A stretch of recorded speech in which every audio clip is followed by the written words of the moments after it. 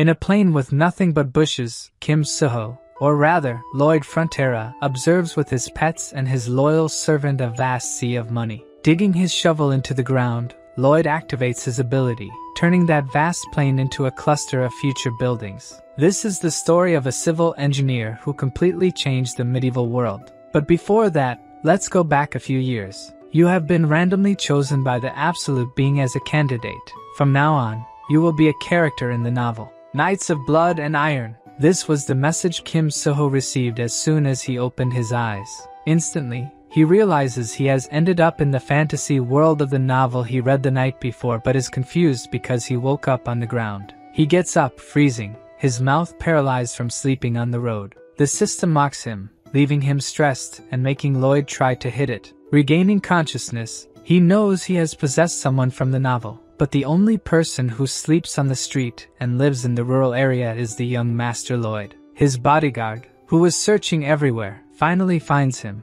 He is none other than the protagonist of the novel, Javier Azrahan. The protagonist recognizes him immediately, as he looks exactly like the illustrations in the novel. In the novel, Javier's reputation as a swordsman spread throughout the continent, but initially, he is just an anonymous knight who works in the countryside. When the protagonist finds out he is the vagabond Lloyd, he becomes extremely irritated. Seeing this, Javier says he never called him a vagabond, but is glad he has self-awareness. Back at his family's mansion, Javier is warming the fireplace, asking if Lloyd really can't remember what happened. Apparently, he drank until he was completely drunk, destroyed the bar, managed to get back home on pure instinct, but ended up fainting on the way. The protagonist, freezing, observes the ground. Although it's warm, the environment is still very cold, as expected in a fantasy medieval world. Before leaving, Javier says he will report the bar incident to Lloyd's father and is questioned by the protagonist about his family's debts. He knows the whole story from the novel, having read it in one night in his apartment. He also knows Lloyd's family's fate. The Baron and Baroness were killed by scammers, and vagabond Lloyd died vomiting blood. The protagonist is furious at how Lloyd has been living until now. It's even worse than his past life in Korea. The next day, his mother asks if he really destroyed things at the bar last night, and asks him to apologize to the owner this time. The protagonist thinks the body owner should apologize since he didn't do anything, but still says he will apologize. His words truly scare them both. They never imagined he would apologize to anyone. In the city, a man working with hay sees Lloyd and his guard walking through town, so scared of him that he hides behind the cart. In fact, this happens to everyone in town. Even children are instructed not to make eye contact with him. His mere presence disgusts the villagers, but this is something he already knows. He wonders why Javier is following him. Javier says the Lord asked him to prevent any accidents from happening again. In short, he's there to protect the villagers from Lloyd. The protagonist wonders if he should try to clean up his image first, but the more urgent matter is to make a lot of money to settle the family's debts so he can enjoy a good life. He checks the system for any hacks he can use, but only finds 2 useless abilities. Javier asks where Lloyd is going since they are already in front of the bar. The protagonist says he got distracted and didn't realize they had arrived, but Javier is still very suspicious of his actions and suspects he is lying. As the protagonist enters the bar, Javier thinks he's different from the night before, as if he's become someone else. Inside the bar, we see that Lloyd indeed caused a mess the night before. He apologizes, but it only puts the bar owner on high alert. Seeing that the bar owner is scared because he's speaking formally, he tries to be a bit more arrogant, but it seems his apology didn't work very well. Outside, Javier says it's normal for the bar owner not to accept his apologies, since he destroyed all his furniture and decorations that took so long to acquire. He says the bar owner will only be satisfied after receiving compensation, but the protagonist has several family debts to settle. Javier continues, saying the bar owner's mother's condition has worsened due to the winter cold, but this gives the protagonist a brilliant idea. As if a light bulb had finally lit up in his head, he remembers that there's no concept of heated stone slab floors here. If he could make one in this world, it would definitely sell well.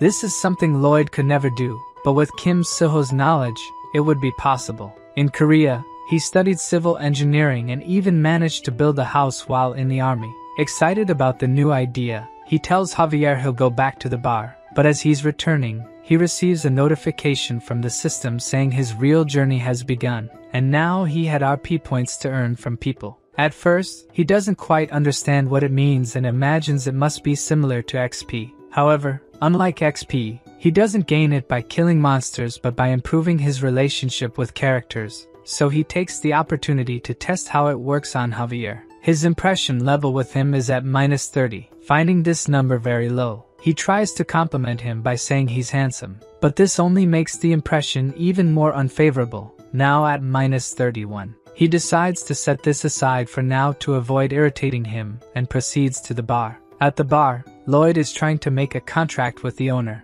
The contract states that he will build something to pay for the cost of all the items he broke. The owner obviously becomes wary and suspicious of his actions, even using a mental barrier ability against the protagonist.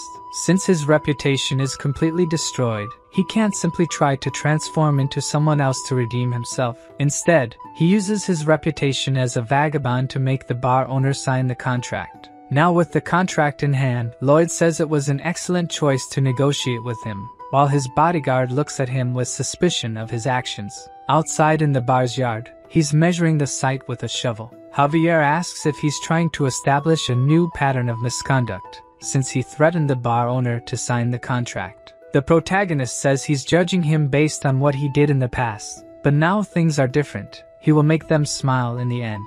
He starts digging and thinks that the reason for their smiles will be the foundation of his future money. He begins digging a hole and flattening it, hitting it several times to make it smooth. Then he constructs the house structure using wood from the mansion's warehouse. A week later, the foundation of the house is almost ready. He just has to use the red clay by the river to create the exterior. However, he's not an inexhaustible machine. His body is still physically weak. Javier is truly impressed that he is keeping his part of the contract with the bar owner. Even though he's exhausted, the protagonist says he has no time to rest and continues his work. He prepares to cut the wood but is stopped by Javier, who takes the axe from his hand and asks what needs to be done. He tosses the wooden planks into the air and quickly cuts them into perfect shapes. The protagonist is impressed, giving him a thumbs up. This is expected from someone about to become a sword master, and he compares it to modern equipment. He boldly asks Javier to help him dig, which obviously annoys him since instead of thanking him, he's asking him to work more.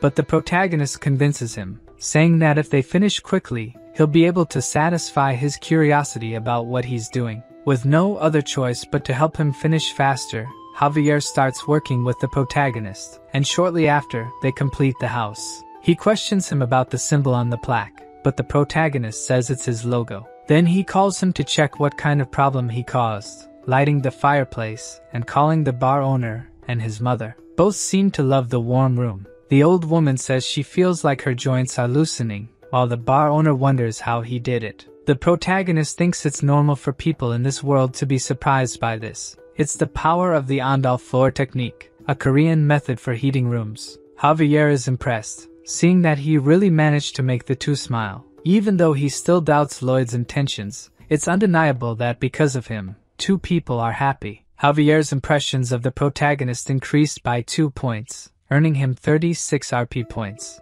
The protagonist even jokes a bit with his bodyguard, saying he was probably thinking, how could trash like this think of that? Even though he spent a bit to build this house, it doesn't matter, as this model house will be the showcase of his new money source. A few days later, people were lining up to experience the sauna. Those coming out all sweaty only made those who hadn't entered yet more curious about it. The protagonist takes this opportunity to try to sell his idea. He created 2 different plans, Type A, which is a separate construction, and Type B, which remodels the existing house floor, also offering a 10% discount if they buy both constructions. While the protagonist is using his cunning to sell the contracts, his father appears, asking what he's doing. The protagonist becomes apprehensive when he sees him, and already in the mansion, they are having dinner facing each other at the table. It's not like he's avoiding him, but it would be problematic if he forbade him from working on the constructions. His father decides to listen to what he has to say and asks what he is plotting this time. He tries to act as Lloyd would and says that the only thing he did was build a heated room for the bar owner,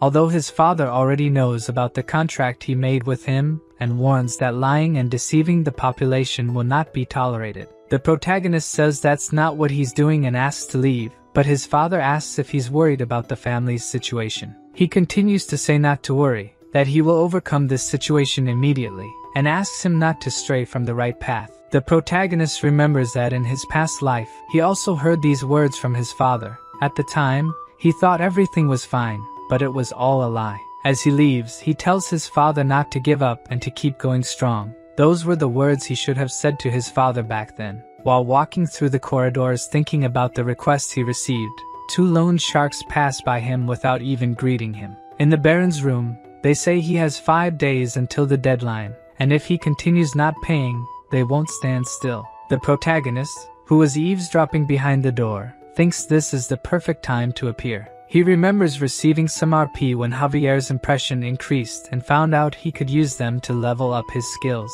A sensor scans him completely, analyzing all the skills he possesses. The system says he's smarter than he seems, and the protagonist, angry, says it's obvious since he was a high-achieving scholarship student. The 2 skills he acquired based on his current knowledge were basic measurement and basic design. Even though he doesn't quite know what they mean, he buys both. Basic measurement is activated, and his eyes begin to glow green. As soon as he looks outside, he can calculate the land area simply with his eyes. The design skill creates a screen in front of him capable of drawing models quickly, much more useful than doing it on paper, for example. Even though the work will definitely become easier from now on, there's still a construction problem since he doesn't have enough manpower, and he thinks that having a backhoe or heavy machine would make things much easier. The system says it's possible to summon one, making the protagonist quite excited, but it costs 50 RP to summon a random fantasy species, and he only has one. Still, that's great since if fantasy species are as he imagines, they will probably be more useful than heavy machines. Back to the loan sharks. They are threatening the Baron that if he doesn't have enough money to pay, they might end up taking his wife and maid to be sold. However, at that moment, the protagonist arrives, asking if they have no manners just because they are loan sharks. They ask why a child is interfering in adult conversations, but before they ask him to leave, the protagonist asks for their invitation letter. In the kingdom's noble law, in Article 3, Section 6, it says that all nobles have the right to protect their rights and interests, and entering a noble's mansion without an invitation is equivalent to invasion. The loan sharks say they've never heard of this law, but he tells them to check it together and calls Javier. As soon as he enters the room, the protagonist orders to cut off the invader's arms. The loan sharks ask if he's crazy and if he plans to resolve this in court. Then he says that's why he told them to check together. He wants to see which side the court will take. Seeing Javier unsheath his sword, the 2 loan sharks get scared and flee, saying they will regret this. His father questions him scared, saying this won't help calm the situation, until Lloyd throws a bag of money on his table. He says that's the initial payment he received and that it's a considerable amount for this month. His father thinks he's extorting money from people, but Javier tells him not to worry since he's monitoring the young master to keep his promise. Seeing that Javier trusts his son, he allows himself to trust him this time. In the corridors, Javier asks how he knows about the law, as he always thought he was an ignorant person, but the protagonist, angry, replies that he found it around. In fact, he found it in the novel. After the couple's death, the loan sharks wanted to dig and take the bodies to sell. At that moment, Javier talks about the law and cuts off the heads of the 2, knowing the novel's content is beneficial, but in any case, one message catches his attention now. He gains 60 RP as his father's trust increased. He goes to a secluded area away from people and activates the random spin. Several gears start floating in the air, forming a magic circle, but it's smaller than he imagined. From this circle, a small mouse comes out, falling to the ground. Seeing that tiny mouse, the protagonist thinks his summoning was a failure, making the poor mouse cry. It manages to communicate, saying that it's not a failure and can do many things. The protagonist asks what it can do, so it spits out a manual. Despite finding it grosses, the protagonist takes the drool-covered manual and discovers that besides being cute, they can have their constitution altered by feeding them sunflower seeds. Red seeds make them giant for 12 hours, while blue ones make them small. He asks if it can become as big as a human, since hamsters are good diggers. If it were human-sized, it would be really useful. When he feeds it, the hamster starts glowing and growing. It grows so much and so quickly that it ends up colliding with the protagonist, throwing him a bit away. The hamster, which could fit in his palm before, must now be over 10 meters tall. Besides, it has the digging ability, able to quickly dig through the ground. It can also harden the ground by rolling over it, and can store plenty of things in its mouth. The protagonist is happy because the heavy machinery problem is solved, but he can't just show up with these giant creatures since people might get suspicious. So, he will carry a book with him all the time and claim to be a summoning genius. The next day, Lloyd is instructing the workers with his slogans. He makes everyone repeat with him, "Safety first." The army of 30 people is clearly demotivated for work, even though they are still paid even if they don't work. The protagonist wonders why the Baron didn't fire them before, but this works better for him since there won't be additional labor costs. To try to motivate them, the protagonist gives a motivational speech, pointing at a handful of dirt, saying he spent the night digging it up and they should take it to the constructions. In reality, it was Padong who did it in 30 minutes. But even with a speech, they are still not motivated at all. He even thinks it's a normal reaction since people don't like to work. Then he is interrupted by the senior knight Nauman, who asks what he just ordered his troops to do. This man appearing there was something he expected. There are 3 knights living on this property, Newman, Bayern, and Javier. In the beginning of the novel, Bayern and Javier remained loyal until the property collapsed. But this man in front of him was the first to betray the Baron. Lloyd asks what he's doing, and he says he can't believe he's giving his soldiers dirty work. And as the head of the knights, he can't accept that. The protagonist says he got approval from the Lord,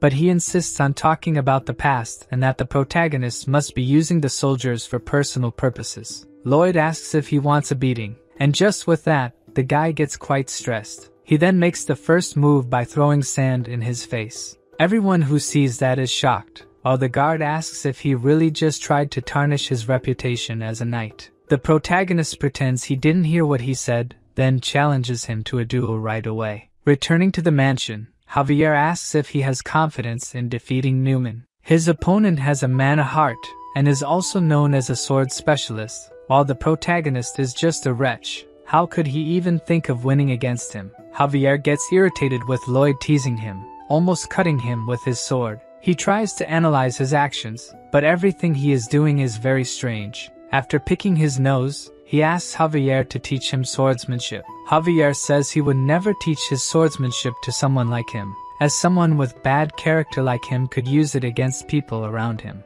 The protagonist knew he wouldn't teach his swordsmanship right away, so he proposes to cure his insomnia. Javier wonders how he knows that, as if he's answering him in his head. The protagonist says he read it in the novel. In the novel, the ranking of the knights is divided into 4 levels. Javier's level is expert swordsman, and he will soon rise to the highest level, master swordsman. And the reason he can't sleep is that his nerves are superhuman. He agrees to the contract with Lloyd, but he will only teach swordsmanship if he can make him sleep, and says that he has already tried several ways to cure his insomnia, from cognitive behavioral therapy, herbal remedies, aromatic therapy. Even after saying all that, in a few minutes, he was already sleeping like a baby, hugging his pillow. The method the protagonist used to make him sleep is the same as teachers do in the classroom. He talked so much that at some point he just fell asleep. Now that he has fulfilled his part of the deal, all his sword techniques will be his. The next day, Javier,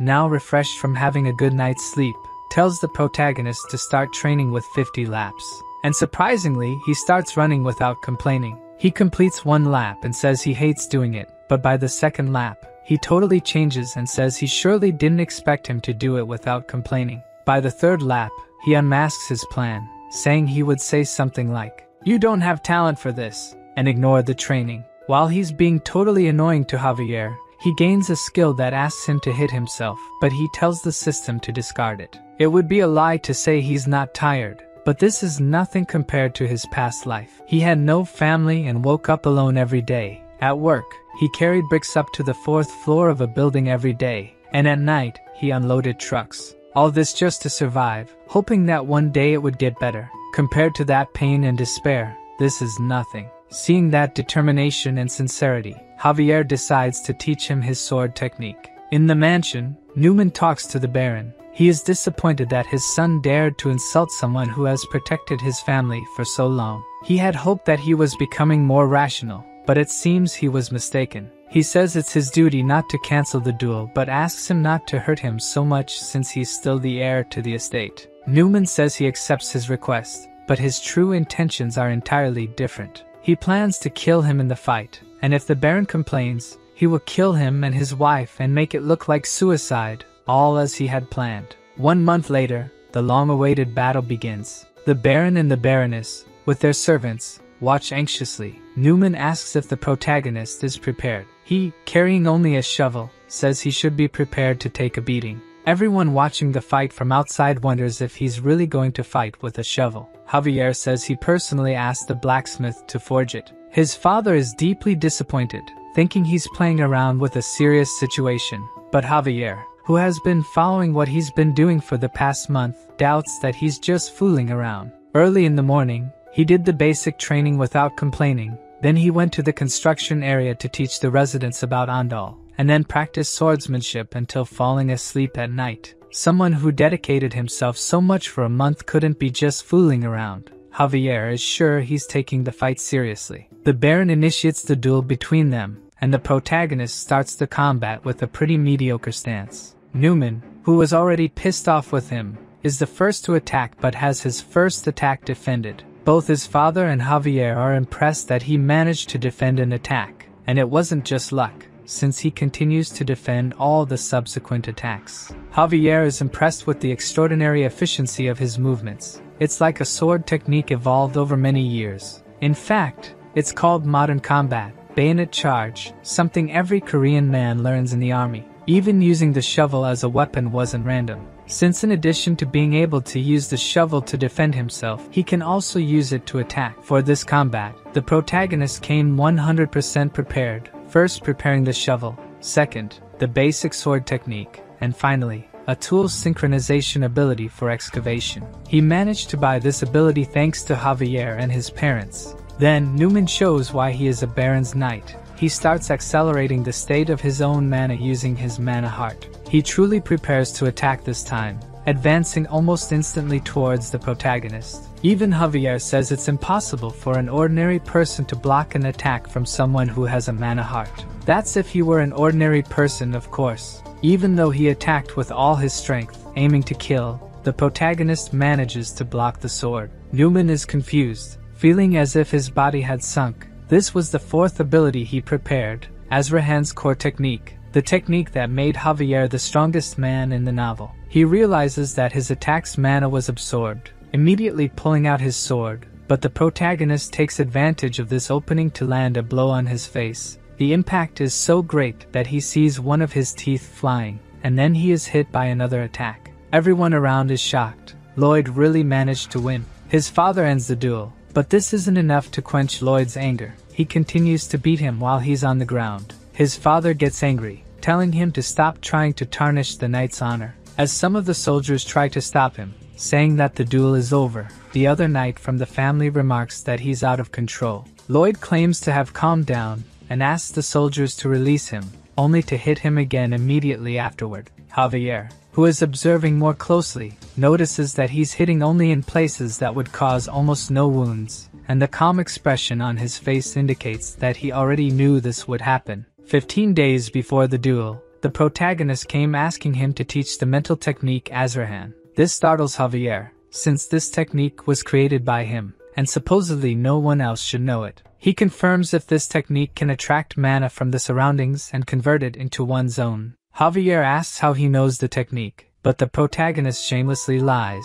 saying he talked about it in his sleep. Javier says he can't teach the technique because it's still incomplete, but the protagonist claims he can complete it. He explains that if he absorbs external mana and puts it in the mana heart, the mana heart will simply reject it and explode it out, as they don't mix. He should concentrate it separately, and then move it around the mana heart.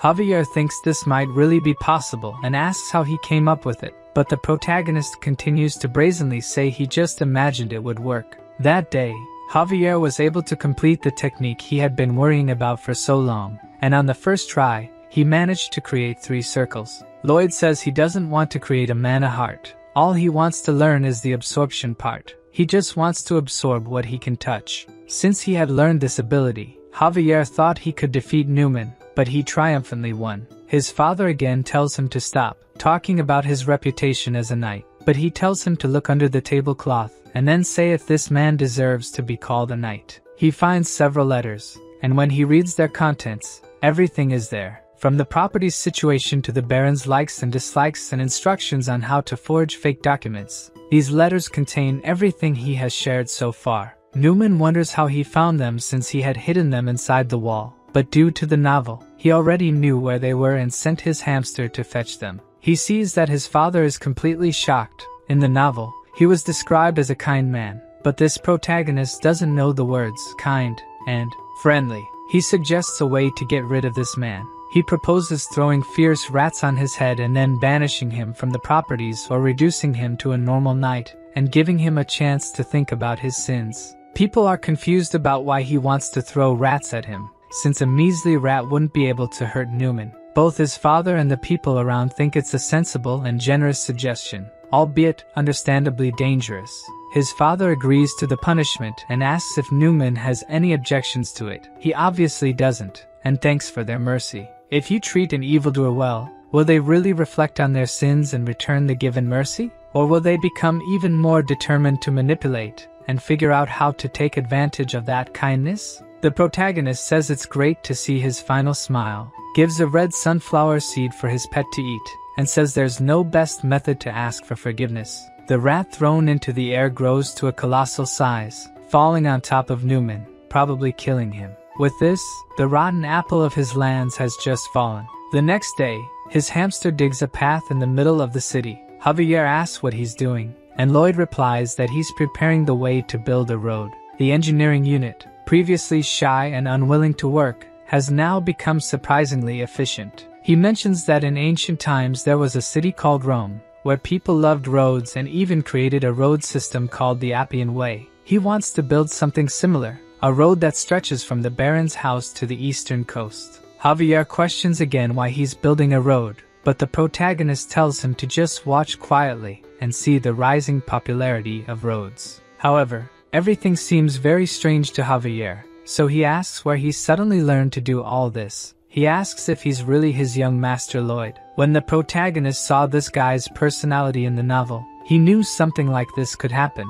He's the kind of person who would notice the change and immediately draw his sword. He starts using his Lloyd persona, claiming he studied without anyone knowing, and when questioned, since he only lived on alcohol, he says that Javier didn't watch him all day and couldn't know if he was studying or not. He asks how he explains the summoning, as it would be difficult for mages even with 20 years of experience. So the protagonist retorts by asking how he manages to use mana so well at 20 years old, and says that if he's a genius, why couldn't he be one too? Unable to refute his words, Javier just stays silent, so the protagonist seizes the moment to flee and get out of there as fast as possible. He goes to Knight Bayer and asks him to take care of everything while he's away. Javier says he'll accompany him, as it's his duty to watch over the young master, but the protagonist questions why he's stating something so obvious. Javier asks where they are going, and he replies that they are going to a distant place to collect unpaid debts. In a small, remote town in the Runia property, the scammer from Thor to Real Estate is very stressed because he lost a lot of money. His bodyguard says it's normal since he makes money by gambling, and also says that if he doesn't have enough money to pay him, he'll have to leave. The scammer gets scared, saying he can still pay and that he shouldn't go anywhere. He can make money by cheating others again, but since many people are looking for him, it's better to lay low for now. At that moment, the protagonist kicks the bar door open. The man asks what's wrong with him, but when the protagonist introduces himself as Lloyd Frontera, the guy is shocked as if seeing a ghost. The scammer immediately tells his bodyguard to run with him, and with just one leap, he jumps through the bar window. However, when he reaches the alley, a man is already waiting for him. Javier orders him to surrender the scammer and leave. If he refuses, he will be considered an accomplice. The bodyguard won't give up so easily, and as he prepares a spell, he asks if he even knows how to use a sword. The protagonist, observing the fight through the broken window, says that when Javier lost the Baron, he sought revenge and then fought this bodyguard, the first evil black mage he encountered. He had to fight against gravity power. At least that's how it is in the novel. The black mage then uses his gravity magic, directing it towards Javier. He manages to defend using his sword, but the magic expands and creates a gravitational field around him. The black mage then activates the gravity, causing him to break the ground with his feet. When Javier fought this guy in the novel, he was just an expert swordsman, but now this Javier has 3 mana circles and easily manages to cut the gravity magic. Seeing that it will be impossible to confront him directly, the black mage flees, saying that wasn't part of the contract. Javier asks if he knows what happens if he strikes a noble, intending to cut his legs, so he will crawl to the tribunal. However, at the last second, the scammer is saved by Lloyd, who steps in the middle of the attack and prevents it from landing. He shouts at Javier, saying he will be punished with death if he goes to the tribunal. Javier is shocked. Lloyd just showed kindness to another person. They tie up and lock the swindler in the room. Seeing him quite apprehensive, the protagonist tells him not to be so afraid since he won't kill him. After all, if he did, the people he owes money to would cause a mess. The swindler asks if the protagonist will forgive him, and Lloyd replies that he won't take it to the tribunal, but he expects compensation in money. But since he doesn't have money to pay, the protagonist has another way to forgive him. All he has to do is sign this contract, and that's it. The swindler asks what kind of contract it is. It's just an ordinary worker's contract, and he will be paid, of course, but 80% of his salary will go to repayments due to the high debt, to be paid after 520 years. This shocks both the swindler and Javier. It was obvious that he wasn't there just to sympathize and forgive. The protagonist thinks he'd never be crazy enough to kill a guy who owes him. He'll suck every drop of money he can for the rest of his life. The swindler asks how he can make such an unfair contract, but when the protagonist threatens to take it to the tribunal, he ends up signing the contract right away. Back in the cart on the way to town, we see the swindler still tied up. Javier mentions that due to this guy's money, they won't have to worry about interest for a few months. However, the protagonist corrects him, saying he'll use all that money to invest in labor costs since the 30 soldiers aren't enough. A few days later, we see the protagonist recruiting employees. The line is so long that it extends for several meters. He asks Javier if these people really hate him. He's sure they do, but due to selling the Diandal for a lower price and being firm in punishing the traitor, people have started to see him as trustworthy and capable. The man in front of him asks where to sign the contract but thanks him first since his son used to get very cold in winter. But thanks to him, he doesn't have to worry about that this year. The protagonist even feels ashamed, as he's only satisfying his greed. The man continues, saying he has relatives from another town who would like to buy the Andals. The protagonist expected this to happen, since he didn't build the Andal for nothing. Now he'll raise the price under the pretext of travel expenses and make all the money from them. Up in the mountains, Lloyd tells Javier that one day this mountain will be entirely bare because the Andal consumes a lot of resources. The trees here won't last long. That's why he's canceling the construction of the Appian Way. At the end of the road, there's a reserve of bituminous coal. They'll extract and sell it for a high price. If the Andal gains a high level of approval, other countries won't be able to resist. Of course, the people in their town will get a discount, but just a little. Lloyd asks if he finds this unfair, but he says if he doesn't do it, he won't be able to pay off the family's debts. Javier agrees with this, but mining there is impossible as it already collapsed once. Still, he says he can do it because he knows modern-era excavation technology. He will use the shield method. Javier has no idea what this shield method means but says he'll continue to observe this completely different young master. However, even the protagonist who read the novel doesn't know everything. In this world, there are hidden dangers, and within the cave are thousands of creatures just waiting to emerge. Lloyd clasps his hands and performs magic, casting it upward and summoning a high-level apartment. A huge building appears from the sky, falling behind him. At least that's what he would like to do, but the only magic he uses is on his finger to design faster. Tired because this project is taking too long, he thinks he would like to summon 100 undead workers who don't need a salary. Due to the incident with Newman, he gains 639 reputation points due to favorable impressions from people. He upgraded his basic design skills and basic measurement skills to intermediate level, gaining new functions. Arriving at the mine entrance, he reflects on how he's supposed to dig there. He activates his intermediate measurement skill and can scan up to 5 meters. With this ability, he can find the safest path, but the problem is how to unearth the entrance quickly. Humans will take too long and get tired easily, and Padong is sick of the road project. He sees no other choice but to randomly draw a new species. He activates the mini portal again, which makes quite a noise,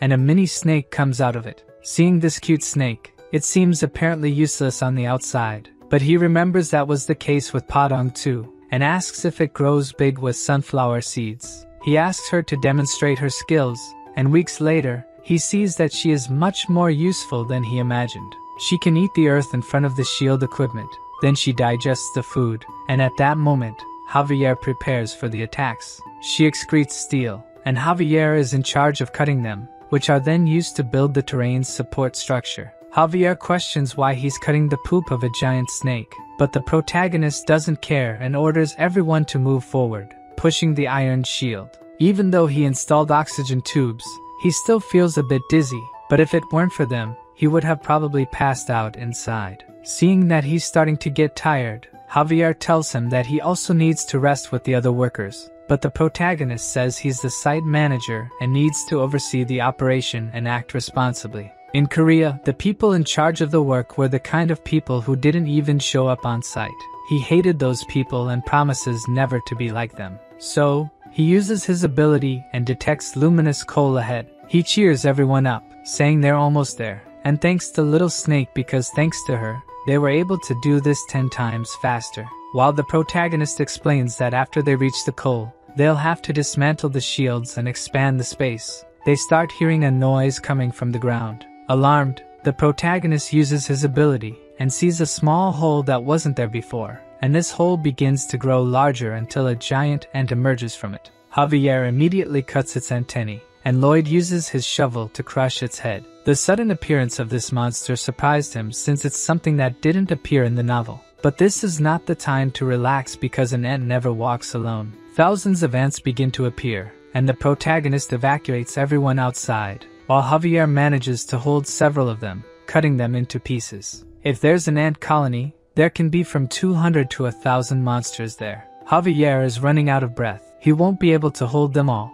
and the path they made is so well structured that it won't collapse unless they use dynamite. The situation seems very complicated, so Javier slaps Lloyd's face to snap him out of it and not panic, who is thinking incessantly for a solution, comes up with another brilliant idea. He tells Javier that they will attack head-on and enter the ant tunnel, even though he thinks it's absurd. There must be some reason behind it, so they proceed. At the mansion, the Baron receives the news that monsters have invaded the mine and that his son and Javier stayed behind. He quickly puts on his armor set and tells them to go immediately to the mine. Meanwhile, Javier continues fighting the ants and asks how much more they have to face. The two are completely surrounded by the ants. The protagonist knows that Javier is reaching his limit. He uses his ability to locate methane gas somewhere underground, knowing that if they can find it, they can create a large-scale explosion to deal with the ants. He manages to locate it and starts digging to unearth the methane gas,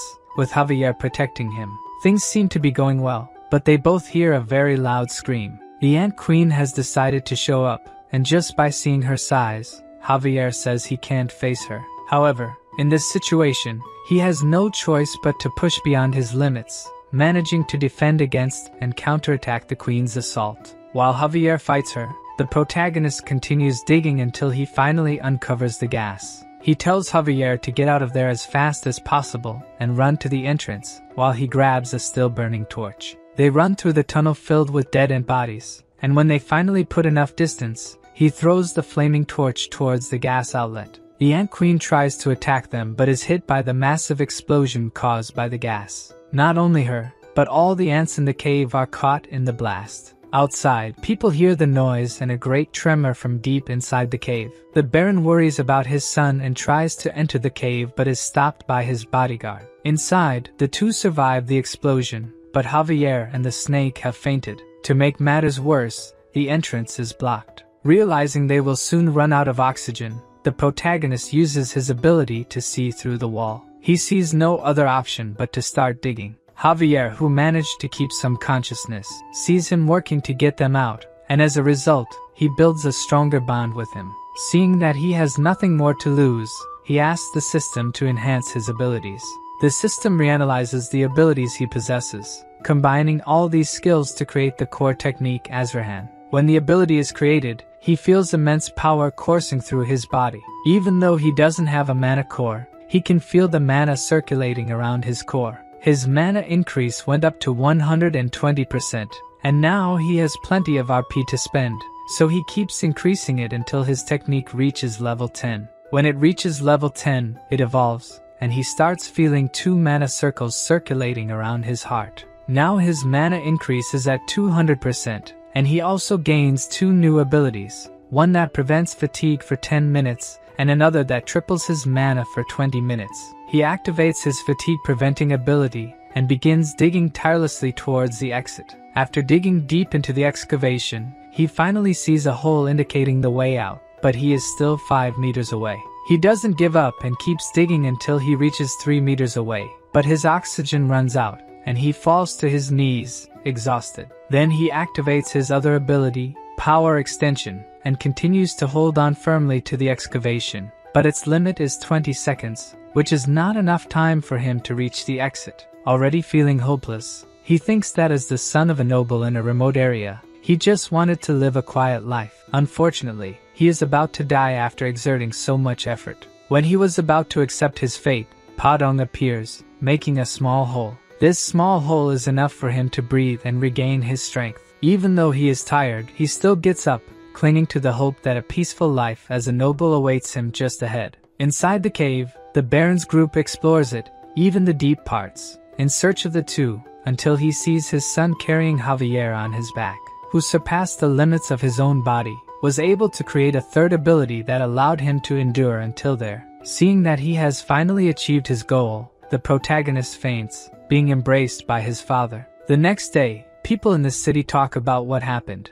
Those who thought Lloyd was just a spoiled brat are impressed by his determination and courage to stay there, fighting against the ants and rescuing all the workers. Back in his room, Lloyd sleeps under Javier's watchful eye. As soon as he opens his eyes, the system's message saying that people are impressed with his courage and heroism appears in front of him. He quickly becomes a hero and gains 500 RP for it, which makes him very happy, of course. The next day, the workers are even more motivated in mining, and when they see Lloyd arriving, everyone starts greeting him and thanking him for saving them. They now see him as the person who saved their lives and think he's different from other nobles. 2 weeks have passed since the incident, and even though nothing has happened, the protagonist still decides to prioritize safety and conduct sweeps around the mine. Javier asks why he's personally doing these dangerous things when he could just send one of the workers. But the protagonist calls him an idiot. He should be responsible for the dangerous tasks, so they won't say anything even if he spends a lot of money. They reach the end of the tunnel,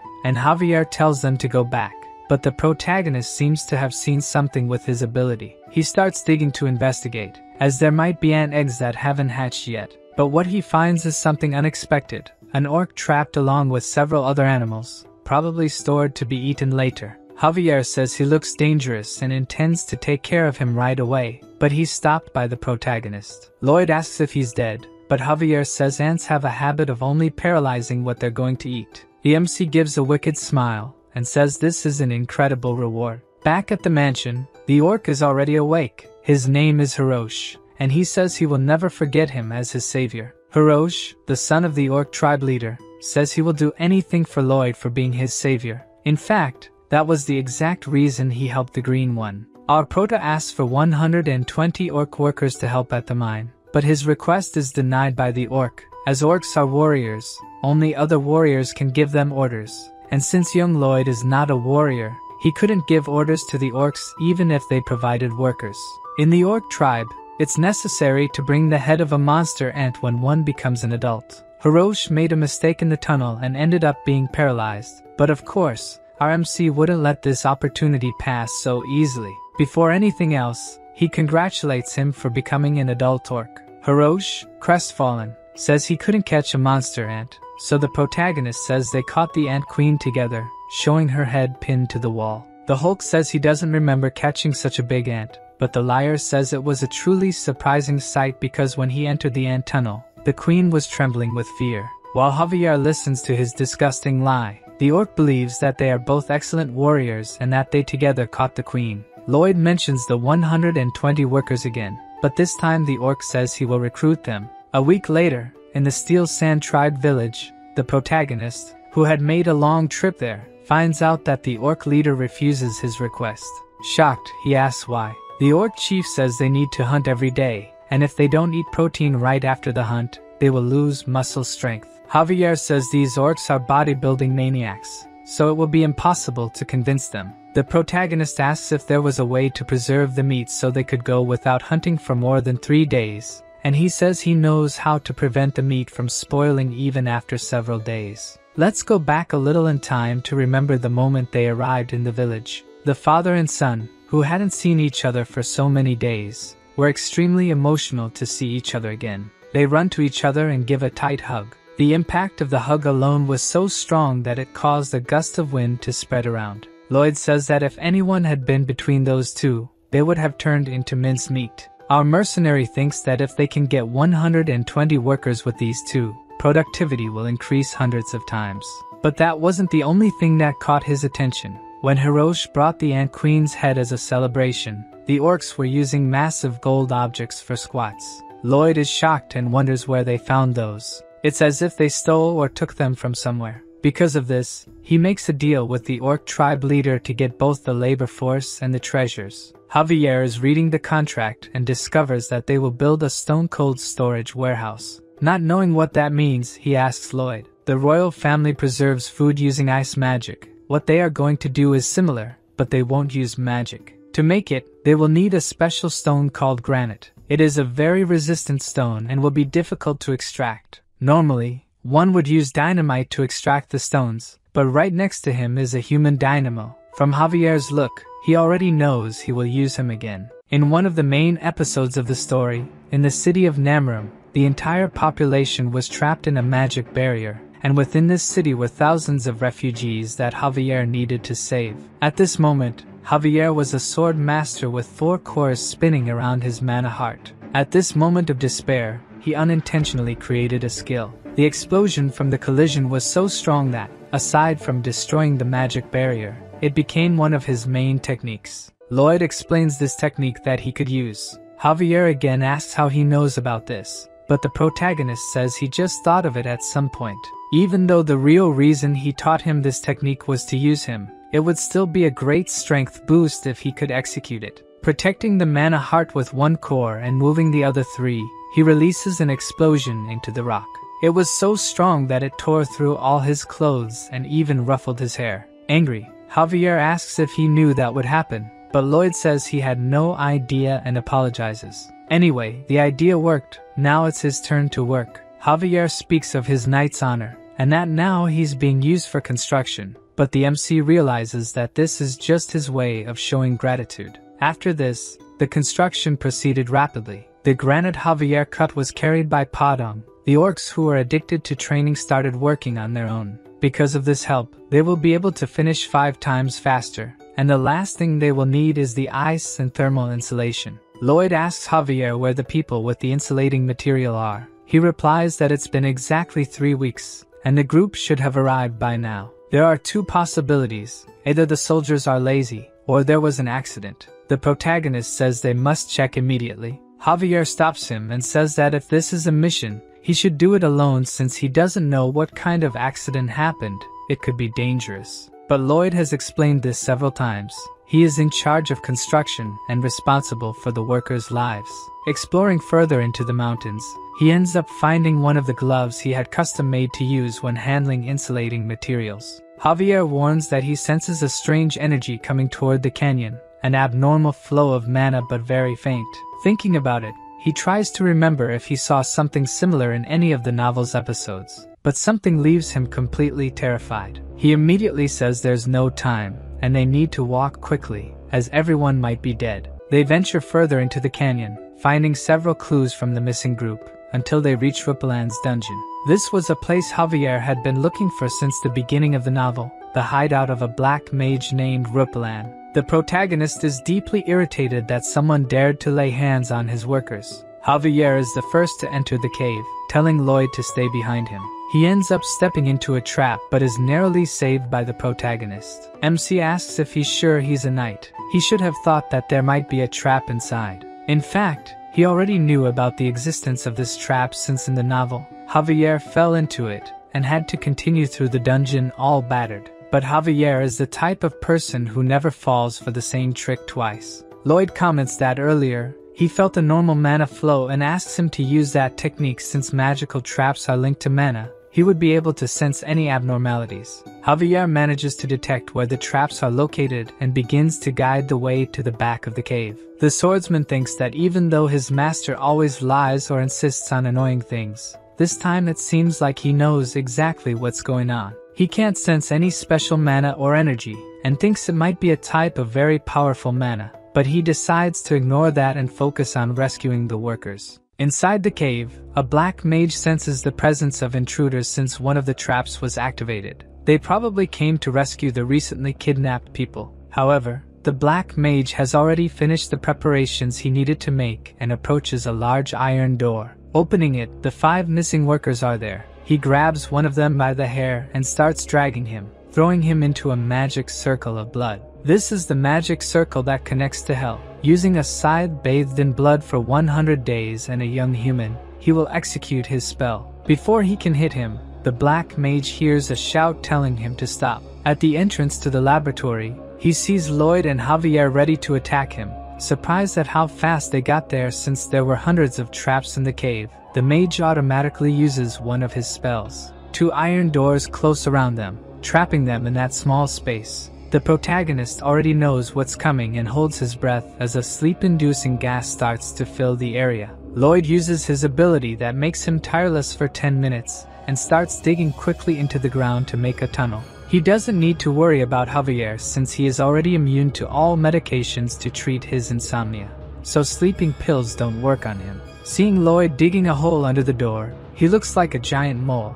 Javier will keep that memory to tease him later. When the MC finishes digging the hole, he calls Xavier to finish it, preparing a magical explosion to surprise the black mage. The big explosion works, and the black mage is totally shocked to see that. Observing the protagonist emerge from the hole in a monstrous way, he decides to summon a creature to fight. A 2-headed monster comes out of the circle. Even though it's one of his failures, this monster is still very strong. Seeing this giant creature in front of him, Lloyd tries to tell Javier its weak point, but using the explosive wave, he manages to make a cut that tears the monster in half. Even the MC is impressed, since he didn't know he could use the explosion as a propeller to cut. This is a technique that doesn't even exist in the novel. Seeing the swordsman easily deal with his monster, the black mage goes into despair as he can't defeat them. The protagonist approaches him and asks how he intends to compensate for delaying the construction by 2 weeks due to the soldier's abduction.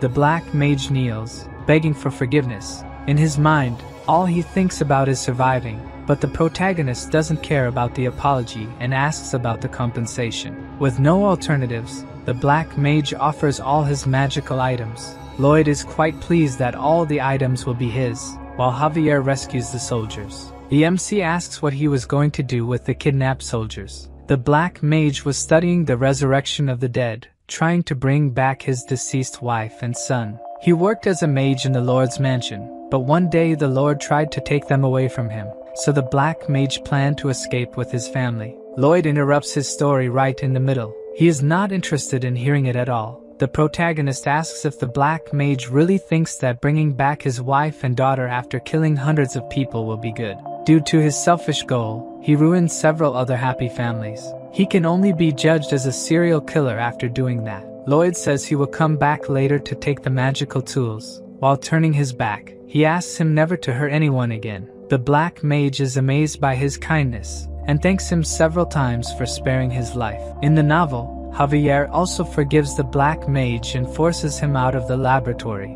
Repellent kills hundreds and transforms into something strange, becoming a demonic villain who fights Javier several times. Even knowing that he was beyond saving, Lloyd still turned his back because he knew from the beginning what he would try to do. Quickly, Javier finishes off the black mage who was ready to attack, removing his head from his body. Before becoming Lloyd, in his past life, he met a man who simply mistreated him for no reason. The supervisor acted like this every day, and the MC always apologized. Thinking that kindness begets kindness, he lowered his head, but precisely because of this, he chose him as an easy prey to be mistreated. One day his anger finally consumed him, and he couldn't stay calm anymore. That day the protagonist gave the beating that bastard deserved. While hitting him, all he could think was that he was screwed. But the result was completely different. The man started to fear him and avoid him. On that day, he realized that there are certain moments when violence needs to be stopped with violence. Villains must receive punishment equal to their crimes. Returning to the orc village, the protagonist notices that his men are very tired.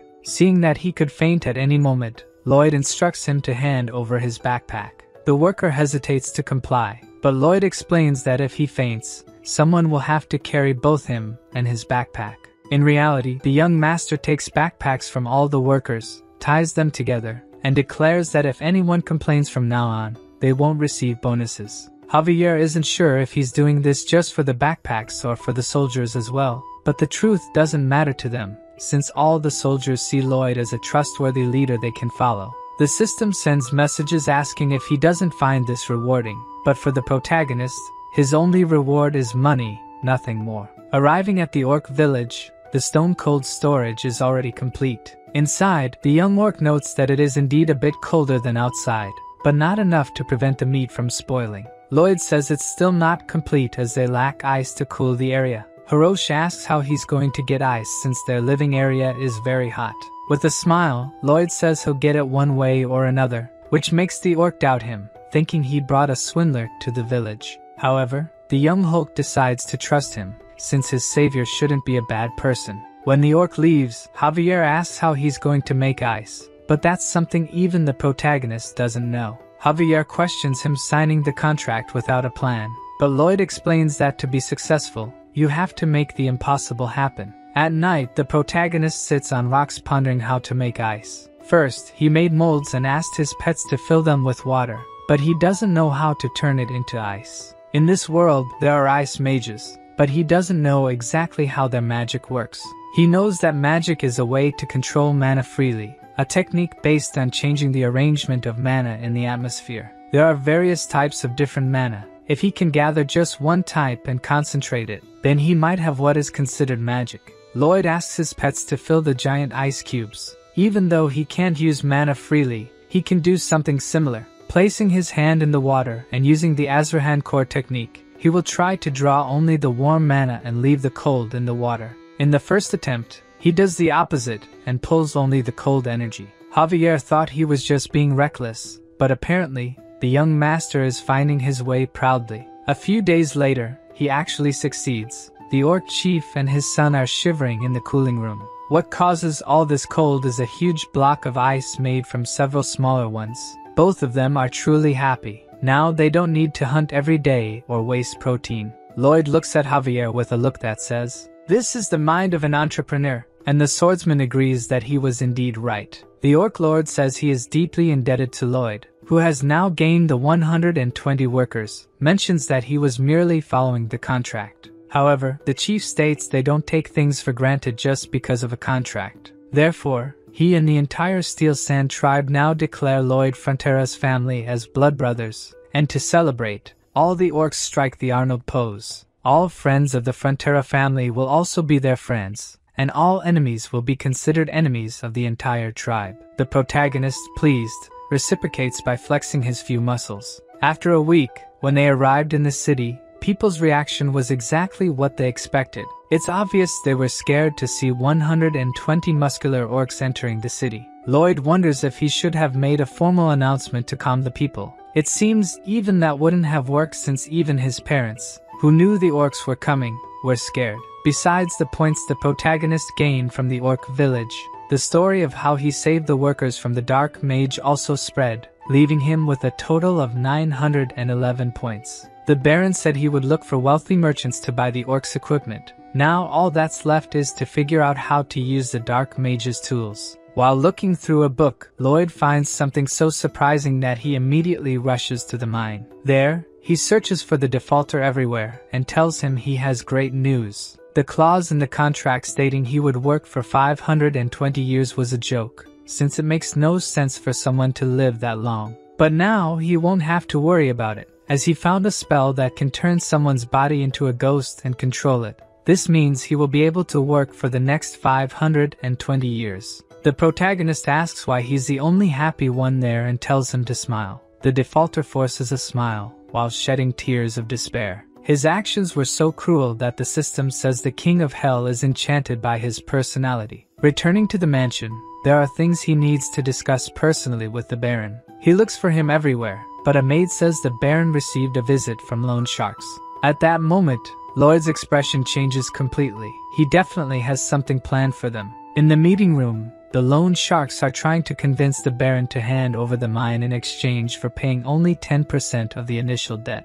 While he is silent, thinking about it, the protagonist knocks on the door asking to come in. This time, Lloyd arrives quite friendly to talk to them. They immediately show they have the contract, and that he won't be able to expel them from the house again. However, he continues with his act and humbly asks to make a suggestion. They refuse, but Lloyd keeps talking, leaving them quite irritated. Lloyd goes on and says that if he doesn't make suggestions, it will leave him a little irritated. At that moment, behind him, the young orc appears in fury, asking who made his brother irritated. The two loan sharks are terrified of the orc, but Lloyd tells him not to worry, as they will accept his suggestion. After the meeting, the two loan sharks run out of the mansion. Lloyd tells his father that he would like to make the debt disappear, but since that would be a crime, they must be content with this outcome. He also mentions that the extraction of bituminous coal is going very well. However, now they have another terrible problem to deal with. Orcs eat 10 times more than a normal person,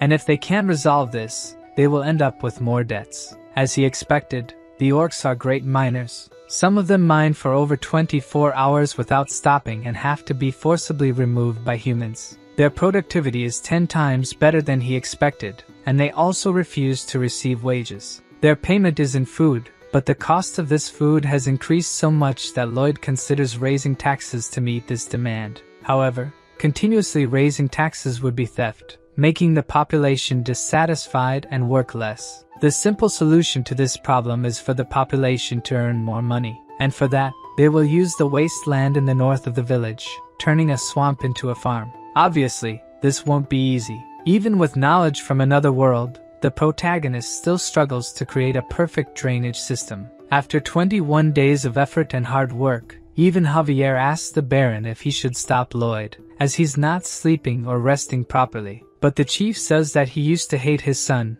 as he was worthless. But now seeing all his effort to achieve something, the only thing he can do is respect and not get in his way. When night fell, Lloyd finally managed to create a perfect drainage system. Now, tax money will flow like water. He lies on the ground extremely tired, but compared to the overtime and sleepless nights he used to endure, he can handle it. At this moment, a notification from the system appears in front of him, adding a new option to the design ability, allowing simulations using data obtained through measurement. Lloyd does a quick test, activating his ability on a distant mountain, and when he modifies the structure in an abnormal way, it breaks. He's angry that the system only mentioned this now, after a month of working like crazy. Arriving at the swamp, he starts the first phase of the wetland recovery project. The first step is to have his pets drink all the water from the land.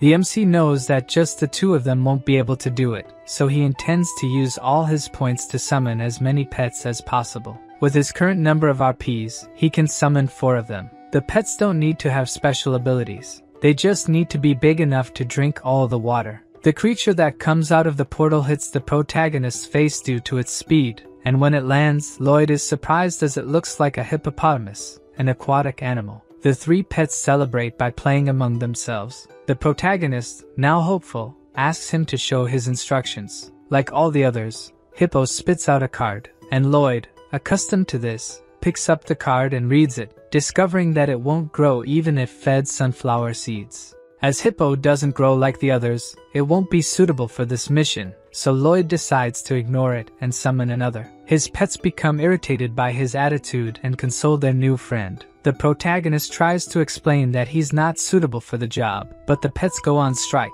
insisting he acknowledge their values. Lloyd decides to give it a chance and asks about its ability. The small hippo demonstrates the one gulp ability, which allows it to drink a lot of water in just one gulp, but it can only drink what its stomach can hold. Lloyd briefly thought this would be the best ability for the job, but is once again disappointed. Hippo decides to show what it can do and starts drinking water from the lake. The protagonist thinks he's hallucinating. As Hippo seems to be getting bigger, it begins to drink the entire lake, leaving Lloyd astonished by how much it has grown. In a few seconds, that immense swamp dries up. Hippo seems satisfied after drinking so much water, while the protagonist is completely shocked by how much he managed to drink in such a short time. The other two pets look at their master with a "I told you so" expression, while Lloyd asks the system if this is really random since he always gets the magical beasts he needs, but the system is vague and only says he's lucky. Hippo asks if it can keep drinking more. The reincarnated architect tells him to drink until he can't anymore, since the construction of the Matrix terrain will start tomorrow. The next day, the workers are amazed at Hippo's size. He's part of the first process, drinking the maximum amount of water and spitting it into the river, repeating this process several times until everything is dry. Then the workers remove the roots of the herbs and the rest of the plants in the soil. Using mana explosion, holes are made, and bamboo is placed while Padong compacts the soil to remove water from the deepest part of the ground. Hippo uses the bamboo as straws. Only after all this, using his simulation ability, they build a dam. With all these processes completed, they have just finished the first sector. Lloyd shouts that after they finish, they'll have a big celebration, cheering up all the workers. After a few days, even Javier is impressed that they turned that abandoned land into cultivated land, but he also wonders when a swordsman started working in construction so naturally. Lloyd arrives shouting his name. He asks Javier to spread seeds along the way to combat some insects. The great swordsman has been reduced to a farmer. Next time, he'll be sure to refuse these requests from the young master. At that moment, the Baron and Baroness arrive, seeing that wonderful scene, and everyone must be thinking the same thing they are. What they're witnessing is a miracle. The people of the village start to show respect for the protagonist, earning him even more RPs. Javier is also happy taking care of his plants, watering them as if they were his daughters. Lloyd says the only thing left to finish everything is the water wheel, a device to prevent the swamp from flooding again. They start to hear horse hooves approaching. An entire cavalry is heading towards them. Lloyd asks who those men are. Javier says that's Viscount Racona, who owns the northern part of the swamp. When they arrive, the protagonist identifies himself as responsible for the construction. One of the mounted subordinates says this is the Viscount's land, and they should leave immediately. The Mara's swamp is a place that hasn't been visited by anyone for hundreds of years. The northern part is land administered by Viscount Lacona, while the southern part is administered by the Frontera. However, they obviously claimed rights over the land out of nowhere, aiming to take this fertile land without any effort from the start. It makes sense for them to insist on handing over the land, since a part of the swamp is indeed their property. That much is clear until now. Lloyd asks the Viscount if he's really saying that his land was invaded. The man on horseback tries to speak but is interrupted by the protagonist, who says this conversation is among nobles. The man gets angry, while the farmers question the young master's actions. Lloyd introduces himself as the eldest son of the Frontera family. The Viscount comments that his behavior is indecent and asks to call Baron Frontera. The MC pretends not to have heard and scratches his ear. When questioned, he says the only thing he heard was the sound of a dung fly. The Viscount looks for the fly but is alerted by his guard that the young man is referring to him. Lloyd talks about the laws of the kingdom's lands, Law number 321, a special law about cultivating wasteland. If wasteland is abandoned for a long time, it's possible to establish ownership of the land. If left unattended for 100 years without residence or cultivation, it's considered land without an owner. To be recognized as property, the land must meet one of 4 requirements, and one of them is to have a harvest of at least one specific planting. At that moment, Javier remembers his conversation with Lloyd some time ago, where he mentioned that the seeds are to rid the land of pests. The protagonist congratulates the Viscount on witnessing the first harvest in the history of the Mara's swamp. Realizing that he had already prepared himself, the Viscount feels deceived. Lloyd kindly gives the cabbage as a gift to him and orders the cavalry to leave his territory, or else they would be considered trespassers. Seeing them all leave disappointed, Javier asks if he received a prophecy that these people were coming. In reality, this isn't the first time the protagonist has dealt with people trying to take advantage of others' efforts. All the farmers are also satisfied and celebrate that the young master managed to protect their lands. However, he continues to maintain his mercenary pose, only thinking about money, and tells everyone to get back to work. Late at night, the protagonist sits watching the crops being hit by a huge storm. With summer ending, autumn brings rain. Even though he has used simulation hundreds of times, he shouldn't let his guard down and observe until the end. By morning, the rain has passed, and with it, the worry. Thanks to his great invention, that land didn't turn back into a swamp, and he even gained achievement points from the system. Now that the first thing is done, he will move on to the next step.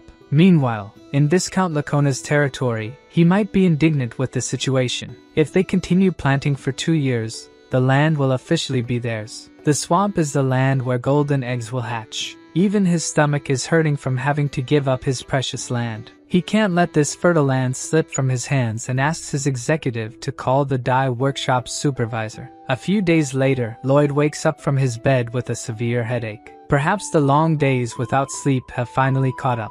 Even so, he can't just lie in bed, as there's much to do. The problem arises when even Javier wakes up strangely. He's also experiencing the same headache, making the protagonist realize that this isn't just a coincidence, but something intentionally done by someone. It wasn't just the two of them who were affected. The maid Emily, Mr. Alap, the boy in charge of the cows, and the cows themselves were all affected. In summary, this is affecting everyone in the village, humans and animals alike. The animals with better instincts refuse to drink water, leading the protagonist to believe that the water must be causing this. Lloyd's greatest weapon in this world is his knowledge, but after the incident with the ants, he realized that not everything is as it seems. Expecting the Viscount to take action, research was done on his territory, revealing that his main source of income is dye technology using the Ladona fruit. The problem is that this fruit can be toxic to humans. Due to his envy and greed, Racona, without a doubt, sabotaged the village's water. Inside the mansion, Baron Frontera is shocked by a proposal. The Viscount's subordinate demands half of the wetlands, promising they would stop dumping dye waste into the water. The protagonist's father calls it blackmail, but that's exactly what he planned to do. Even if taken to court, it will take at least 2 years for a verdict, and with all the legal fees and the cost of new clean water, it will be very expensive for him. At that moment, Lloyd enters the room, telling his father that their parasitic neighbors are tampering with the water. The door slams in the subordinate's face, who complains to the protagonist for insulting his master. With a look of anger, the protagonist remarks that he didn't know trash parasites could understand humans. Humiliated again, the knight cannot contain his anger, drawing his sword and challenging him to a duel. Shortly after, we see the same scene again, with Lloyd beating someone who has already surrendered. After the person cries and begs for mercy, Lloyd pretends to be satisfied, only to beat him again shortly afterward. The Baron warns his son that the duel is over, but his expressions show he's quite pleased with what he's doing. After being beaten, the subordinate returns to his master, who calls him trash for being beaten by the incompetent son of the Baron. However, upon reflection, the subordinate did a good job because the Frontera can only take the case to court, and they can use this public beating to delay the process by 3 or 4 years. At least, that's what the protagonist thinks the Viscount is planning. However, as a Frontera, he will resolve this using his own methods, rallying the population to defend their lands from greed. First, to solve the water problem, they build a reservoir using hippo to bring water from a local river before it becomes polluted, filling the reservoir. Javier says it's a good solution, but they'll have to do it every day without rest. Lloyd says it's only a temporary solution. The real plan is to build a water supply system. To do this, infrastructure will have to be built to bring water from Lake Kapua in the eastern mountains, which will be a massive undertaking in terms of work and costs. However, the protagonist knows exactly how they will recover what was spent, multiplied by 100. Months later, the Viscount is extremely anxious about something. The manager informs him that the eldest son of Baron Frontera is requesting an audience to help solve recent problems. Inside the room, Lloyd sarcastically remarks that he's doing very well and is there to help with his problems. The Viscount tries to play dumb, saying he has no problems, but Lloyd insists he could save his dye workshop from bankruptcy. At that moment, the Viscount understands that the crisis he's facing is the fault of young Frontera. But before he says anything, Lloyd explains that due to the waste he dumped in the river, they had to bring water from Lake Kapua. Workers had to dig a long path of land, laying pipes for the water to pass through. In the middle of the route, they came across a huge valley, and their only alternative was to build a Roman-style aqueduct. For this, Javier had to blast a lot of limestone, as it's a material used in construction. Some limestone rocks ended up accidentally in the river. Anxiously, the Viscount asks, "What the hell does this have to do with your paint workshop?" Lloyd explains that the water flowing to the workshop is full of limestone, which caused their clothes to be dyed brown. Rakona says she will take them to court, and the protagonist says it will take at least 2 years, asking if anyone will remember their products during that time. Afraid of going bankrupt, the Viscount is totally shocked. Lloyd, having already satisfied him by dispelling his doubts, bids farewell. But as he's leaving, he's threatened by the Viscount, who says he'll make his life hell. Outside, Javier questions Lloyd's intentions. All he did was provoke him, but that man is truly dangerous due to his connections in the capital. The MC asks him to wait and see who has more to lose. A month later, the Viscount kneels to beg for help to save his paint workshop. With a tone of superiority, Lloyd asks if 2 of his prosperous connections said he couldn't win this case. Deeply regretful, the Viscount apologizes, but the protagonist isn't interested in pride or apologies. All he wants is for the Viscount to sign a contract. If he signs it, water will be supplied to his workshop in a week. Seeing the exorbitant amount he'll have to pay, he asks why someone would put a price on water. The protagonist finds it strange, as he was the one who taught him that water isn't free. Startled, the Viscount sees no alternative but to sign. Even his father is scared to receive such a large sum of money every month. With a cynical expression, he says the Viscount is a very generous man. Javier thinks that the Viscount started the battle. But now, the protagonist seems like the devil himself. That contract doesn't have a specific end date, which means he'll take everything from the Viscount until he dies. In fact, knowing Lloyd's personality, he'll be draining his money for generations. Like a demon king, Lloyd wouldn't let this slide with just a pat on the back. If he could exchange blood vessels for money, he'd rip them all out. The Count also has great news to share. He found a buyer for the Orc tribe's treasures. When the protagonist asks who bought them, he finds it really odd, as someone like him would easily be able to buy new pieces. His father doesn't know the details exactly, but it seems like he wants to build a statue in the sea. At that moment, we see Count Cremo looking out his window. On the horizon, something starts rising from the sea. A great monster emerges from the depths of the oceans. The Count looks at it angrily. The creature comes entirely out of the sea, ready to attack everything in its path. The next day, we return to the Frontera territory. Javier reported to the Baron that they would be leaving in a week, and, to minimize expenses, the young master requested about 10 men to accompany him. Taking care of a plant, he said that if that's what his son wants to do, then he should fulfill his request. Javier asked him not to worry since he would be monitoring him closely. The Baron mentioned that when the night of Viscount Lacona came to blackmail him, he was terrified and actually considered giving up the lands.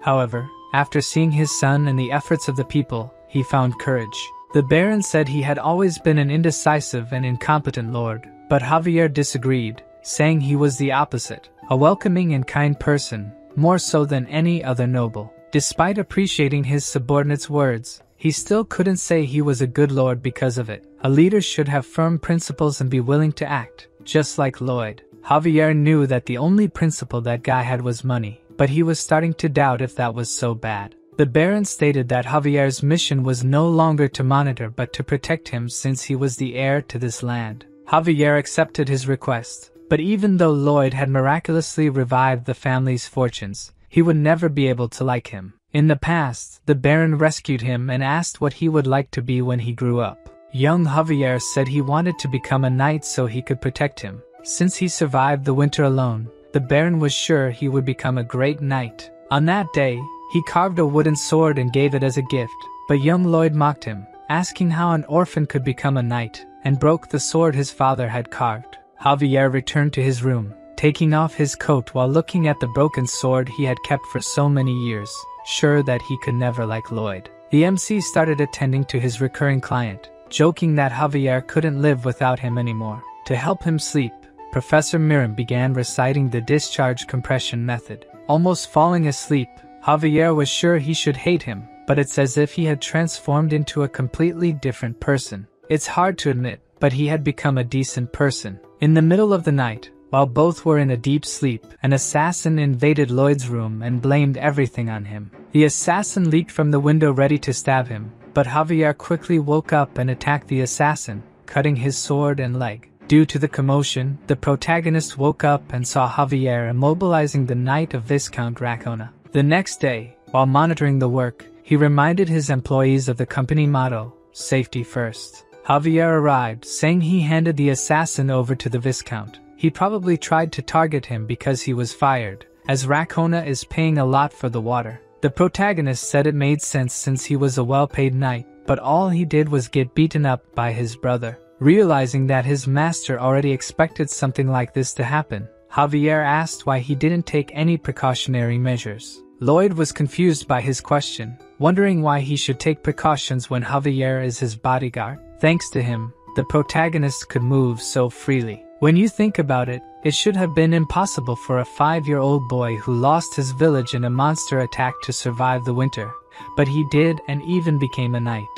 Is there anyone more reliable than him to be his bodyguard? Hearing the sincere words of the protagonist, Javier slowly started to let go of his long-standing resentment. He hated himself for thinking it, but Lloyd really is a decent guy. Since they would have finished the pipe construction by tomorrow, they could finally prepare to go to Cremo to make a lot of money. On the way, the protagonist falls asleep on Javier's back, which angers Javier enough to elbow Lloyd in the face. Lloyd wakes up, asking if he really just got hit. The MC decides to get off and asks Javier to teach him horseback riding. Javier retorts that he is a knight, not a teacher. Lloyd says it's an order. Javier calls him repulsive, but the system continues with automatic translation, making the protagonist angry and telling him to shut up. Then he receives a truly useful notification. Rumors of his incredible construction work have spread, earning him even more fame points.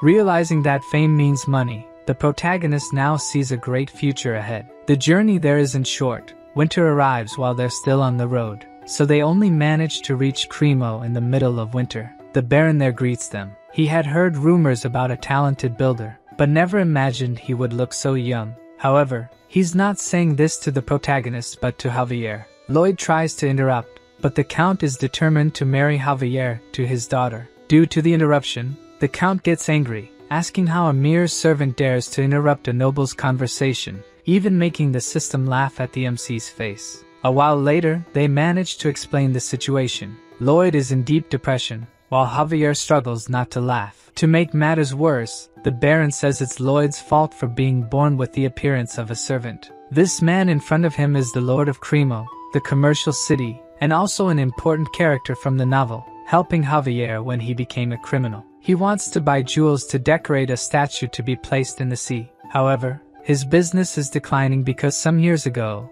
a monster appeared on the coast, the Giga Titan. Although it never attacked, it remains a source of fear. In fact, he had read about it in the novel. As people in this era lack ways to attack in the water, Cremo continued to decline until it entered a crisis. He thought Javier could help, but the work ended before a solution was found. The Count researched how to scare off this creature and found out it fears mermaids, as they are its natural predators. So, he wanted to build a large mermaid statue far out at sea but gave up on the idea because raising the seabed to build a statue obstructs boat passage. The protagonist sees this as an opportunity and says he will build the support for that statue. By combining a friction pile and a crate, it will be possible to raise a column to place the statue. With Javier, he goes by boat to where he wants to place the structure and dips his head into the cold water, activating his ability. The ocean floor is flat, making construction easier. However, he can't bear to stay submerged for long as the water starts freezing his face.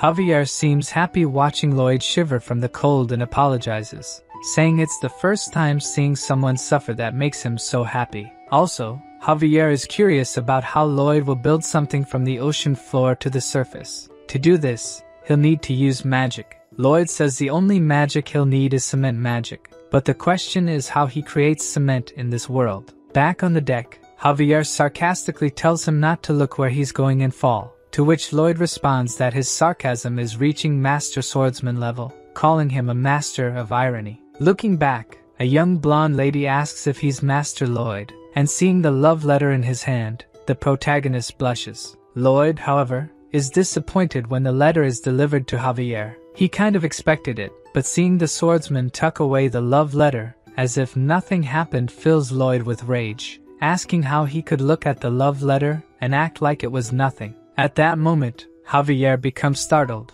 realizing that the protagonist has never received a love letter. He doesn't know what to say to console him, and wishes for him to stay strong. Consumed by hatred and envy, the MC tries to tell himself that he isn't feeling this way while working on the Pillar project. The Count appears, saying he managed to gather most of the materials Javier had requested, except for volcanic ash. Ash is the main ingredient in Roman cement, and the advantages of making this cement are obvious since its structures have stood for over 2,000 years. To obtain ash, they would have to go to a volcano, but even the Count doesn't think they have that much time. The protagonist says he will find another way, giving up on making Roman cement and focusing on Portland cement. This was the cement that gave rise to modern cement. The MC knows roughly how to make it but not the specifics, so using his brain, he will experiment with all possible combinations and figure out how to make it. However, even after 129 samples, he still hasn't made a strong enough cement. Seeing his master exerting so much effort, his pets become sad, trying their best to get him out of the house a little. He shouts that he's busy but remembers a little dog he had in his past life. At that time, it was his only family. After its death, he regretted not playing more with it. Lloyd then hugs his pets and says they are more important than the research. While walking through the streets at night, Lloyd apologizes to them. Until now, he has only been giving orders as if they were machines, but if something happened to them, he would regret it deeply. Seeing his sincere feelings, the pet's relationship with the protagonist changes, and now they start to consider him part of the pack. Even the system congratulates him on one of their evolutions. The pets themselves ask for his sister Cobra to evolve. She starts to glow and float, gaining several new abilities. But the ability that catches Lloyd's attention the most is volcanic explosion. The next day, a huge explosion is seen from the mountains, and the people in the city are frightened by it. Even the Lord thinks it might be an enemy bombardment, but it turns out it was just the protagonist testing the new ability of his little snake. Using her ability, he analyzes that the ashes are indeed volcanic ashes. Excited, he tells Javier that this is an absolute gift, but due to the explosion, Javier isn't hearing anything. Thanks to Bangul, the cement problem is quickly resolved, wasting no time and moving on to the first step of the pillar construction. They built a massive diaper to collect the volcanic ashes, and when Bangul activates his ability, the diaper prevents the ashes from spreading. The entire population is impressed with Lloyd's ingenuity, especially the Baron, who will keep an eye on him and analyze his creations to make an impartial report to His Majesty the King. Once the ingredients for the cement are gathered, it's time for the second step. A large coffin to pour the cement into is made and placed in the sea, using Hippo to quickly remove all the water from the coffin. The third step is to cover the bottom of the coffin with wooden stakes to anchor it, obviously done by Javier since he is the strongest. He quickly finishes using all the stakes and asks when more will be brought, leaving the protagonist impressed that he hasn't complained so far. Reminded of his duty, Javier drops the hammer and walks away, but as usual, Lloyd uses emotional blackmail to make him come back to work. When the protagonist finishes the morning training, he uses Bangle's steel manure launcher to build the tower structure, finally pouring the long-awaited cement. Once the cement dries, they dismantle the wooden coffin, completing the first large artificial maritime platform. Lloyd explains to the Lord that they made it 50 centimeters higher than sea level to give the impression that the mermaid is floating. The Baron is still hesitant, and doesn't believe this foundation can support the weight of the statue. But if it does work, he won't be disappointed with the construction fee. At night, the statue is finally placed on the platform, a grand mermaid statue covered with sparkling jewels. To celebrate the achievement, a nobles' party is held on the ships. The protagonist, obliged to participate, feels uncomfortable in his outfit and asks Javier how he can stand wearing it. The Lord introduces Lloyd, saying it was this young man who made the statue a reality, and once again, the protagonist is ignored by people who mistake him for Javier. He knows he's smarter than most and prefers money transfers to compliments, but the look of sadness on Javier's face annoys him greatly. To completely crush his self-esteem, the Lord appears, saying it's because of his face. While the party is going on, a little distant from the ships, at the bottom of the sea, the Giga Titan observes the statue. Seeing that mermaid, his natural enemy, all he can think about is attacking her. He quickly approaches the ships, where the protagonist chats with other nobles, and Javier captivates all the women present with just his presence. He goes to the edge of the ship and drinks his wine peacefully, but he feels a slight tremor in his glass, causing him to look towards the sea. At that moment, the protagonist approaches, asking what he's doing. Javier thinks something is coming towards them, something fast and about the size of 2 ships, making the protagonist realize exactly what it is. He approaches the Lord and speaks quietly so only he can hear that the Giga Titan is approaching and they must evacuate everyone. The Count calls his knight and asks if he feels anything strange in the sea, but he says no. Since he has reached the level of Sword Master, the Count trusts his senses, but the protagonist knows that Javier's senses are even sharper since he is the main character. The Lord continues, saying that the Giga Titan has never attacked them in all these years, but Lloyd says that now he has a reason to attack and looks at the large mermaid statue. At that moment, the Lord realizes what is about to happen and orders the anchors to be raised and the boat to be moved away from the statue immediately.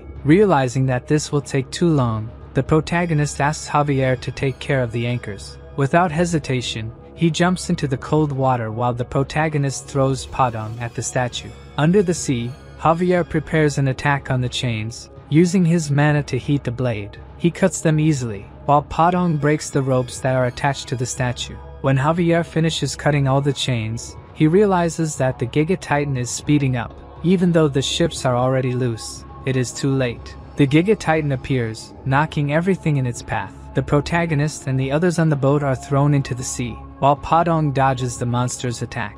Javier uses a mana explosion to quickly get out of the water, saving Lloyd from falling into the sea, while the statue is hurled into the city, destroying everything and almost hitting some people. The people thrown into the sea are in despair. The protagonist knows there won't be time to save everyone, but has a brilliant idea. He uses Hippo to drink the seawater and pull people along. Meanwhile, the Giga Titan emerges from the sea and heads to land to destroy the entire city. Javier tells his master that they should try to stop it, but the protagonist is already fleeing to the other side. Lloyd says that trying to stop something that big is foolishness. He will only die trying to do that. Many things are happening at the same time. The Lord orders his subordinates to rescue the men at sea by throwing ladders from the ships that have not yet sunk.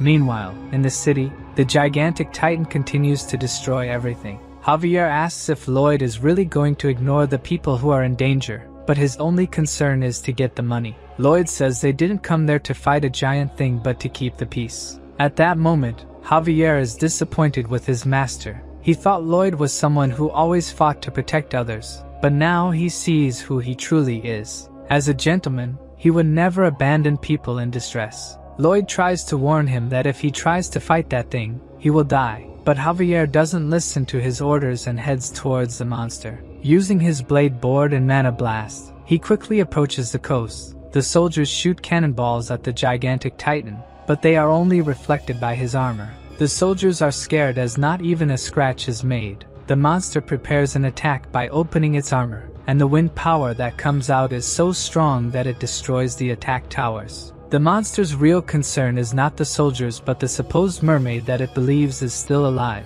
Only its advance towards the statue destroys a large part of the city, causing fear and panic among the population. A man who fell on the ground is almost trampled by the gigantic Titan, but Javier appears to save him. He attacks the monster directly, hitting one of its joints, but even using the mana blast, his attack is reflected, only making the Titan angrier. Javier dodges its attack, but the monster takes advantage of him being in the air and fires a burst. Even trying to protect himself, he is hit directly. With just one attack, Javier is already quite injured. He knows it will be impossible to defeat this creature, but he is willing to sacrifice himself so that as many people as possible are saved. While Javier fights to save the population, the protagonist tries to escape on a table. It's not like he's an overpowered character or anything. Even if he spent all his RP, the only skills he has are related to construction. It's not that he's not sad about people being hurt and the city being destroyed,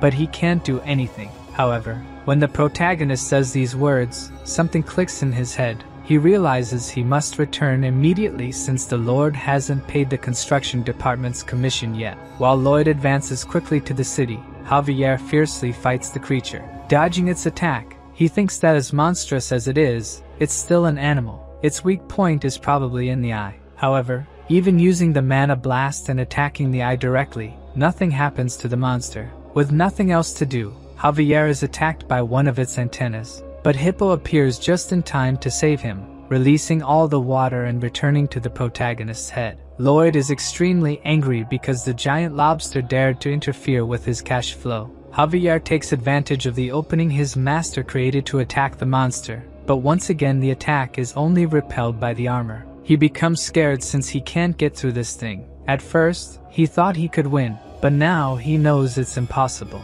However, even though the situation is unfavorable, he remains calm since his master has returned. There is a possibility of victory. 2 minutes earlier, the protagonist was using the Padong to move through the city, observing from afar as he tries to find a weak spot using his ability to understand what it's made of. Its armor is 1 meter thick, a mix of dentina and quintina, molecularly a triple honeycomb structure tightly intertwined. When Javier attacks, all the impact energy is transferred to his horn, releasing it into the air. Inside the creature, there is a sac for its hydraulic claw. If they can destroy the beak and hit that sac with the blessed mana, the creature will surely be killed. Javier asks what he should do, while Lloyd gestures to cut the horn with his hand, but the swordsman doesn't understand anything and asks if he's gone crazy. The protagonist then decides to shout, explaining that he should cut the horn, while Javier elegantly dodges the attack from the giant lobster, knowing that cutting the horn won't cause lethal damage, but his master wouldn't ask for it without a plan behind it. Lloyd warns that even though it's hollow inside, it won't be easily cut and that mana circles aren't just about hitting. Javier doesn't exactly know what he means by that, but instead of just hitting, he uses the mana circle like an electric saw to cut. The protagonist is happy knowing that his theory really worked. This time Javier's attack really seems to damage the monster, and when he is about to be attacked, the MC uses the Padong to defend him. Javier finally manages to cut the horn, making the creature scream in pain, but the only thing that falls to the ground is his sword, leaving the protagonist totally shocked. Even knowing he would be crushed by the Giga Titan, Javier stayed underneath it to attack. He was willing to sacrifice himself to defeat it. However, at the last second, Padong rescued him. The hamster scolded Javier, who, even though he didn't understand exactly what he was saying, understood that he was probably being reprimanded for being reckless. After thoroughly analyzing the Giga Titan, the only remaining option to defeat it was the combination of Plan A plus D. To do this, he first called Padong and told him to take him to the location he mentioned earlier. Lloyd warned that the creature now saw Javier as a threat, so he asked Javier to lure the monster into the forest. The protagonist had bought enough time. They should have finished by now, so the only thing left to do was to trust the Count. 15 minutes earlier, the Lord was in shock watching his city being destroyed by the monster. His knight apologized for not detecting it earlier, but the Count said the fault was actually his. It was a mistake to think they could drive out the beast with just a statue. At that moment, the protagonist stated that the statue did drive it away. That monster only came to destroy it, and recommended taking advantage of this obsession. He would buy as much time as possible for the Count to prepare something. Javier continued dodging the beast's attacks, but even he was reaching his limit, yet he kept luring the creature relentlessly into the forest. The Giga Titan remained an unstoppable force that destroyed everything in its path, and Javier couldn't run anymore, getting closer to being caught by the creature. Before he was caught, the protagonist shouted, asking for applause for the bronze statue. When Javier looked, Lloyd was bringing the statue, now fully patched up. Seeing its natural enemy, the Giga Titan flew into a rage, leaving Lloyd quite pleased with its reaction. Through the novel, He knew he could trust the Count to reassemble the statue. His plan was to use it to create an opening for Javier to attack. When they got close enough to the monster, Padong drifted the cart, and they began to lure the Titan towards them. Javier seized the opportunity to attack the creature's weak point, hitting it precisely with a mana blast. Even though the attack was powerful and created a huge explosion, all it did was create a crack in the armor. Javier was saddened by his weakness, but as he fell, he heard Lloyd say to leave the rest to him. As your master spoke with great confidence, he knows he can now relax. Before he hits the ground, Hippo appears to cushion his fall. Lloyd shouts that he will protect this city no matter what. Padong is also at his limit, and he can't ask for more from him. At his signal, Padong throws the protagonist towards the Giga Titan. Earlier, when he was still heading to save the city, he thought of some plans to attack it, deciding he should use the mana blast. The problem is, for that, he would need to have a triple circle heart, and currently, he only has 2. Using the system, he starts to evolve his technique, but unfortunately, he doesn't have enough points to evolve to the final level. Even though he had decided to stay out of the fight, he wonders what the hell he's doing hanging there, while deciding whether he should try to punch it using mana. The notification that he gained 5 approval points from Javier appears, and with that, he has what he needs to create the 3rd mana circle. Now confident, he prepares the attack using 1 circle to protect the heart and the other 2 to collide, but the monster ends up breaking a mountain with its paw, and one of the stones coincidentally hits the protagonist's head. Due to the impact, he loses his senses, not knowing what to do anymore. He uses the 3 circles to collide, creating a triple circle mana blast that is so powerful it explodes the entire creature. From the city, people see that huge smoke. The creature is now completely dead. Lloyd's pets try to wake Javier up. Slowly, he gets up and sees the Giga Titan on the ground, impressed that he actually succeeded. However, Padong is not happy at all and tries to get Javier's attention. He follows the 3 desperate pets, finding Lloyd a little further ahead, with a bleeding head and lifeless eyes. He gets close and listens to his heart. However, Lloyd has no heartbeat. A carrier pigeon flies to the Frontera household, where the Count retrieves the letter and is completely startled by its contents. He immediately mounts his horse and sets off towards Cremo. In the letter he read, the Lord of Cremo mentions that his eldest son, Lloyd, admirably completed all the construction work they needed, but after the party, the city faced great danger, and at that moment Lloyd and his guards sacrificed themselves to save countless lives, leaving Lloyd in an unusual coma state. The Baron hurries to Cremo, worried about his son, yet recalling all the moments he shared with the new Lloyd, who never called him father, only Baron. For a moment, Frontera doubts if that young man is truly his son, but before he can dwell on it, a monster appears on the road. The knight dismounts and instructs the Count to continue while he faces the creature. He defends against the beast's first attack, apologizes to the Count, and promises to meet again in Cremo. The knight and the monster attack simultaneously, but the wolf is too strong, breaking the sword in half and biting the swordsman's shoulder. Undeterred, the knight continues to fight, even as he's overpowered. Just when he thinks he'll die, the Baron and Baroness appear, aiding him in defeating the wolf. The knight feels ashamed for not handling the creature alone, but the Baron reminds him that he's a vassal, and it's his duty to protect his people. Suddenly, the Baroness notices something alarming, a pack of wolves approaching. The knight, despite his injuries, stands his ground against the wolves, while the Baron and Baroness lose hope. Then Javier arrives, swiftly dispatching the wolves and offering to escort them, asking if anyone is hurt. The Baron's knight knew Javier was skilled, but wonders what made him so powerful since arriving in Cremo. The Baroness asks if Lloyd is alright, but Javier can't say for sure if he's alive or not. He explains that after the giant was defeated, Lloyd had no heartbeat. Worried that he would lose his new home, Javier was suddenly relieved when Lloyd's pulse returned.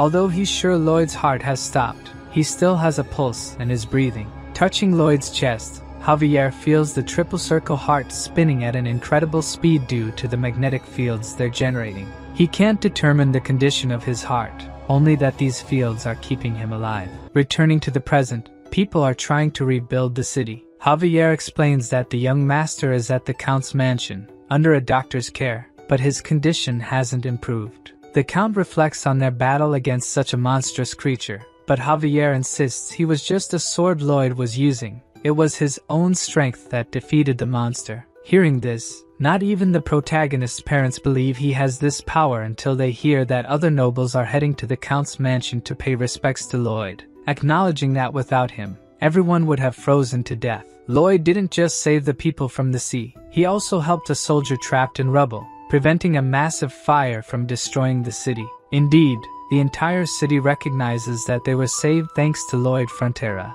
and everyone outside the Baron's house pays homage to him. A man tries to start an argument, blaming Lloyd for the incident because of a statue he made, but he's beaten by the crowd, who are quite agitated. In the room, the protagonist finally wakes up, his head hurting, and some system notifications are in front of him. He remembers using the triple mana blast like an idiot, and wonders if he's really alive. The system confirms he is, prompting the protagonist to ask how, since his heart should have exploded. At that moment, Javier enters the room and is shocked by the scene. Lloyd is happy to see him, immediately asking how much they will be paid for the construction. For a moment, Javier is disappointed that these were his first words, but he's happy soon after because Lloyd seems healthy. The Baron and Baroness rush into the room, embracing their son who has just awakened. Whether he is the true Lloyd or not doesn't matter now. They are just grateful he's alive. In the royal capital of Magenta, a servant reports to the king about the letter from the Count of Cremo.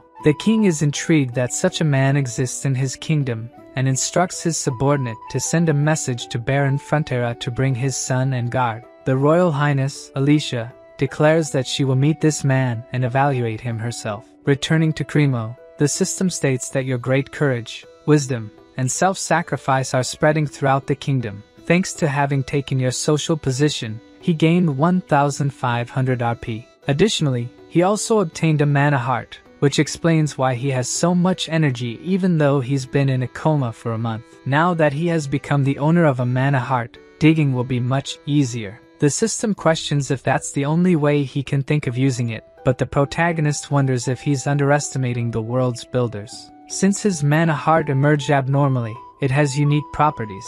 He gained the ability of neutralized shock, which literally means he can use the triple core explosion whenever he wants. Now the work in the mine will be much faster. The protagonist explains that the mana heart needs to be protected from the impacts caused by blessed mana. It acts practically like an ammunition depot, which is why he must protect the mana heart using one of the circles. But at that moment, he didn't have a mana heart, so he was able to survive the shock caused by the explosion. Who would have thought that neglecting mana heart training would end up being beneficial? At that moment, the Lord enters the carriage, saying they must leave immediately. As he watches the Lord go to sit down, the protagonist gives a look as if planning something. The carriage continues through the city streets, and looking out the window, Lloyd wonders how much it will cost to repair the buildings and streets. The Lord says it's hard to say, but it will probably take a month of the city's budget production. Upon hearing this, the protagonist plays his card and says that if the Giga Titan had not been defeated,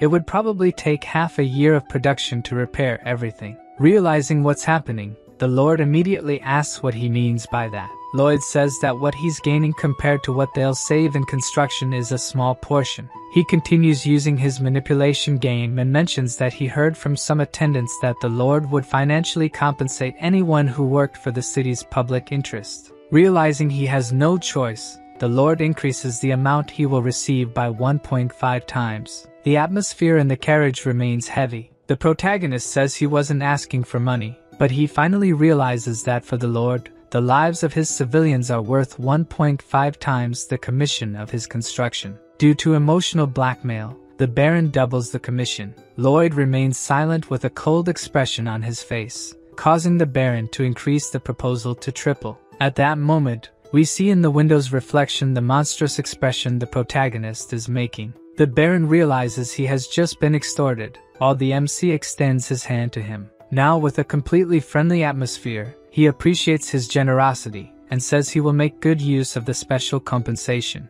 The Lord shakes his hand, though he finds it very strange since he was definitely just extorted. Still, he can't bring himself to hate him. The Count's carriage passes through the crowd, who are shouting incessantly that Master Lloyd has arrived.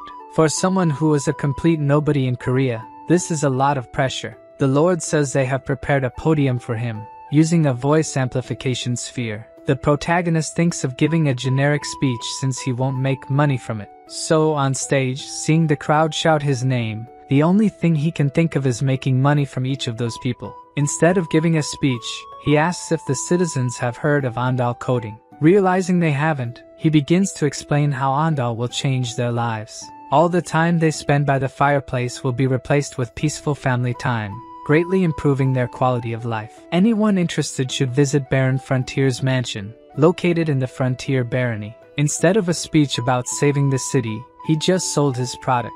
The Lord understands why he doesn't hate him. Someone so obsessed with every penny of profit that persists in their goals is someone you can't hate, but rather desire by your side. Returning home, or rather, his future golden goose, Lloyd thought that the oldest knight, Lord Byron, earned far too much compared to his level of skill, which barely reached intermediate. However, the man in front of him left him completely amazed. He neatly organized the ongoing mining plans, the list of names and details of land construction, and simply everything that needed management, even down to sales and profit. Startled, the protagonist asked if he had done all this while he was away. Byron replied that he had left it for him to take care of, so he was just doing his job. A worker arrived and reported that the interior of the Andal floor project was complete and awaited inspection. Outside, he meticulously observed every detail of the floor, praising the workers for this time there were no flaws. Lloyd was simply shocked looking at him. This man he thought useless was extremely capable. If he had been born in modern Korea, he would probably be a director of a major corporation. The large-scale contract was entirely handled by the Baron and Baroness. These two had a gift beyond being lords of a state, making the protagonist realize that your luck starts the moment you are born. Javier asked if they really needed such a large warehouse for coal, but the protagonist said yes, as it would continue to come in all the time. With what he earned from construction alone, he managed to pay off more than half of his debt, and thanks to foolish neighbors, he would continue to pay without problems, leaving him truly glad that his retirement of fun and joy was almost here. Seeing the disdainful expression on his master's face, the only thing Javier thought about was punching him several times. But before he could do that, they both heard a trumpet, and the worst part was that neither of them knew what it meant. When they looked, a man on horseback holding the royal flag approached. The protagonist was angry at this ridiculous display and wanted to get straight to the point, feeling a terrible foreboding that this meant trouble. The man began to read the king's letter. Due to what he had done in the city of Cremo, his efforts to protect the nobles and civilians had been noted, and the king wished to meet with the two heroes who defeated the Giga Titan. His father was extremely happy, but Lloyd realized how problematic this situation was. If there was one thing he had learned in the army, it was never to stand out too much. Once, a superior found out he was a civil engineer and asked him to build a sauna. He studied like mad to create one, but that was also his worst mistake because it turned out too perfect, and then the superiors started making many requests of him. Upon hearing that they had to visit the Majesty, he knew he shouldn't have built that platform in the ocean. Inside the royal carriage, he felt completely hopeless. Javier said he looked like he was going to be executed, which was unexpected since his master would probably have said something like, "How much can I extract from Majesty?" This made him see a bit of color in the world again since he had read the novel and knew some things that would happen. If he could use all that to his advantage, he would surely get the most money possible from the Majesty. Arriving at the palace, Lloyd and Javier knelt before her. When they looked up, Lloyd almost had a heart attack because of her beauty. When the protagonist introduced himself, Majesty was surprised that he was Lloyd Frontera since he and his side had a much more noble aura. She also sensed a different mana flow coming from Javier, and he seemed worthy of being her fighting partner, as expected of one of the kingdom's two martial masters. She immediately discerned that Javier was special. It seemed awkward flattery wouldn't work on her. The queen appreciates the courage and altruism he demonstrated. However, she doesn't judge a man based on what others say, but rather on what she sees. As the protagonist already expected, she wants to test his abilities. The opportunity Lloyd was hoping for has arisen. If he does well, he'll secure a contract with the Majesty. So the queen asks which construction he thinks is most urgent in the royal capital. Even though the protagonist has just arrived, he obviously knows, having read the novel. The queen thinks that if he is truly capable, he will perceive it the moment he enters the royal palace. The most important construction at this moment is repairing this ruined palace. At least that's what she would like to hear, but Lloyd says that the most important construction now is a bridge over the Magenta River. The Queen looks at him with a displeased look. The protagonist knows this is not the answer she expected, but given his personality, the test won't end here. Queen Magenta is the one with great authority and absolute power, a tolerant, fair, impartial woman who listens to everyone regardless of their class or rank.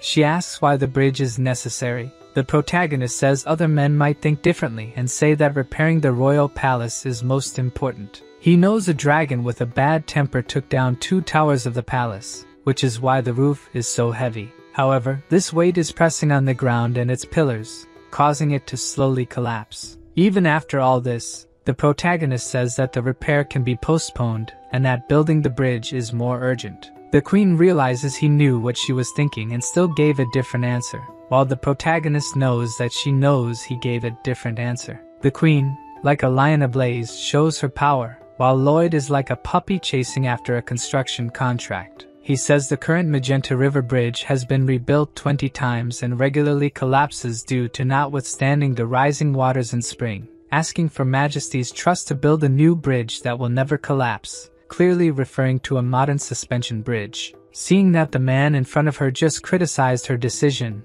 the Queen starts to like him and asks to hear more about this bridge. Majesty took the bait, and Lloyd lets out his demonic laugh. He knew from the start that the Queen despised sycophants and placed trust in those who were strong in their words. However, eventually, she will be betrayed by someone she trusts and will lose one of her arms, becoming the assassin tyrant, but that's a story 3 years in the future. The Queen asks what he will do if the bridge collapses. In his mind, Lloyd would pack his things and leave the country, but he ends up betting his head on it. In return, as long as his bridge stands, he would like to secure a position for his family. The redhead, who hadn't shown anything until now, gives a small smile and accepts the proposal to build a bridge. Lloyd reaches into his pocket and pulls out a contract. The Queen asks if he doesn't trust his words and is impressed that he prepared a contract in such a short time. Humbly, the protagonist says that this contract states if he doesn't build a bridge honestly, she can do whatever she wants with him, thinking of it as a loyalty contract from a humble man to Her Majesty. The Queen ends up signing the contract and finds it strange that she was led to do so, but she doesn't mind. As a gesture of gratitude, the protagonist raises his but while holding the contract. Walking through the palace following the butler, Lloyd twirls and shows off the contract he managed to get from the Queen. Javier asks him to be a bit more careful, since she could have taken his head if she wanted. The man next to the Queen says that he is quite intelligent. She really thinks he's more cunning than she imagined. When Kyler asks if she wasn't displeased since he knew from the start that he could defeat her, the Queen says no, as he seemed pathetic and adorable. A few days later, Lloyd prepares to leave with a large bag on his back. Javier asks if it's okay to go alone, but the protagonist says it's even better without him, since his presence alone attracts all the women in the region. Before heading to the royal city, his mother asked him to deliver a bag full of blankets and clothes to his younger brother, Julian. As he goes to him, the protagonist tries to remember what happens in the novel. At this point in the story, the Baron had already lost everything, and his younger brother was probably expelled from school and died wandering a back alley at night. Lloyd feels incredible for saving lives and sets out to find his brother, without even knowing what he looks like. Arriving at the Royal Academy, Lloyd looks at his brother with curiosity. Even though he's the same age as Javier, he's practically a garden gnome, and the way he's looking at him makes it seem like he must have suffered at Lloyd's hands. The protagonist decides not to be too nice and acts as if he's turned the page. Maybe then Javier wouldn't suspect so much, throwing the bag full of clothes at him, saying their mother sent it. Julian finds it very strange that Lloyd didn't insult him. Moreover, he wonders if he really came there just because their mother asked. The system warns that his brother suspects his identity because he's being too kind. To try to act a little more like Lloyd, the protagonist leaves cursing at him, but Julian finds his human behavior even stranger since he left without beating him up. Before leaving, Lloyd reminds him that their mother asked him to have lunch with Javier, even though he finds it a drag. He asks if there's any fancy restaurant around. Julian questions why he's asking, and Lloyd says he'll take him to lunch since their mother asked. At the restaurant, His brother is extremely suspicious. He orders a basic set, but the protagonist tells him to choose something more expensive since he doesn't frequent these kinds of places often. Julian wonders why he's acting so normal. He used to hit him just for looking at him directly, and starts to find it even stranger when Lloyd says he quit drinking. A few days ago, someone from the palace came to say that his brother saved the city of Cremo from the Giga Titan attack. At the time, Julian thought it was an unfounded rumor or that he stole credit for something Javier did, but seeing his current behavior, it really is like he's a different person. Suddenly, Julian gets a slap on the head. The man asks what a nobody like him is doing there. Even as he tries to explain, the man keeps punching him, saying a poor baron should eat where he can't be seen. The protagonist looks around, and two students are laughing at the situation. There are even teachers and staff there, but they're just ignoring what's happening. They call it an academy, but all they really value is family status. Lloyd wonders if he should intervene, but if he did, his brother's life would only get worse in there. Then suddenly, the student beating up his brother mentions that his family has the renowned Lacona painted fabric in their title. Immediately, Lloyd associates that this young man is the son of Viscount Lacona and again makes that demonic expression, probably planning something. Lloyd approaches and asks who his father is. The blonde says it's the merciful and wise Viscount Lacona and tells him to move, getting slapped immediately afterward, losing 2 teeth. Lacona's son flies and lands at the end of the restaurant. That's the anti-horse slap, but the system says that's not an official skill. Another student yells at Lloyd, asking how he dares to touch a member of the elite union, but he also receives a slap that knocks out a tooth. Another student who is considered the best second-year fighter appears, but is neutralized with just 1 slap. Extras keep appearing. The twin brothers get beaten up at the same time, and the guy who introduced them also gets beaten up. Even the two who were just laughing at the situation against Julian get beaten up. Lacona Jr. appears behind the protagonist, punching him in the face, but immediately realizes that was the worst decision of his life as Lloyd looks at him as if he's going to kill him. He beats Lacona Jr., but before killing him, he's stopped by his brother. Julian is worried that he will be even more intimidated at school after this, but the MC says with a smile on his face that if they die, they will never bother him again. Julian is completely shocked at how he can say something like that with such a bright smile. Lloyd continues beating and thinks he's seen many guys like this in high school. The best remedy for dealing with them is the fear of death. Suddenly, soldiers appear, commanding him to stop immediately. An old man says this is the Sacred Academy and asks what he's doing. The protagonist, still holding the Viscount's son like a demon, leaves his brother scared, thinking he will try to hit the guards too. But to his surprise, his attitude changes completely, and he calmly introduces himself as the son of Baron Arcos Frontera. He apologizes for the commotion, but says he was only defending Her Majesty's honor. The old man says this is ridiculous and asks who would dare tarnish Her Majesty's name. Lloyd says Lacona's son was intimidating his brother, and even points to a teacher who witnessed the situation. But since there was no intention to punish him, he had to intervene. The reason he didn't do anything is obvious. The staff of this academy has been bought by the nobility. There's no way the administration of the academy doesn't know what's going on, but they will just ignore these cases. The old man asks what all this has to do with Her Majesty. The protagonist says that insulting his brother is the same as insulting him and even insulting the queen since he is a royal guest. As soon as the old men see the royal symbol, they all immediately kneel before His Highness. Lloyd says they must have understood the situation and is leaving. However, the old man plans to punish Julian since the royal invitation is temporary. But when he looks at Lloyd's face, he again has that demonic expression, leaving the director totally scared. In the corridors, Julian asks where they are going. Lloyd replies that they are going to the administration office to ask for a leave for him. Obviously, he hates this situation and asks how much more he intends to ruin his life. But Lloyd responds that this place will soon not be good for studying, and he should take the opportunity to rest his mind and keep his body in shape. At the palace, Javier explains to Julian that if Lloyd has a plan for him, then he should trust it. He also explains that the plan to defeat the Giga Titan was entirely made by the young master. Furthermore, he managed to open water channels, develop quarries, and become friends with wild orcs. The brother he knew became another person. Lloyd listens to the whole conversation behind the door and is happy that Javier trusts him so much. Soon after, his illusions are shattered as they begin hurling insults at him. Julian asks if he really thinks someone can change so suddenly. Javier is sure they can't and has convinced himself that Lloyd is an imposter disguising as the young master. The protagonist is worried because he could be discovered at any second. Julian asks if they could have used black magic to do this. Javier responds that it's a possibility. He has even seen the theory in a book. Because of this, he investigated if there was any abnormal mana flow in Lloyd's body. The protagonist wonders when he did that, leaving him extremely worried about being discovered. Fortunately for him, Javier doesn't feel anything unusual in his body. Javier tells him to forget about it, saying it's just an exaggerated theory. The MC knows that Javier is probably sensing his presence behind the door. It's a way of saying he suspects his identity. Julian mentions it's the first time he's heard about the family debt. He thought only he was having difficulty with studies, but Lloyd managed to get their family out of that situation, so he deserves some credit at least.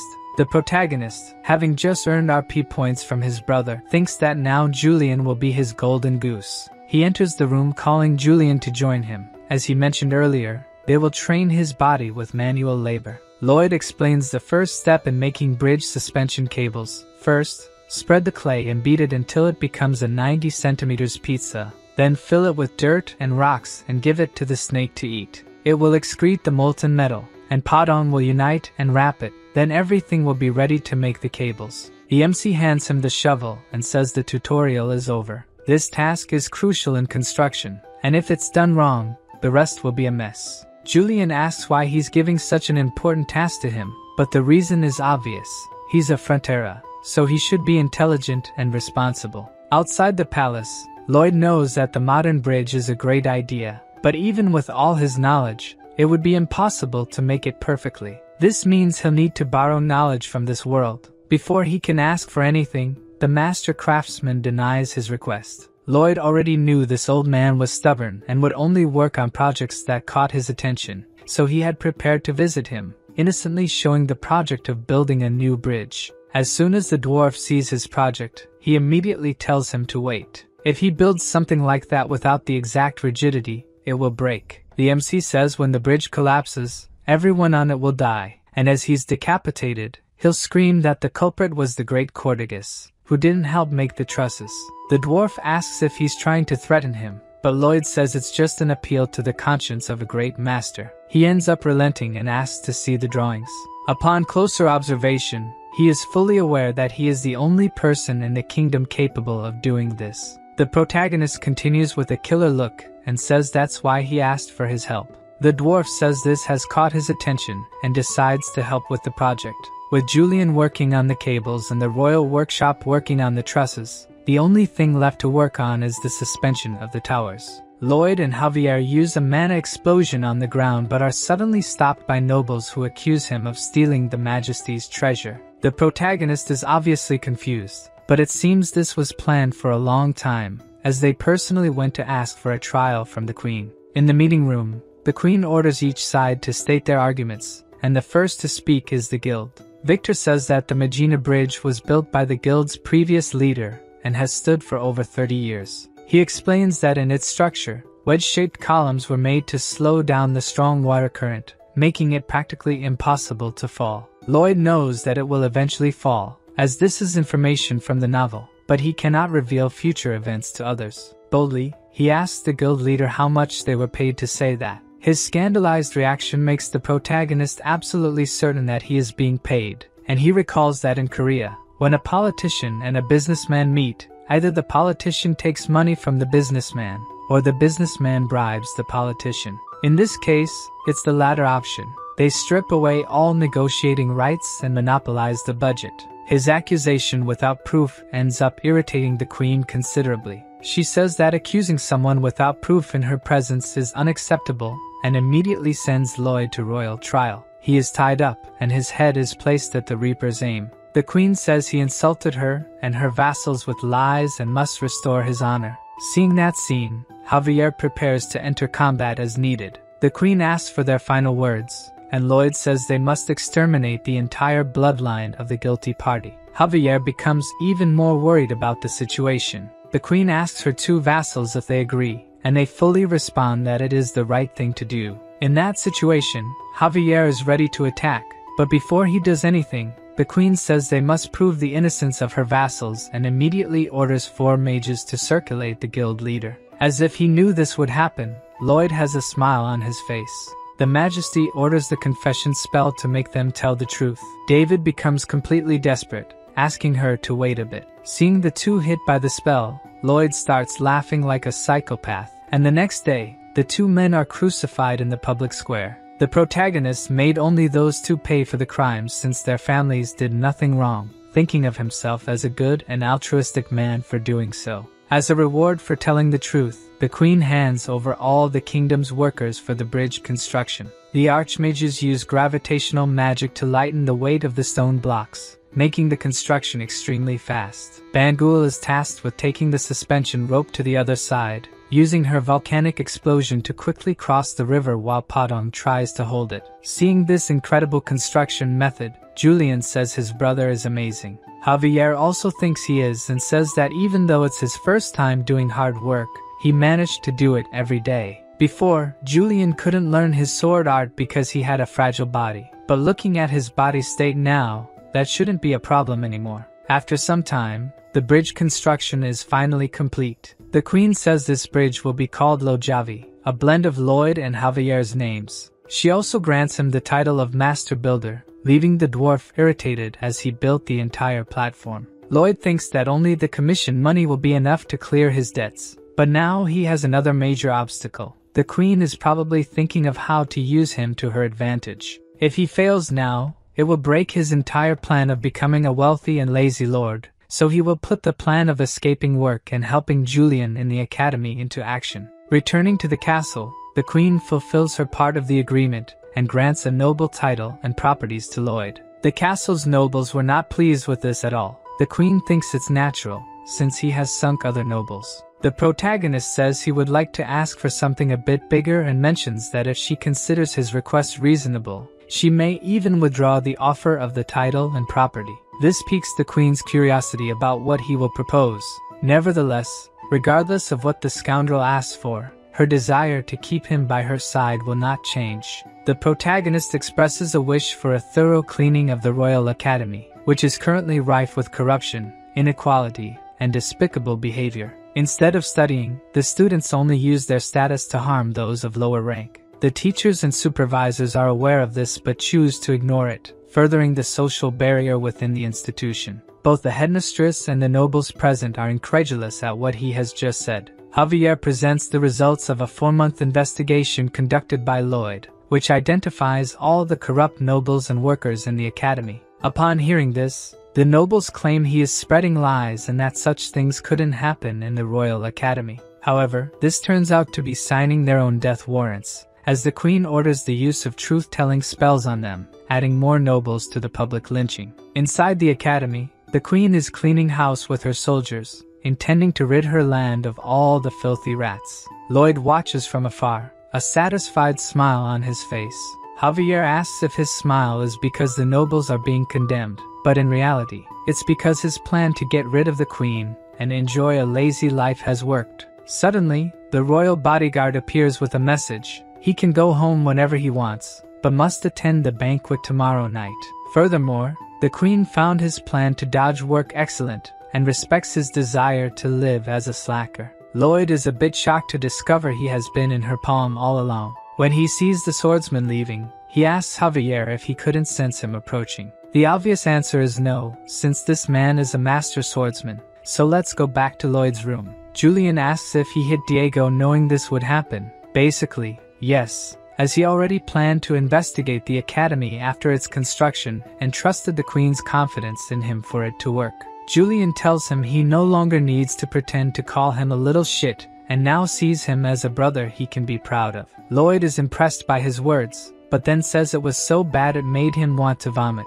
At night, the celebratory banquet finally begins. The protagonist tries to hide from the queen, but she finds him and insists he come closer. She remarks that hiding like this makes him look like a mole cricket, with Javier fully agreeing and stating he definitely looks like one. Lloyd is annoyed that Javier seems relieved, while the queen again orders him to come closer. The protagonist apologizes and approaches a bit, but the queen insists he come even closer, making Lloyd increasingly uncomfortable. She leans in and whispers that if he changes his mind, he can come see her anytime. This excites our mercenary. As much as lazing about is good, he now has a nest to return to whenever he needs money. As he eats, happy with the new development, he remembers that in 3 years, the queen will become a villain, causing his nest and properties to vanish. It's at this moment that Lloyd hears Kyle say the banquet will continue until sunrise, reminding the protagonist exactly what that phrase means. It's the secret code used by those planning to assassinate the Majesty. The problem is, this was supposed to happen in 3 years. And also, why is the secret code to assassinate the queen coming from the royal guard? A while later, she finds herself in her quarters. The queen looks tired and wonders if she drank too much,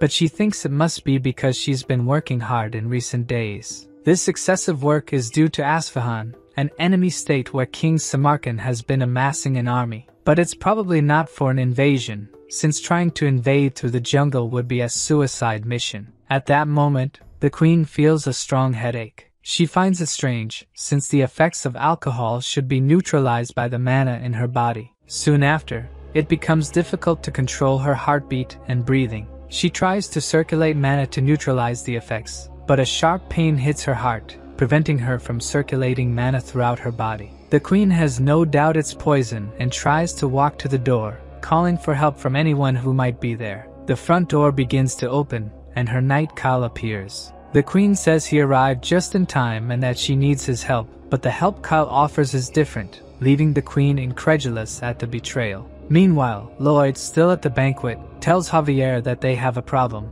The swordsman simply starts following him without asking anything, surprising Lloyd that he doesn't inquire about what's happening. He asks if Javier can knock out a master swordsman. Javier knows he's not joking but asks for some sense, and says he'll try to stop him for a maximum of 3 minutes. Turning the corner, they come across a pile of bodies. Inside the room, Kyle does his best to kill the queen, but even poisoned, she manages to defend herself. She asks why he's doing this and receives a kick to the stomach.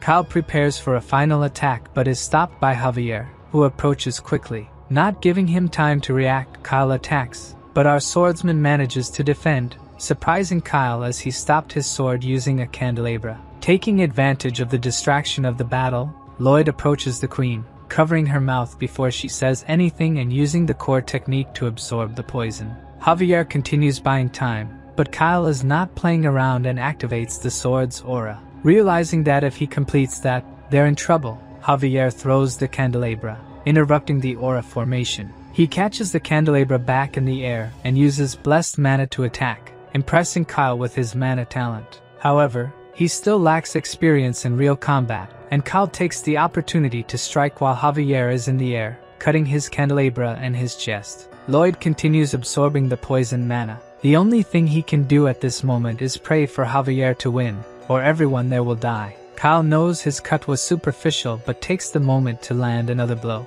However, our lunatic swordsman isn't afraid of death and charges forward, dodging the strike at the last second.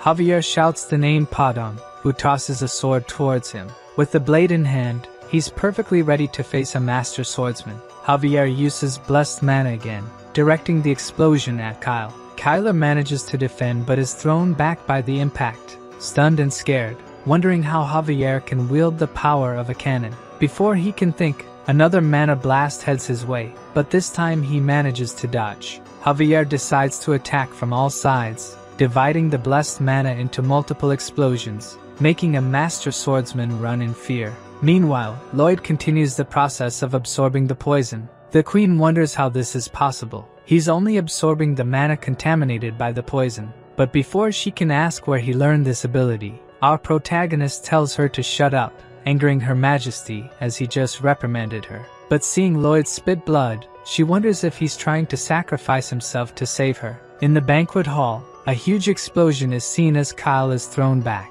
watching Javier advance slowly. The master swordsman realizes he can't handle him alone and shouts to the guards that Javier is an intruder who tried to assassinate the queen. With a single sword swing, our mini-monster sends several elite guards flying back and, concentrating a bit of mana, causes an explosion to keep them at bay. Kyle has never heard of a man who could do something like this in history, and is scared at the possibility of him becoming a sword master. However, that won't happen as he will personally ensure Javier is eliminated. Seeing the sword's aura, Javier knows he's in trouble. Just swinging his sword makes the ground stones float. Shortly after, Javier is thrown away by the aura, heavily injured, as Kyle approaches to finish him off. At that moment, the protagonist finishes absorbing all the poison, but it's too much for his body to handle. He starts vomiting black blood, and the queen says he will die like this, instructing to gather all the mana in his arm. However, our mole man refuses to lose an arm as it will make digging harder.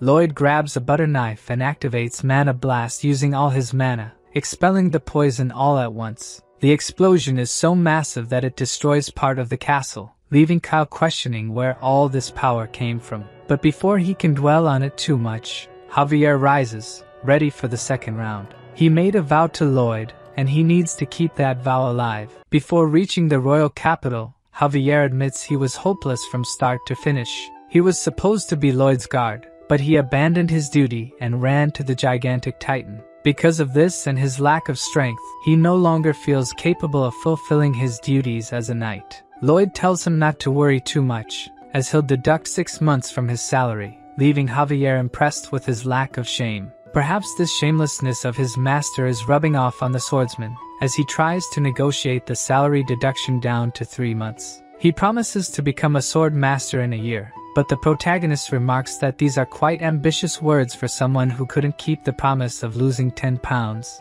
Nevertheless, Lloyd decides to help him, explaining the concept behind becoming a sword master. Before finishing the explanation, Javier interrupts, saying he'd like to do it without his help. He advances determinedly but is impaled by Kyle, who is surprised that he survived. Most people would have been torn apart as soon as they were hit by the aura, but our prodigy concentrated all his mana into one point to strengthen it. Kyle would like to see more of his tricks, but he's running out of time. At this moment, Javier starts to catch fire but still manages to hold onto Kyle's hands, preventing him from escaping. The aura is burning his body, but while holding Kyle's hand, he manages to absorb the aura directly from the mana heart. Realizing the danger, Kyle throws Javier away, who simply falls to the ground without showing any signs of life. Even the master swordsman can't detect any breath from him.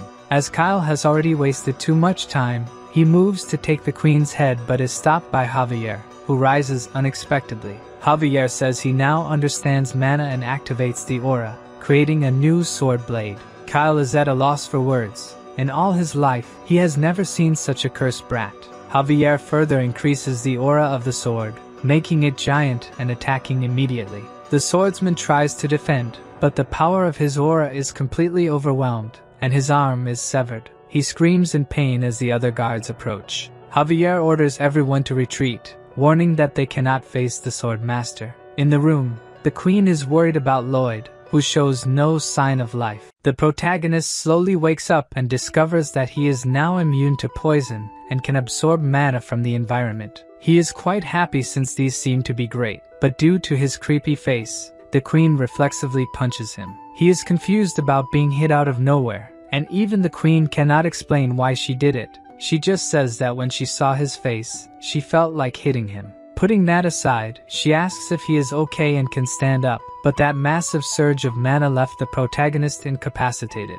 As the only option, he uses his new ability to absorb the mana from the environment, even drawing mana from the queen who is nearby. She is frightened by this ridiculous absorption power, and tries to get the MC's attention, but he does not seem to hear anything. The queen simply accepts it, saying he can take all the mana he needs and go help his knight. After a few minutes, he finally manages to restore all his energy. Lloyd feels his body much lighter, probably now fully restored, but before celebrating, he remembers he needs to help Javier. When he turns towards the queen, he sees she is completely out of mana. Magenta says she will ask for details later. The priority now is to stop Kyle. The protagonist puts her on his back and heads towards Javier. The queen knows he is strong, yet it is not enough to face a sword master, or so she thought. As soon as they turn the corner, they see Javier facing the guards. At that moment, The protagonist notices the sword aura and Kyle on the ground, groaning in pain.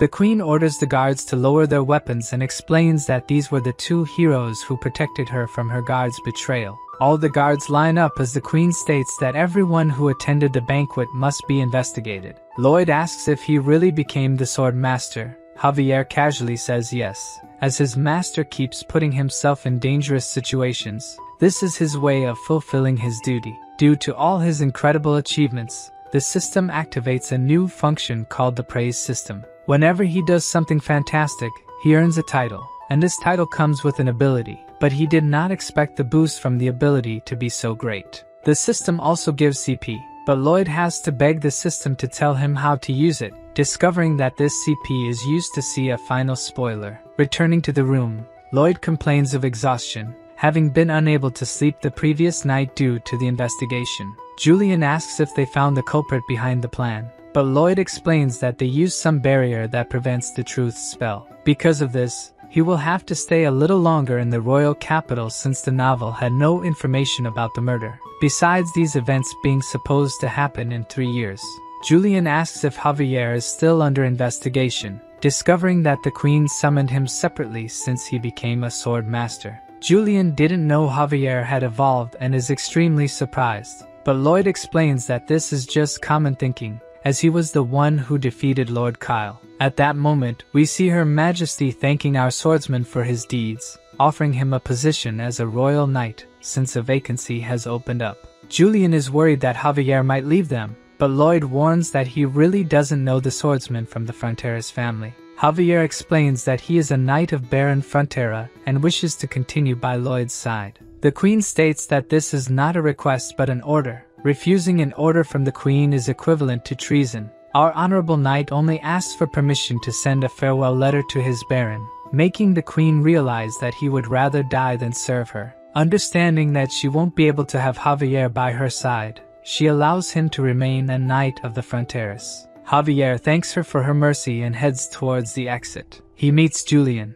who asks if he will leave the family, but Javier asks him not to worry because he will continue to be their knight. The queen realizes she truly isn't lucky with people from the Frontera's property. Finally, night falls, and Lloyd is lying on the grass, checking the abilities that titles offer. Many of his great achievements have earned him titles, and his most recent one was gaining the queen's trust. All these titles grant CP, character points, but they are only counted in the system once a month on the full moon. Seeing the moon shining in the night sky, the CP is finally accumulated, and he decides to see a final spoiler. As he activates the ability, the space around him becomes dark, until suddenly the darkness is replaced by flames. Walking a bit, he realizes he's at the Frontera's property, but the beautiful place is completely destroyed, and people are dead. Lloyd starts running, asking what kind of ending this is, trying to get any information from the system, but what he finds further ahead leaves his mind completely disturbed.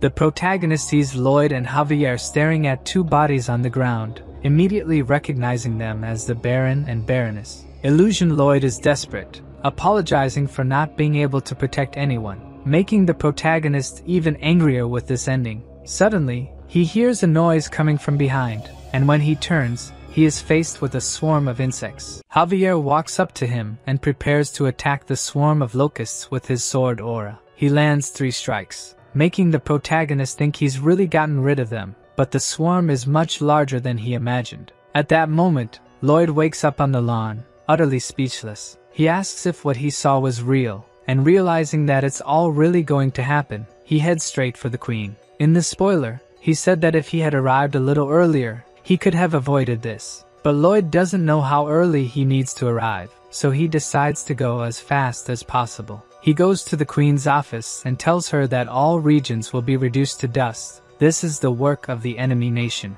They are trying to set up a domino effect with monsters, driving the monsters out of the jungle and making them migrate to the west region. In the book, this was supposed to happen in 3.5 years, but now is not the time to think about the future. The queen was already aware of Asfahan's movements and thinks this is really possible, but the bigger question is how the protagonist knows about their movements. At that moment, Lloyd thinks he screwed up but manages to quickly come up with a lie. He says that due to his blood bond with the orcs, he got information about Asfahan, about the assassination attempt. He simply saw Kyle acting suspiciously and decided to investigate. Regarding the mana he absorbed, destroying the surroundings, he simply says he learned from his knight Javier, who is a genius, and as he is also somewhat clever, he has decent control of this ability. The queen realizes that everything he said makes sense, but it still seems like he just made it up. At that moment, his title activates, giving him the ability to make the queen believe 100% in the protagonist. Lloyd thanks her for her generosity and says that as soon as he can stop the attack,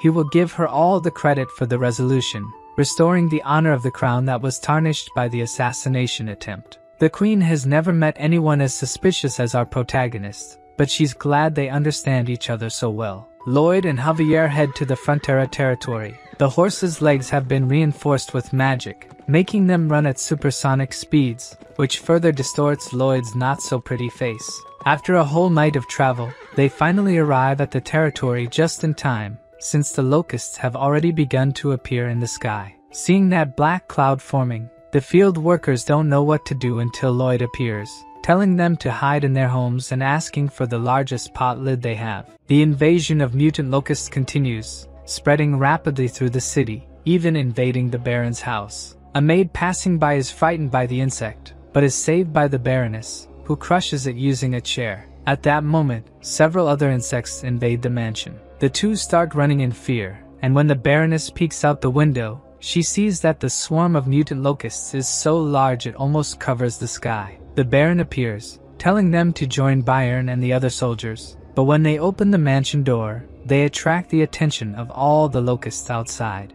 Byron runs through the city, calling his soldiers to mount a defense at the Baron's residence, but he realizes that all the villagers are in danger. This leaves the bodyguard confused. Should he protect the Baron or the people? Byron recalls a conversation he had with his master, where the Baron advised that if the property were ever in danger, prioritize the people. The knight goes to save a citizen who is being attacked, but ends up completely surrounded. He knows it will be impossible to deal with all these locusts alone. Fighting the invaders alongside the Baron are the orcs. Being a tribe of warriors, they uphold the oath with their blood brothers. Everyone fights relentlessly for their lives or for the lives of others, and when all seems lost, people start hearing sounds that draw the locusts' attention. Lloyd shouts, saying they should be in a natural history museum, while holding a pot lid for Javier to bang. The impact sound on the lid attracts the locusts' attention, making them stop attacking the city and start chasing them. Javier notes that they are following in a regular manner, as he had said.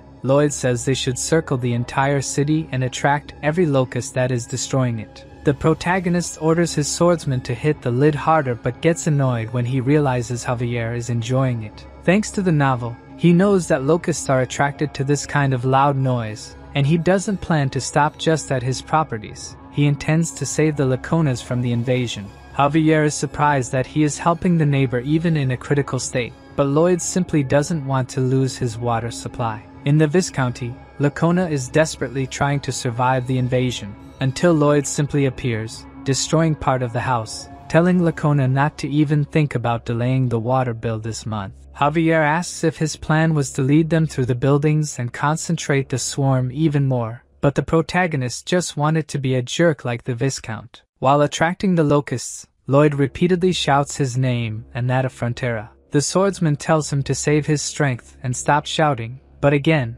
all of this is a plan to make everyone know who their savior was. Not even Javier knows what's wrong with this guy, but since they've already attracted most of them, now they must go to the wetlands. Heading to the plantation, their path is blocked by another swarm of locusts, but of course, for a master swordsman, this swarm is nothing. Javier simply passes through, cutting down all that stand in his way. Moving forward, Lloyd realizes that the horses can't run anymore, so he has a brilliant idea. He jumps on Javier's back and uses him as his horse. Even pissed off with this, Javier goes along with the idea and starts running, but they're not faster than the horde and almost get caught. Lloyd shouts, calling Bangul and Hamon, who emerge from the water at the same time. Hamon uses his volcanic fart to explode a large number of monsters, but it's still not enough to eliminate them all. So, Hippo uses the accumulated water as a pesticide to kill even more insects. Round 3 belongs to the protagonist and Javier,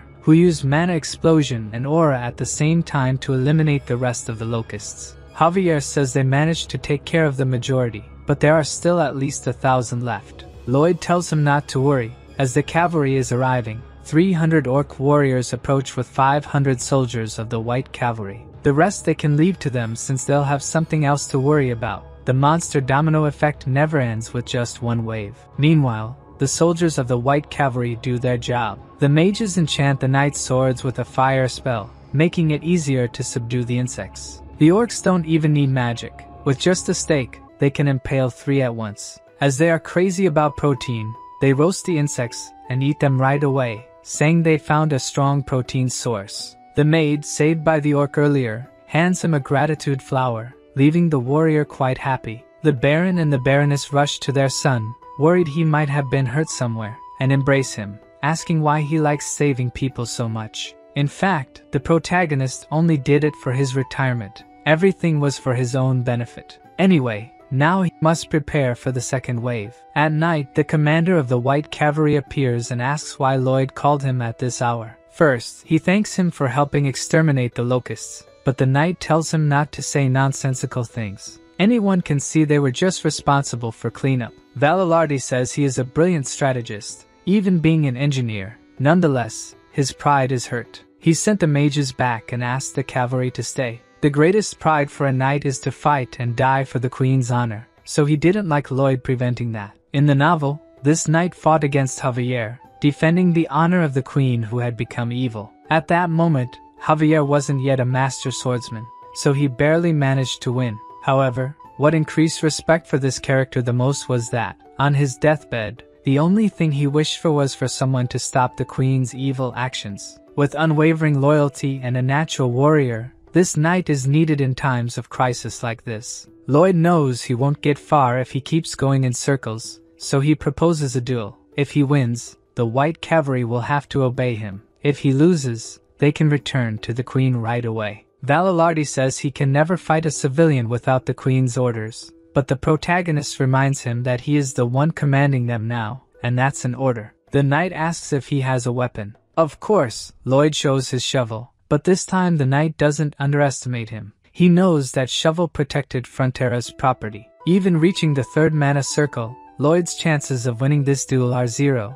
but as always, he has a strategy to win. The knight says their levels are very different, so if he dodges any attack, he'll be the duel's loser. As soon as he finishes speaking, the protagonist prepares an attack. He uses Mana Blast with all his mana, causing the knight to dodge. The attack only stops when it hits a mountain, creating a huge hole in it.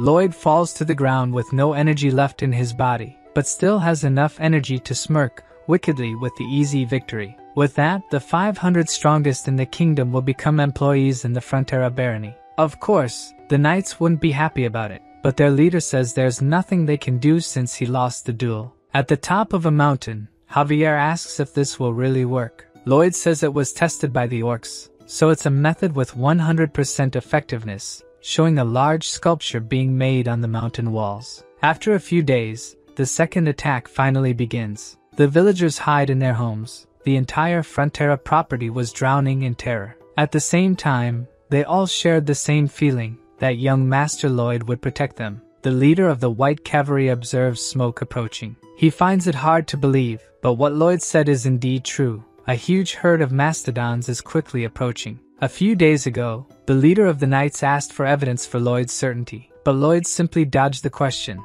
saying it was obvious which animal would attack in the second wave. Regardless, he was right. Without a doubt, it's time to fight. The cavalry's plan is to slow down the herd, then encircle them and attack from the outside in. They will likely have some casualties on their side, but if they use this method, victory is guaranteed. One of the soldiers says that after the battle, he will propose to his beloved, but the leader of the knights thinks that maybe what returns to his beloved won't be a ring, but rather news of his death. As they advance, he says there's nothing to fear, as that is the fate of a knight. But before the confrontation begins, they are stopped by Bayern. The knight asks what he's doing on the battlefield without armor, but Bayern simply says that his master said he wouldn't need any. In fact, he is there only to decipher Lloyd's message, who is on top of a mountain observing the mastodon's arrival. Suddenly, Lloyd begins to signal using 2 flags. Byron translates that he's sending the soldiers of the White Cavalry to the southeast border of the village. This leaves the commander confused, since he's practically asking to clear a path for the mastodons. If they go to this location, they won't be able to stop the mastodons' advance.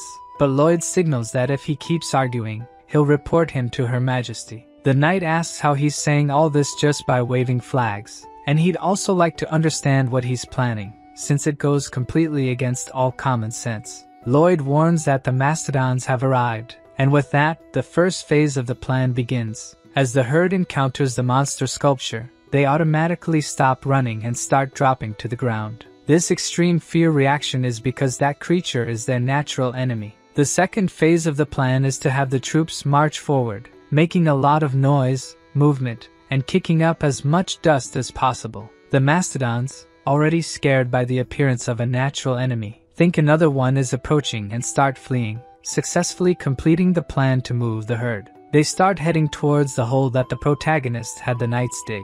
They all fall into the trap, and at that moment, Hippo appears pouring water on all of them, leading that gigantic herd away. Lloyd throws down the 2 flags he was holding and is pleased with his flawless performance. The knight is impressed that they managed to win without even fighting. Lloyd says that there is plenty of food down there, so there's no reason for them to return to a place with their natural enemy. Normally, after a battle, at least 5 men don't return home. They are tasked with delivering this news to their families, and even though they tell themselves that dying in battle is honorable, they know there is no honor or bravery in death. Deep down in their hearts, they all know that the only thing left behind are hellish days for those who remain. However, now, their soldiers celebrate a complete victory. They hope to be invited to their comrade's wedding, while their leader is happy that they had no casualties. Lloyd says that they will probably still have to deal with dozens of hordes like this one, but executing a large-scale plan every time something like this happens will cost too much. Lloyd would like his swordsman to try to guess what he's thinking now. Javier has spent a lot of time with him, so he will probably try to end the invasion using the least amount of resources possible. The captain of the White Cavalry appears, saying that the knights will help with his plan. What he saw today was a true victory, making him understand that he has been an incompetent leader until now. As a sign of respect, he kneels and asks for permission to learn from his wisdom, joined by all the other knights. This is perfect for our protagonist, who was already thinking of pleading for them to stay a little longer. Everyone heads to the meeting room. Lloyd reminds them that his father was firmly against the construction of the canal in Lake Kapua, saying that a legendary beast lurks in its depths. This time, the plan is precisely to awaken this legendary beast. Obviously, the Baron and the Baroness are against this idea, but the commander and Javier are in favor. The Baron questions how a bodyguard can accept this, but the truth is he knows he won't win this argument even if he tries, so, by democratic process, the construction in Lake Kapua will begin.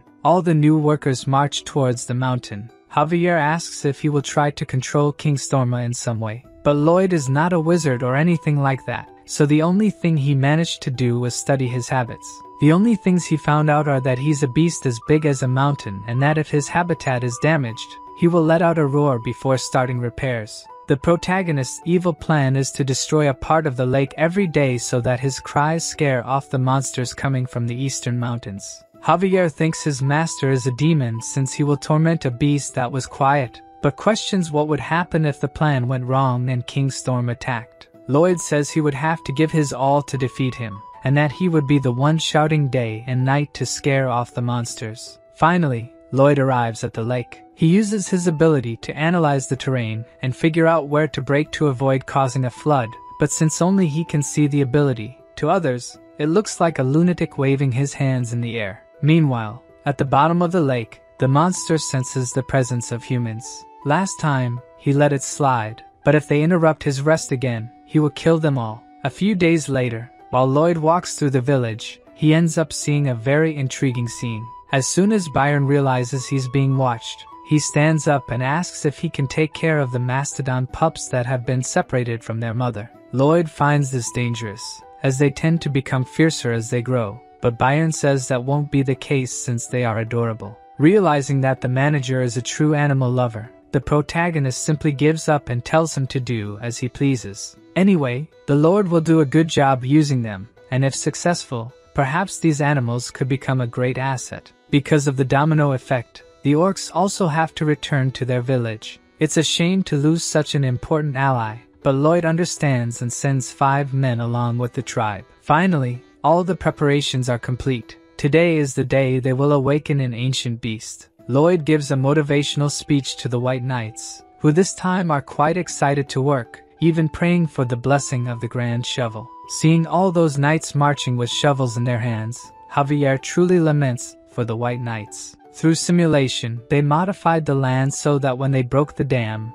it wouldn't cause a flood. Using Javier's destructive power, he destroys part of the mountain with his mana blast, causing a great tremor. Lloyd tells everyone to duck because the thing is coming. The lake, which was calm, starts bubbling, and King Storma finally emerges from the depths. Everyone is impressed by his colossal size, but what truly emerges from the lake is a giant beaver. Lloyd is clearly disappointed, as he expected a scary mythological creature. However, somehow, he manages to understand everything King Storma is shouting, probably because he's like his other summons. Anyway, that doesn't matter since he's a beaver. His attention is focused on repairing the dam, but what Lloyd didn't count on is that he can smell the metal and knows exactly where they are hiding. Storma realized they were purposefully damaging his dam, and is going to eliminate them right away. At that moment, the protagonist knows he screwed up. He didn't expect this creature to be so intelligent. The commander asks what they should do now,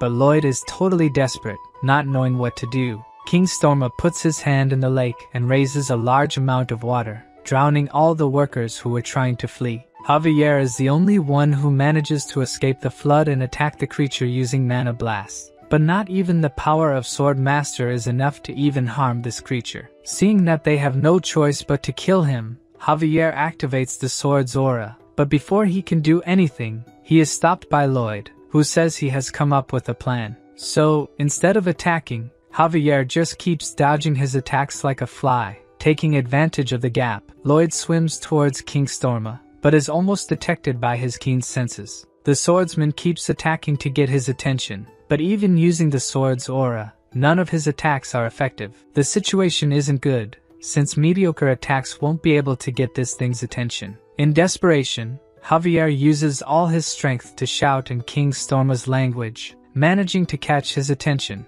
but he gets confused for being called mommy since he's a male. Javier starts shouting various things in his language, not knowing what he's saying, leaving King Storma sad because he's saying mean things. While the two are arguing in a completely strange language, Lloyd takes the opportunity to climb onto the beaver's head. Even trying to get him off, he can't because his arms are too short. The protagonist jumps and throws something into his mouth, making King Storma shrink. He gets confused as to why the world seems so big, and is captured by Lloyd shortly after. Of course, King Storma won't let himself be caught so easily, hitting Lloyd in the face with his tail and using the opportunity to escape. The protagonist uses his Pokemon to catch him, but Storma took boxing lessons and punches Padong. Our guinea pig won't let it go and punches back. The two start fighting until Hippo takes the opportunity to hit him from behind, but Storma manages to dodge the sneak attack and flee. Lloyd quickly appears in his path, ordering the snake to catch him. King Storma is a beast born for unknown reasons even to himself, spent 500 years simply breathing and sleeping, but for the first time in his life, he witnessed the light. In short, the squirrel fell in love. Obviously, Lloyd notices this and asks if he's now willing to talk. Storma tries to pose as a gentleman, and says he will talk to him since he is a knight. Going to the Frontera mansion, the beaver asks what his request is. Lloyd just wishes for him to scream once in the morning and once at night. The 500-year-old squirrel is not a fool and says that if he's going to propose a deal, he has to give something in return. But the protagonist doesn't exactly know what to offer and says that if he does this, everyone will be happy, especially Bangul. Storma is totally in love and accepts the request right away, making the protagonist scoundrel want to use his passion repeatedly for slave labor. Bangul, even being of the opposite sex, has zero interest in him, so King Storma will be an eternal bachelor. At that moment, Lloyd remembers that he is also single. In fact, both of them are eternal singles. Storma, who was previously confused about what he was doing, ended up feeling the emotions Lloyd wanted to share. So Lloyd asks if he can call him by Byung from now on. At that moment, one of the workers arrives in the room, and Greg informs them that the orc tribe is being attacked by a group of megalania. Even though they are a tribe of warriors and all very strong, they are still not enough to penetrate the thick skin of these lizards. The leader is thrown far away with just one attack, yet he orders the other orcs to keep fighting. Lloyd orders the entire white cavalry to gather at the entrance of the village and tells Javier that they need to take advantage of this golden opportunity, turning the monster's domino effect against themselves. Storma eats a red grain, becoming gigantic and scaring the townspeople. Lloyd tells him to show his cool side and win Bangle's heart, while Javier is confused about what he's talking about. With just a few leaps, Storma quickly reaches the desert. The orcs continue to survive the lizard attack, but at this moment, the giant beaver appears. Lloyd tells them to spread the word that if the monsters keep heading west, they will become the food. With just one slap, Storma throws several lizards at once, sending them flying kilometers away. He shrinks back down and looks at Bangul, waiting to see her reaction. Seeing that she is quite happy, Storma blushes and feels embarrassed. The leader of the white cavalry says that even though they accompanied them, they didn't manage to do much, while the orc leader says they are no longer in a blood pact. Now that he has saved them twice, the Steel Sand tribe will swear loyalty to the Frontier Barony. Lloyd seizes the opportunity and tells them to start the third project, resurrecting the Steel Sand tribe. Some time ago, Asfahan burned the wheat field region for a certain strategic purpose, causing a massive domino effect of monsters to follow. Among these monsters were some from barbaric societies that possess intelligence. It was these exact ones who saw 3 apex predators being tossed around like paper. They spread the news that there was a beast the size of a mountain to the west, so large it could touch the clouds. Its eyes were black as the abyss, and its fangs could devour all living beings in the world. Moreover, there was the master who controlled the beast, with demon eyes that looked like hell itself. In the palace of Asfahan, a man informs the king that the Steel Sand tribe abandoned their settlement and migrated to the Magentano forest. The Sultan says his plans worked and asks how Magentano reacted to this. The man replies that the tribe managed to reach the kingdom without any problem, leaving the king disappointed. Before leaving, the messenger reveals that there was another problem. The group of monsters the king expelled have returned and are now attacking the kingdom's border walls. The king gets nervous and asks the messenger if this is really happening. According to the servant, they are doing their best to repel the monsters, but the monsters seem to have gone mad with fear of something and won't stop attacking. He tells them to gather the soldiers and set more fires in the reed fields. It seems the domino strategy has backfired on them. It should be impossible to stop such a massive movement of monsters unless there is a true demon living in the West. At that moment, we see the protagonist instructing them to sign a document. The 2 loan sharks are confused about what kind of document it is, but Lloyd explains that, as it says, it is a receipt for the full payment of the debt.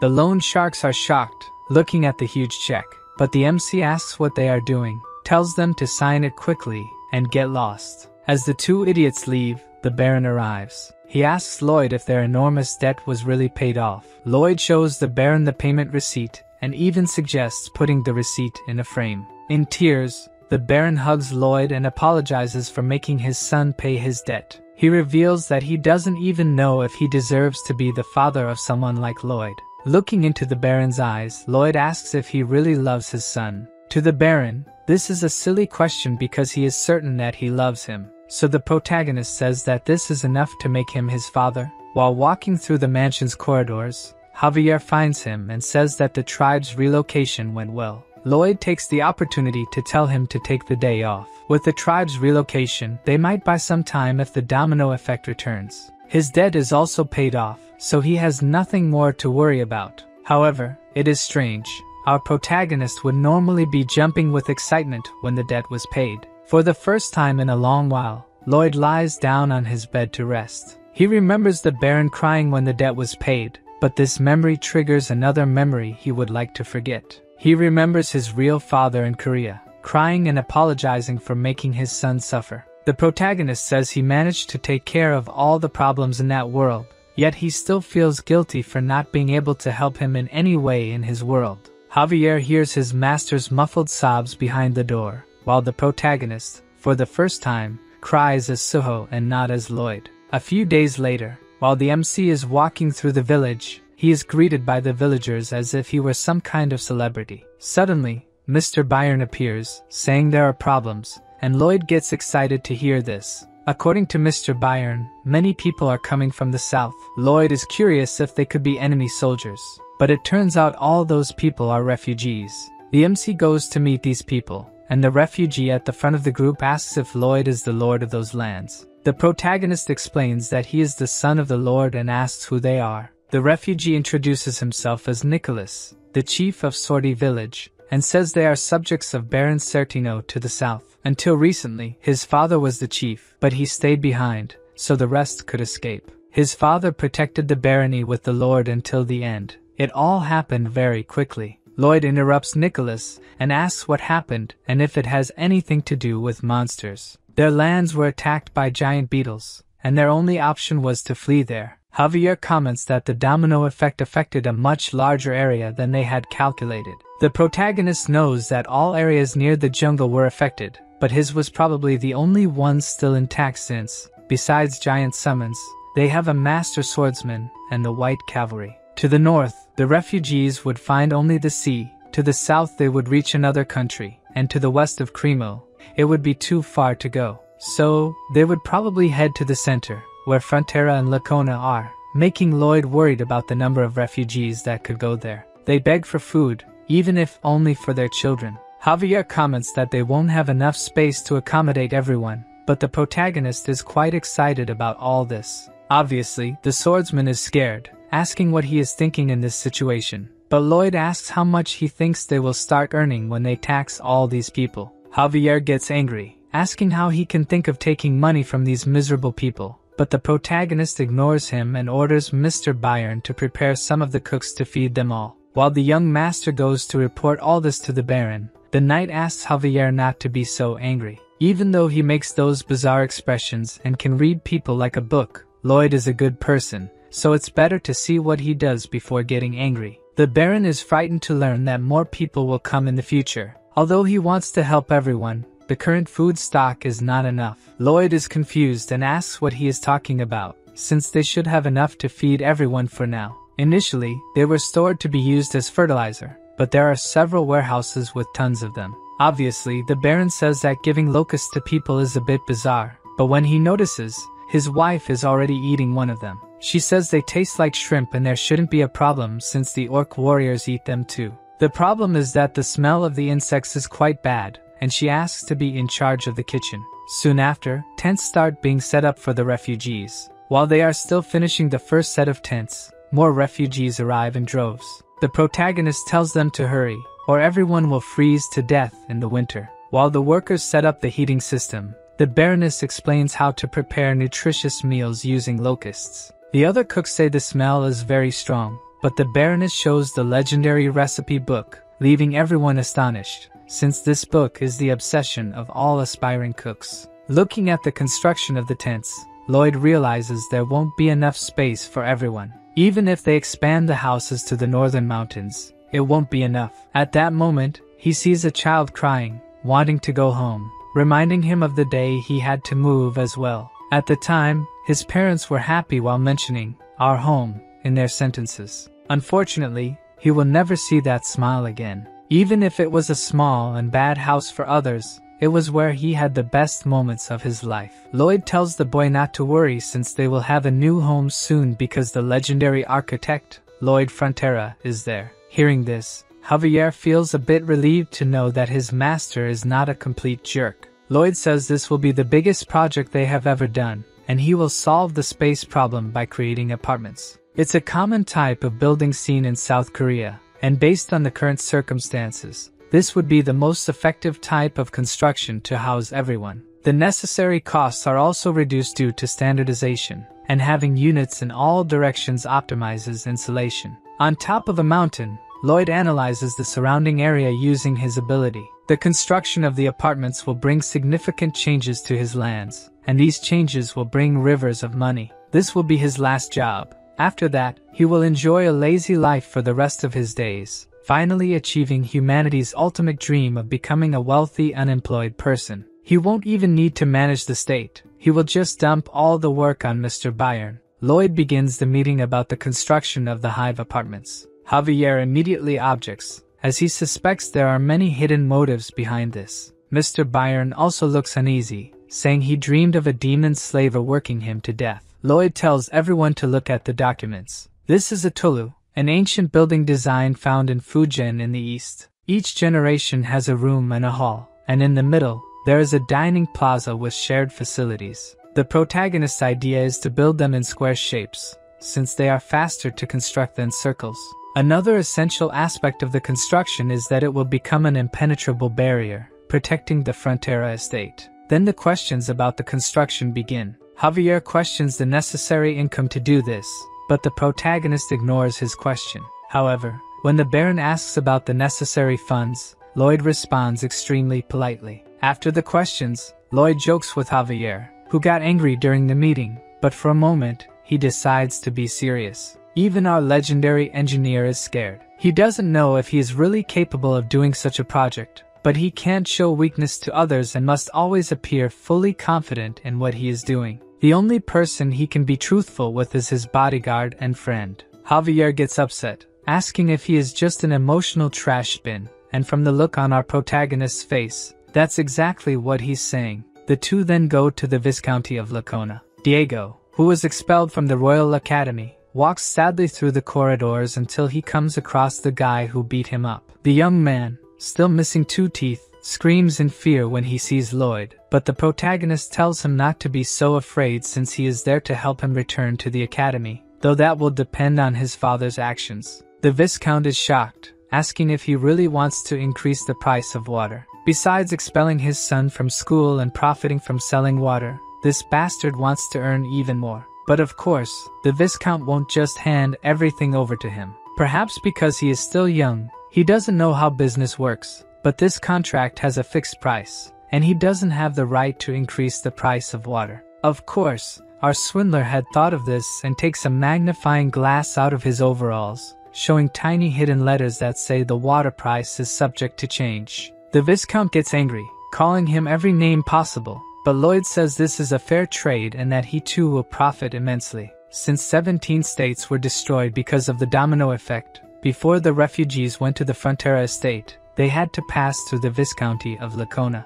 As a fair exchange, he won't tell the queen that a Viscount ignored his needy population. Basically, he is threatening him, saying he will spare him, but of course, our good-hearted protagonist really cares about his neighbor and will send a letter to Her Majesty requesting his son's return to the academy. With this tempting offer, the Viscount asks how much he will have to give, but Lloyd says that speaking like that makes it sound like he's a gangster extorting someone, and he only hopes that he gives enough to ensure there are no cracks in their strong friendship. The poor Viscount just wanted him to give a number. Javier is really scared of his master's actions, thinking that he really is a disgusting person. The MC tells him not to feel pressured, as he will be grateful no matter the amount decided. The Viscount starts with 20%, but Lloyd's expression makes him change his mind instantly. Fearful, he raises the offer to 30%, but Lloyd's face only worsens. Completely desperate and unsure of what to do, the Viscount looks at Javier,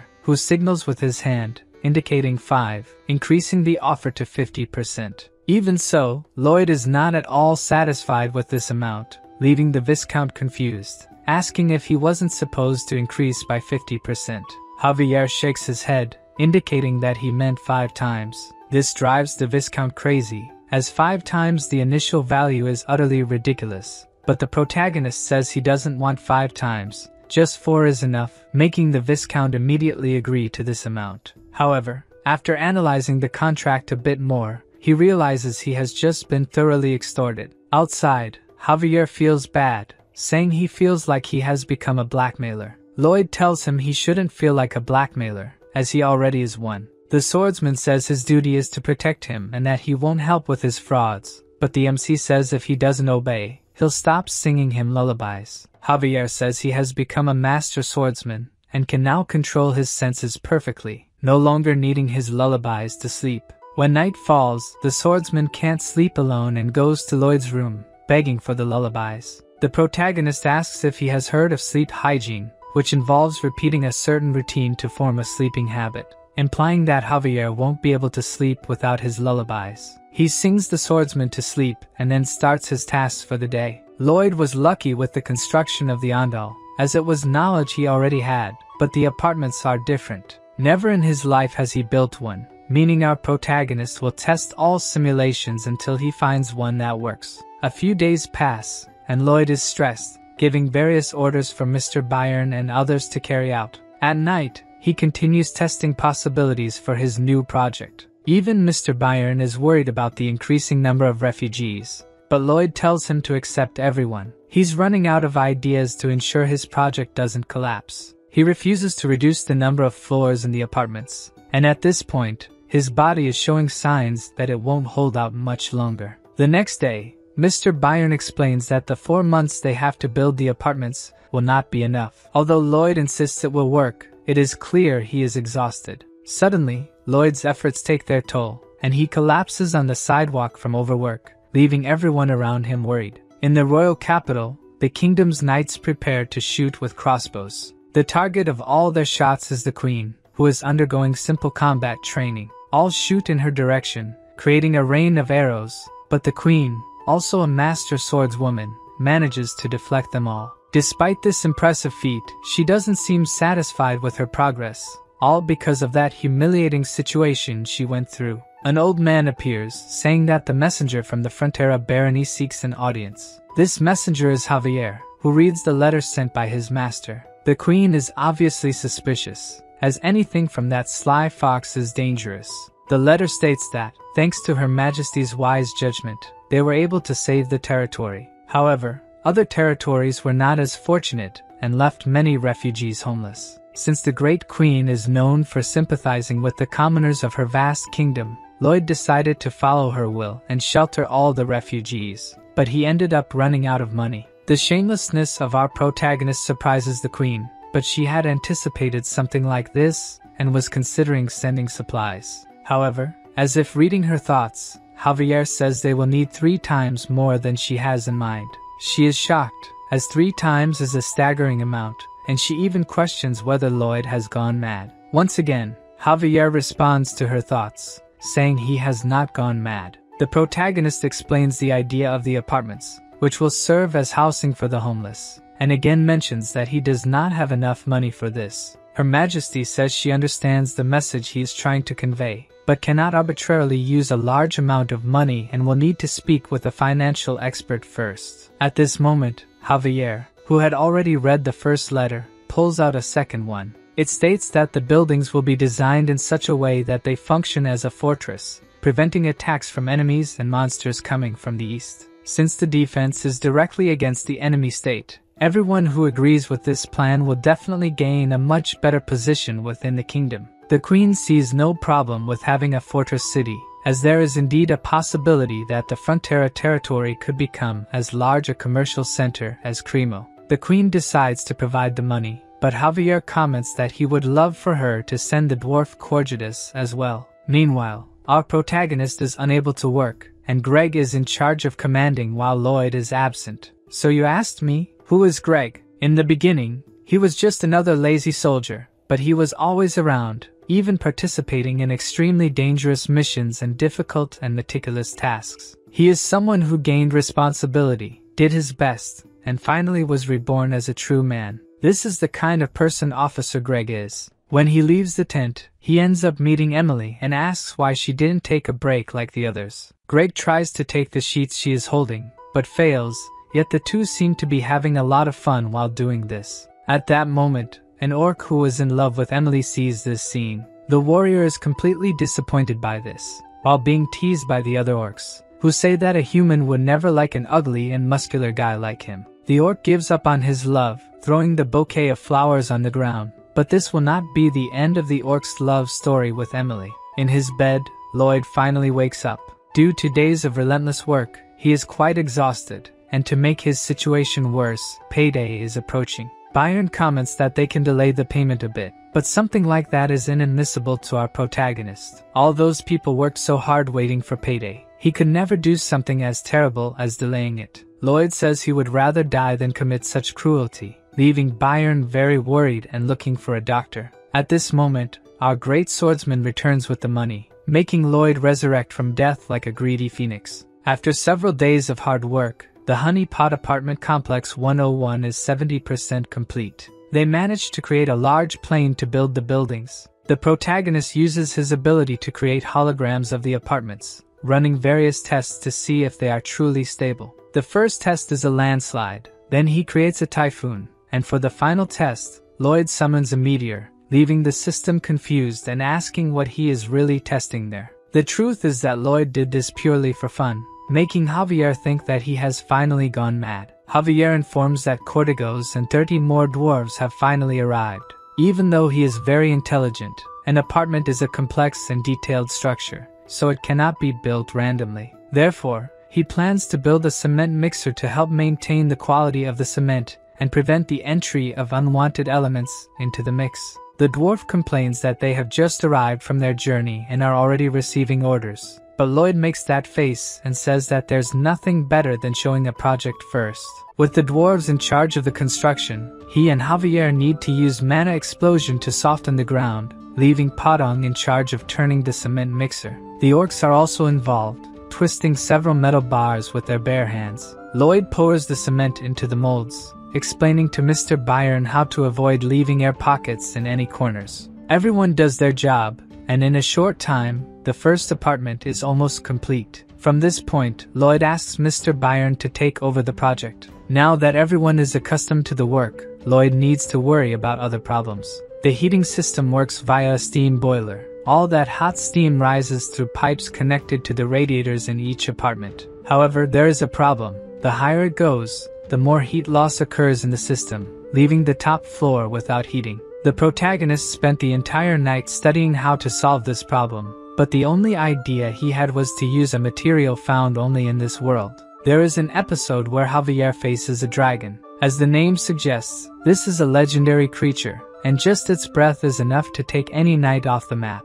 However, Javier withstood the breath head-on, thanks to armor with absolute fire resistance. It was created using the sap of the Alencia tree, simply the best thermal insulator in the world. Therefore, the two are on a mission to find this tree. The problem is that the tree is exactly where the elves live. As soon as he finds this out, Javier tries to escape this suicidal mission. The elves hate humans and are not a race that can be negotiated with, but regardless of this, he is unfortunately the escort knight and will have to accompany him. Javier asks how he plans to convince them, since no one has managed to contact them for over 500 years. But Lloyd's real intentions are to steal and leave quickly. Upon arriving in the forest inhabited by the elves, the place is teeming with life. The protagonist warns that they must now remain silent to avoid drawing attention. Javier, unable to hold back, sneezes, but the problem is that he does so like a Hollywood heartthrob, prompting Lloyd to ask why he sneezes that way.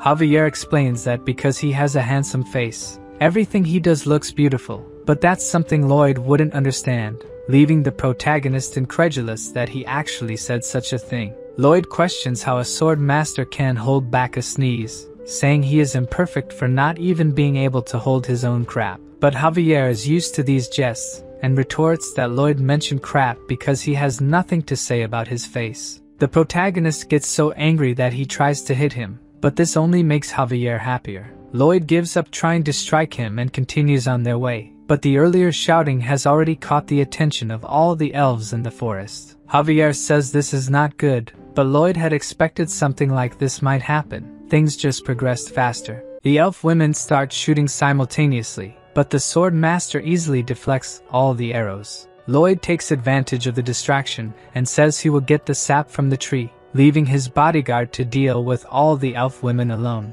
Since the protagonist is just ugly, they decide to focus on the handsome man, using the leaves of the trees to move around. Javier realizes his master was right. The elf women love plants so much that they can harm them, so they developed a special way of stepping. To escape their arrows, they must use the plants they love so much against them. However, even using a tree as a shield, Javier still finds it difficult to dodge all the arrows and fleas, but he realizes they are intentionally leading him somewhere. Meanwhile, the protagonist finally finds the tree. Since all he needs is the sap from the root, Lloyd starts digging to avoid being noticed by any passing elf. Javier is led to the middle of a lake, with no trees to use for protection. The elves attack from all sides, but for a sword master like him, a rain of arrows is something easy to handle. Leaving the elf women with no options, they use their special weapon, Malika. An elf woman looking like a truck of pure muscle appears. Her bow is so large that it has to be planted in the ground to be used. The shot is so powerful that, even using aura on his blade, Javier is still thrown far away. The swordsman uses all his strength to try to stop the gigantic arrow. Using sheer brute force, the elf was able to snatch Javier's aura sword. Since Lloyd warned that if a single elf were hurt, all the others would come after them, the swordsman cannot counterattack the elf. Their assassination skills are far superior to those of the orcs. Javier raises his aura-infused sword to defend against another shower of arrows, thinking it's time to go to his master. Even without knowing exactly how he will drive the elves away without injuring any of them, Malika has another giant arrow ready to hit Javier. The swordsman shreds all the normal arrows that were shot at him. At that moment, the brute elf launches her gigantic arrow, and Javier uses his power to deflect the flying arrow. The deflected giant arrow heads toward another one launched by the warrior elf, and the two collide. Meanwhile, Lloyd is in the hole he dug, collecting Elancia roots, until someone calls him a demon, and he turns to see who it was. Behind him are 3 elf archers trembling with rage because he dared to cut the precious tree roots. Lloyd apologizes, obviously without any remorse, and says that many lives depend on him. Of course, the elves do not back down and warn him not to move, or they will fill him with holes. The MC says they can do that if they want, but the elves do not understand what the stranger means by that. Then Lloyd turns around holding a mandrake and threatens to burn the plant if they attack him. This horrifies the elves, who love all the plants in the world. The MC continues threatening to burn the mandrake if they do not back off. Furious, the elves start cursing Lloyd, one of them saying that it is because of his behavior that he is not popular with women. This hits the protagonist like a blow, and he almost burns the plant in anger. The elves retreat as he asked, until they reach a wall. With nowhere else to go, one of them says it's time for them to talk. Lloyd does not want to talk and starts biting the mandrake, which cannot stand the situation either. The MC orders the elves to climb out of the hole, and with no choice, they do. Outside the hole, Lloyd is still holding the mandrake, waiting for Javier to find him. The problem is that outside, he is more exposed and could be found by other elves. If something like that happens, it will be the end of our protagonist. One of the elves starts to feel sick after being nervous about the whole situation. Soon after, another one also feels unwell, and their leader insists they must endure and not show weakness before the plant killer. The elf barely finishes saying this, and her stomach growls loudly. Thus, the 3 fall to the ground, feeling ill after seeing Lloyd threaten the poor mandrake. Lloyd looks at the elves, not quite sure what's going on, and he remembers that earlier, when he and Javier were surrounded, they seemed to have tired eyes. Thinking back, since he entered the forest, he has not heard a single bird or seen any animals. With the monster domino effect, they all move to the end of the mountain range, leaving the forest completely empty. Since the elves refuse to harm any plants, it means they only eat meat. In other words, these elves are starving since all this began. Back to Javier, the swordsman is exhausted from the battle, and on the elves' side, the same is happening. Both sides are exhausted. Javier finds it strange that they tired so quickly, given their skills. But thanks to this, he might be able to force his way through them. Even tired, the elf archer fires one more giant arrow at Javier. The warrior does not back down from the arrow, hoping his master is safe. Javier manages to get past the elf archer's encirclement. Their leader yells at her companions not to let him escape, but her subordinates are sprawled on the tree branches, too hungry to pursue. Except for Malika, who, even sharing her meat with her companions, still has the strength to chase Javier. She does not give up and continues shooting her huge arrows at the swordsman. Javier tries to hide from the arrows, staying behind a tree. But Malika appears, coming towards him carrying the arrow like a spear. Javier narrowly manages to dodge the elf's attack.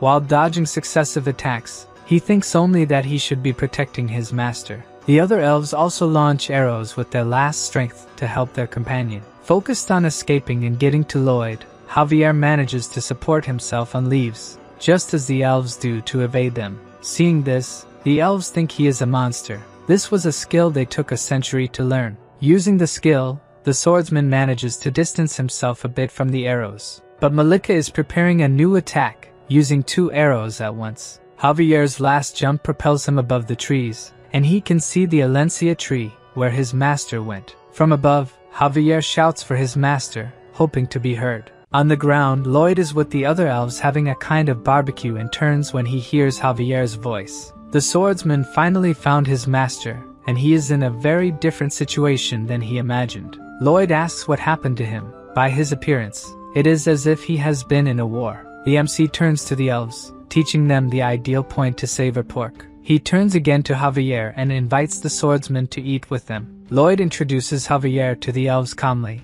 saying he is his servant, while Javier has not yet accepted the situation. Javier is also introduced to Muira, the tribe leader of the elves, but he has no reaction, as he has been fighting the elves until now. Muira takes the opportunity to ask Lloyd if there is room for one more person, and he agrees. Then she calls Malika, who is hiding behind a tree, to join them. Malika sits down, squeezing Javier, and Miura reveals that her companion is starving. Lloyd, pretending to be a good guy, says she can eat as much as she wants, although they did not bring much food. For the elves with their bows pointed at them, just the smell of meat has to be enough to satisfy their hunger. Looking closer, the poor elves are weak and salivating at the smell of the food. Taking advantage of the conversation, the MC says that the male elves doing the housework while they do the rest of the work must be starving. Hearing this, they burst into tears, remembering their poor husbands. Lloyd continues, asking how the younger elves and the elderly will survive without anything to eat. Miura says they will be the first to not withstand it, and will return to the great Mother Nature. Even Lloyd is crying, not out of sadness for their lives, obviously, and he proposes a deal to the elves. Miura, even though she is moved, tells Lloyd that elves do not make deals with humans. But to him, this is nonsense because they made a deal to save the mandrake, and they also accepted eating the meat he brought. The elf leader silently reflects on the deals she made without even realizing it. Lloyd reveals what he has to offer to the elves. First, the chance of survival. The leader does not understand what he means by that. Then, the MC explains that he is offering unlimited pork and charcoal to cook the meat. Of course, he does not mention that the charcoal is made from trees, as that would displease them. This time, the offer seems more attractive, but the leader still says nothing. Lloyd reminds her that the slices they are eating were dried by him, but with the deal, they could eat juicy pork. Finally, the leader opens her mouth and asks what he will want in return. The MC reveals that many lives depend on him and will suffer from hypothermia if she does not accept the deal. All they need is the Alencia tree sap once a month. He will explain a way for the elves to extract the sap without harming the tree. Lloyd also thinks that transportation would be faster if the elves were divided into 2 groups. One to transport the meat and another to help with house construction, as this would help both sides survive. The elves are outraged and say their leader should not accept the deal, especially because humans are liars. The leader remembers her mother saying that humans live short lives and therefore try to make the most of it, being capable of horrible things. She should only trust a human if she believes he can be a true friend. A silence falls over everyone around the campfire as the leader ponders what to do. Finally, she refuses the deal, saying she would only make a deal with humans who are friends. The MC realizes that even though they are starving, it will be difficult to make a deal with these elves. Lloyd wonders what it means to be a friend. In his original world, he was always alone, dirty, ugly, and poor. When he joined the Traditional Architecture Research Club to learn something, they laughed at him behind his back. People said he was too poor and always ruined the atmosphere of places. He learned to accept these insults and tried to learn, aiming to use that knowledge to escape poverty. Until one day, someone told him not to take what people said into consideration, because he had better results than others and was also better at duties. This person was eating Korean barbecue with him, and said the MC could eat as much as he wanted, since all he could afford to eat was canned tuna. Hearing something like that made the protagonist freeze. The other guy looked down at him, smiling, as if he was doing a good deed by feeding a stray dog. This made him cry because that good deed of feeding a dog was very delicious. Lloyd did not mind that the guy thought he was superior and continued asking for more portions of meat. Thus, that guy became his best friend. Precisely because he has that kind of friend, he thinks nothing good comes from friendship. Lloyd takes out more meat from his backpack to offer to the elves. Their leader looks hypnotized by the meat, as if it had something special. After they savor a little more of this delicious feast, Miura accepts the deal with Lloyd in exchange for more meat, without even consulting the elders. After 500 years without contact with humans, the Everglow elves signed a contract with the Frontera barony. On the way back to the barony, Javier is annoyed, thinking that if everything was resolved just with stakes, he was not necessary on this trip. The people of the barony look at the passing elves, admiring Master Lloyd's ability to make deals with other races. The elf leader notices that everywhere there are things made of plants, which seems cruel to her. Lloyd, who is ahead of her, says that there are also tribes that abhor eating animals. There are many races and religions with different values. He says he believes in a world where people cooperate for mutual benefit, committing to some values. She understands what he means, but in her heart, accepting these differences is still difficult. The MC tells her he knows it will take time for her to accept these things, and she can think about it while eating a steak. The leader salivates just hearing those words, as if she would understand everything better by eating. The construction of the Honey Pot Apartments 101 and 102 continued while Lloyd was away. One of his concerns before leaving was whether they would be ready before the temperature drops below freezing. If the water in the concrete freezes when the temperature drops below zero, it will only thaw at the end of winter or when it gets warmer. If these water droplets become impurities inside the concrete, it will be a disaster. However, this will not be a concern for him. The elves, using their skills to jump from place to place at incredible speed, it will make the construction progress much faster, and after the day's work, they will eat meat. On the first snowfall of the year, the Honey Pot Apartments 101 and 102 are ready. Now, they will start finishing things to accommodate everyone until the next autumn. They will test using Alencia tree sap mixed with soybean oil to make thermal insulation. As soon as they finish insulating the pipes from the first to the 8th floor, Lloyd orders the boilers to be turned on to see if the insulation worked.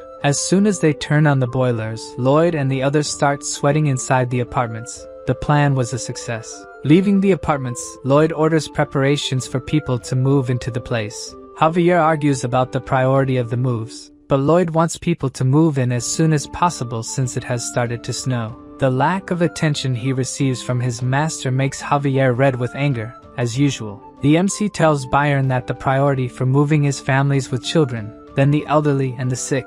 People who cannot move into the apartments will be placed in other heated houses, so they do not suffer from cold or hunger. Thus, they will owe a big favor to Lloyd, and it will be easier to get them to work. With this part decided, Lloyd decides to go to the Baron, telling Javier that they still have a lot of work to do this winter. Even wanting to punch his master, since Lloyd's personality changed, Javier stopped hating him. After changing so much, the protagonist managed to gain the trust of everyone around him. While they are walking, they hear a trumpet, and Javier says it is the royal messenger from the Empress. The Baron and the Baroness are bowed before the messenger. The messenger starts reading the Queen's letter, saying that since the Frontera barony set an example, given the recent events, she orders that from the date her orders reach the Frontera region, the barony will be promoted to a county, and congratulates Count Frontera on the achievement. The Baron and the Baroness have tears in their eyes. They certainly were not expecting this news. The messenger describes the Baron's contributions in stopping the monster invasion,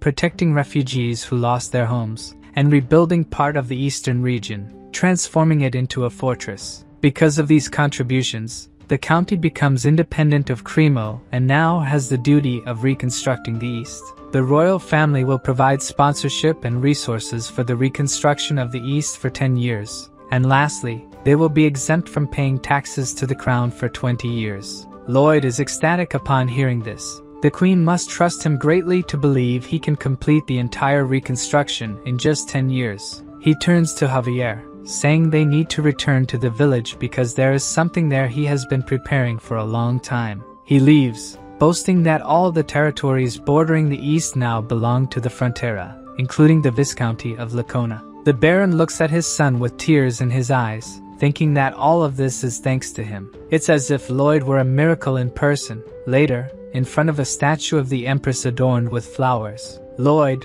the Baron, Byron, and other villagers are dancing around it and shouting "Long live Her Majesty." Lloyd still urges everyone to shout louder so that Her Majesty can hear them. The messenger observes the entire scene as if he were watching a group of lunatics, and then tells the Empress that they did this all night long. The Empress is embarrassed to hear this and orders them to stop. Returning to the county, the Viscount of Lacona is riding desperately to find the Baron, who has now become a count. He arrives at the mansion and kneels before the Count after being summoned. The Count asks him not to be so formal, as he is getting used to the new title. To please him, the Viscount says that no one deserved it more than he did, but inside, he is cursing the Count, thinking he was the only one who shouldn't have received this title. At every banquet, the Viscount always made fun of the Count. As the Viscount thinks the only thing the Count is good at is being kind, he believes the Count will soon lose the title, so he just needs to endure the situation for now. The Count reveals that he received an imperial order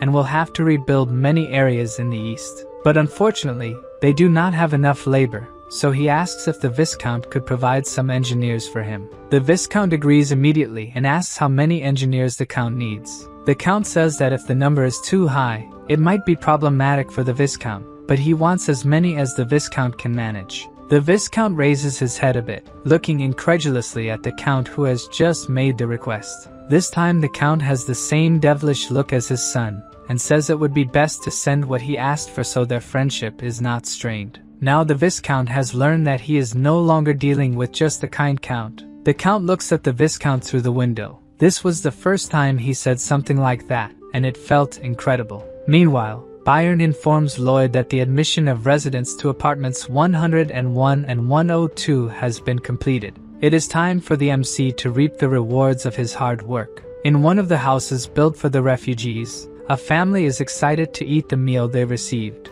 except for the father, who now sees himself as useless for not providing for his family anymore. He wonders how long he can endure living in this situation. Then he hears people shouting Lloyd's name in the streets. As the MC walks, many people thank him for everything he has done for them. Lloyd treats these people so well, it is as if he is completely out of his mind. Because of this, Javier knows that all this kindness means his master wants to extract something from these people. He barely finishes this thought when a table is placed in the middle of the settlement. Lloyd sits down and smiles, explaining that it is now time for these people to pay their debts through work contracts. The people around him do not understand what Lloyd is saying, but to him, it is very simple. Nothing in this world is free. Javier no longer knows if his master's actions are right or wrong and does not try to interfere. The father from before is the first to say something, asking if he will have a job if he signs Lloyd's contract. According to the good master Lloyd,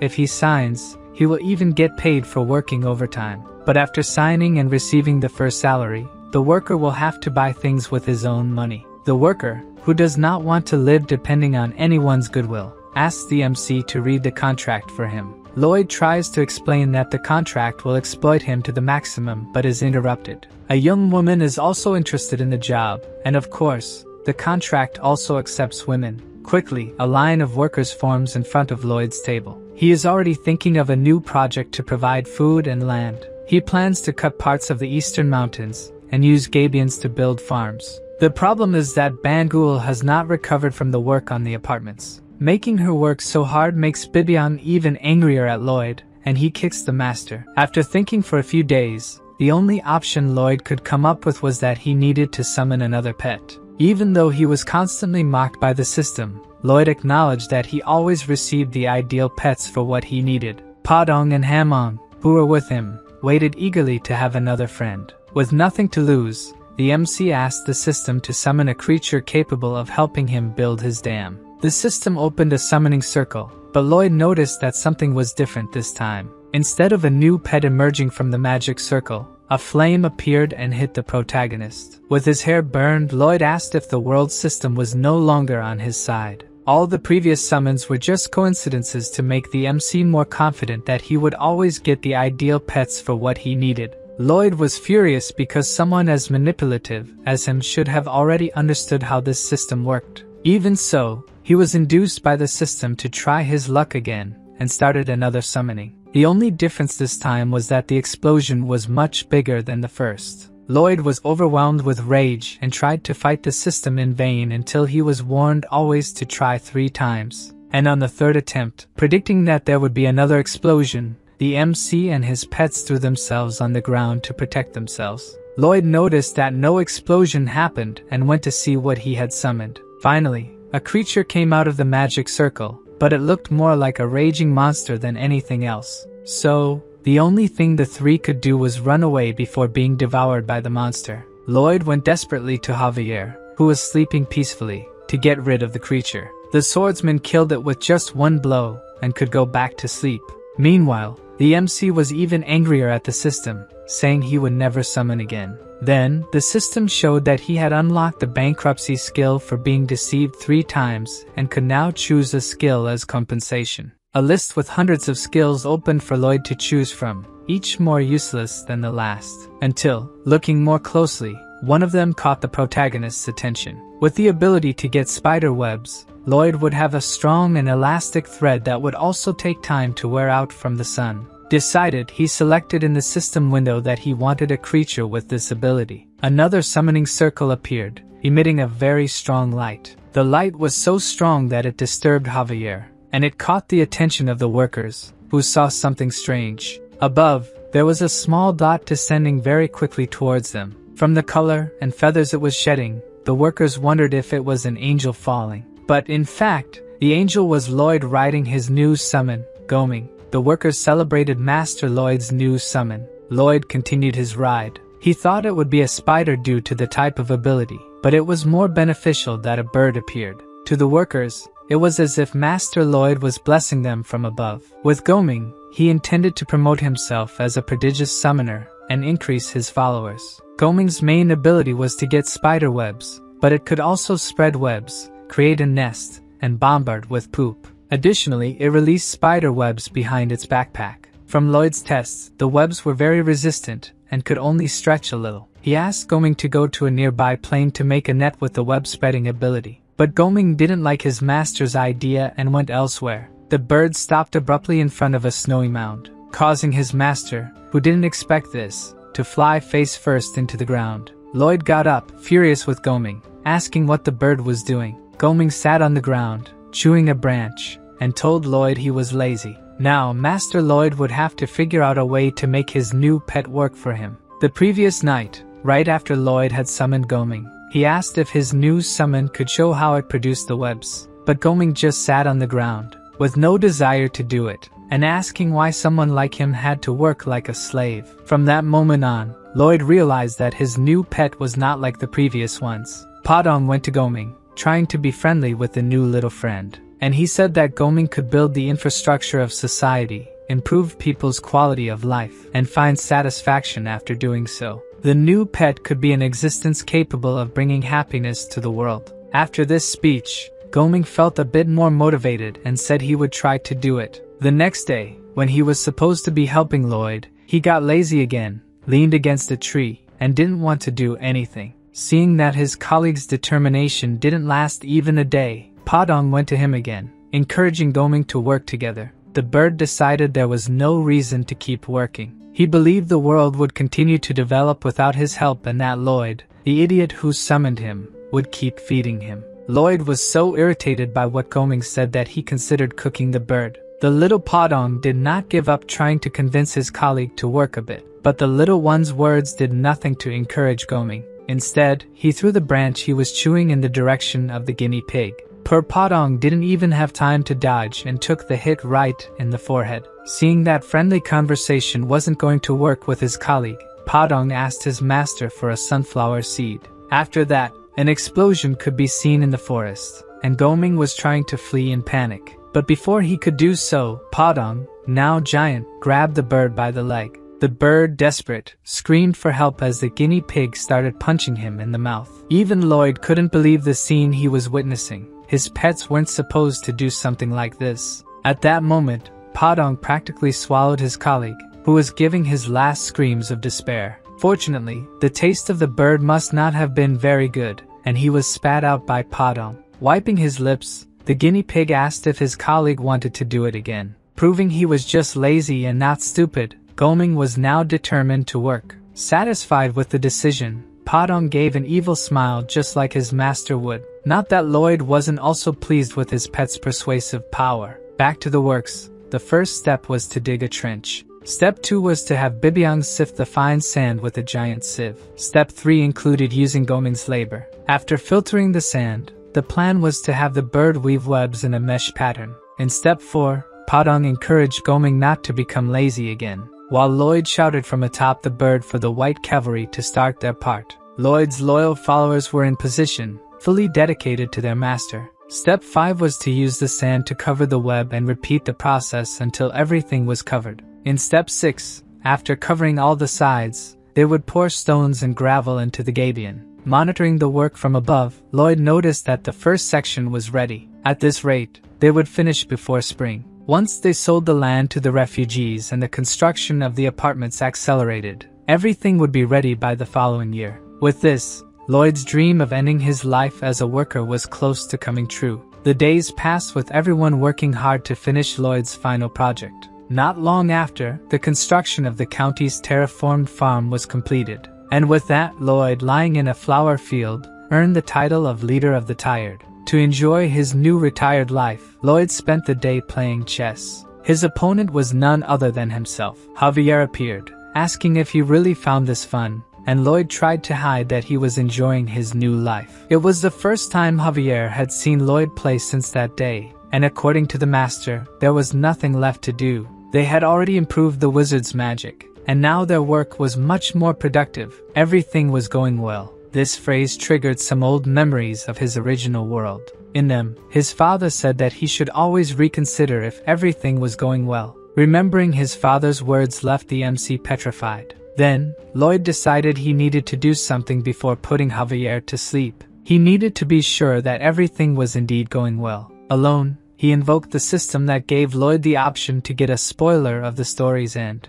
And to make sure the future was secure, he selected that he wanted to see this spoiler. Suddenly, Lloyd finds himself alone in a completely dark place. Gradually, the darkness is replaced by what appears to be his room. When Lloyd turns around, he sees himself lying in bed with Javier standing next to him. It seems Javier is giving some kind of massage to Lloyd, but he soon realizes this massage isn't normal. Javier is using magic, and from what Lloyd can tell, if Javier continues doing that, it will kill his future self. Worried, he approaches Javier, asking him to stop before his other self's heart explodes. But as he gets closer to the swordsman, he notices that Javier is in tears, desperate, in a way Lloyd has never seen. The Lloyd of this future is very weak, with a cadaverous face. Seeing himself, Lloyd wonders what happened. What could have led him to end up like this? Meanwhile, the other Lloyd asks Javier to stop his efforts, as both know it's useless. But Javier doesn't stop. He remains determined to do everything he can to keep his master alive.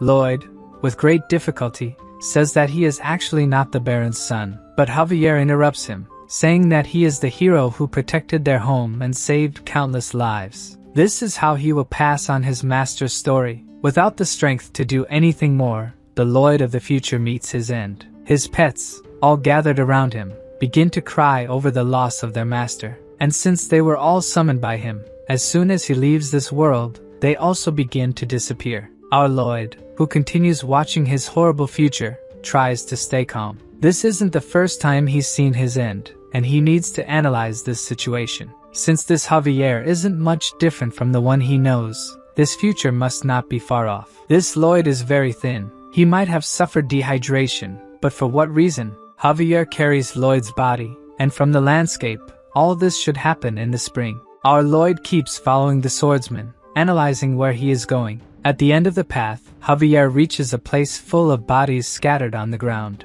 Lloyd looks at what seems to be a real massacre. Even the Count and his wife are bandaged among them. Then, Javier starts spreading oil over everything, and shortly after, he appears with a torch. Now we begin to understand what is happening. As he intends to burn everything, it's likely some kind of contagious disease has spread and infected all those people. Lloyd concludes it must have been some epidemic that caused all this. But when he thinks about what disease could do such a thing, he has no idea. He doesn't even know if it's possible for a disease. He wasn't a doctor in the other world. Suddenly, Javier starts talking to Lloyd, something that should be impossible. He says that his master asked that when he was cremated, Javier should say these words. With a lost look, Javier says his master's last words. Remember Vienna. The swordsman's words shock the MC even more, who discovered this terrible future. Then, Lloyd returns to the present. The spoiler of the end is over, but the last words spoken by Javier linger in his mind. Perhaps it was a coded message.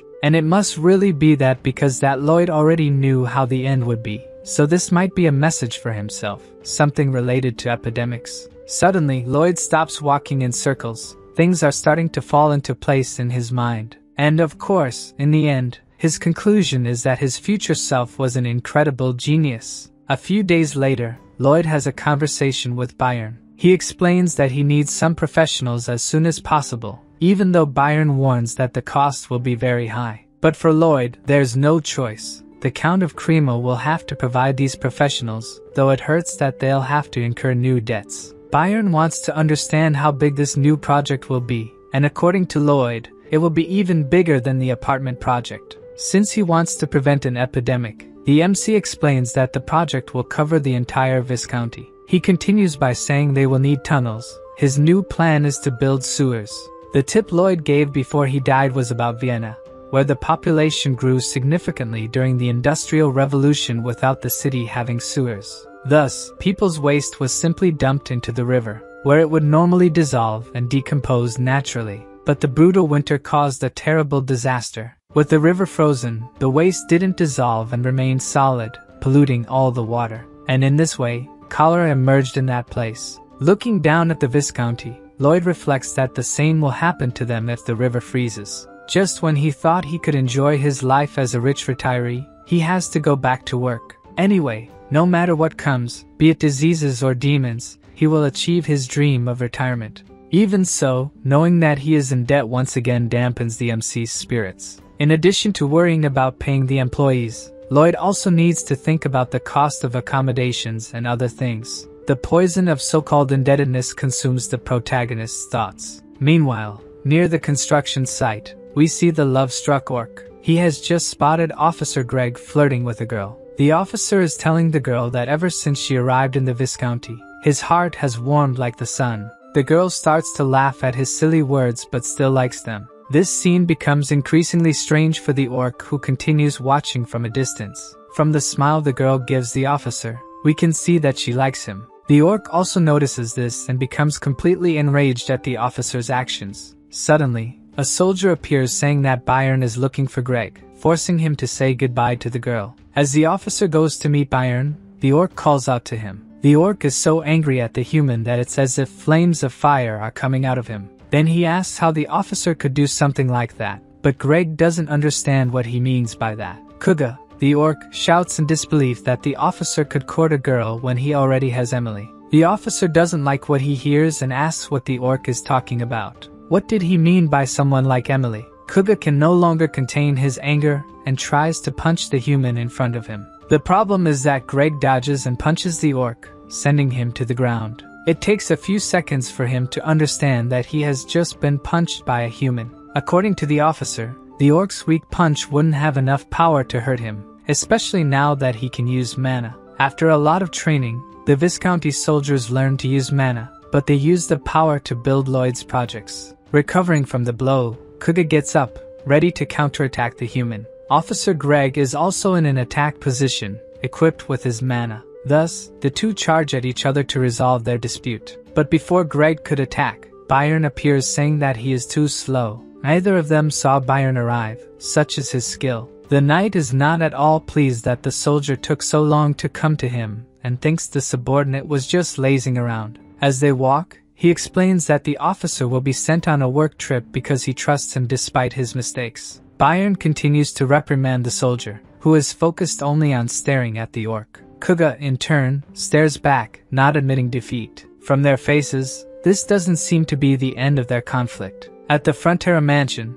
Bayern and Greg are saddling the horses to go to Cremo in search of reinforcements for Lloyd's new project. Without knowing the importance of the project the MC wants to implement, Greg tells his boss that he doesn't think it's necessary. Tired of working, Lloyd receives a message from the system saying that his achievements and accolades are generating a combined effect. The MC looks at the message without knowing what this effect is. he was able to punish the traitor of the Viscounty and pay off the debts they had. He accepted the refugees and gave them a home, faced a great disaster, and emerged victorious. Thus, the citizens and refugees of the Viscounty would like to repay the favors Lloyd has done for them. Even with the system's explanation, the MC doesn't understand how they will repay him, and the protagonist starts hearing voices. He gets up and opens the window to see what the voices were talking about below. A crowd is gathered at the mansion's door, saying they would do anything for Master Lloyd. They would even work for free, do everything for their master. At first, he doesn't even know how to react to this crowd. Then, the MC gives the best possible response, shouting for all of them to shut up. This proves they would really do anything for him, as the crowd immediately falls silent. He reminds the crowd that he never gave them anything for free, so they better not even dream of working for free. To avoid this, he will make a contract immediately. After hearing these words from the MC, the crowd becomes even more devoted to him. Inside the mansion, away from the others' eyes, Lloyd wipes his tears. Elsewhere, a carrier pigeon is arriving with a message. It came from spies the Sultan sent to the west, to the village taken over by the domino of monsters. In the village, they found a strange bird capable of opening the skies, a beast so powerful that it destroyed the land, another with the ability to swallow an entire sea. They also found a snake that devours mountains, and finally, a monster whose roar echoes in the skies. The workers of this place can defeat orcs with just their hands, and the old men are faster than the wind. The white cavalry uses shovels instead of spears,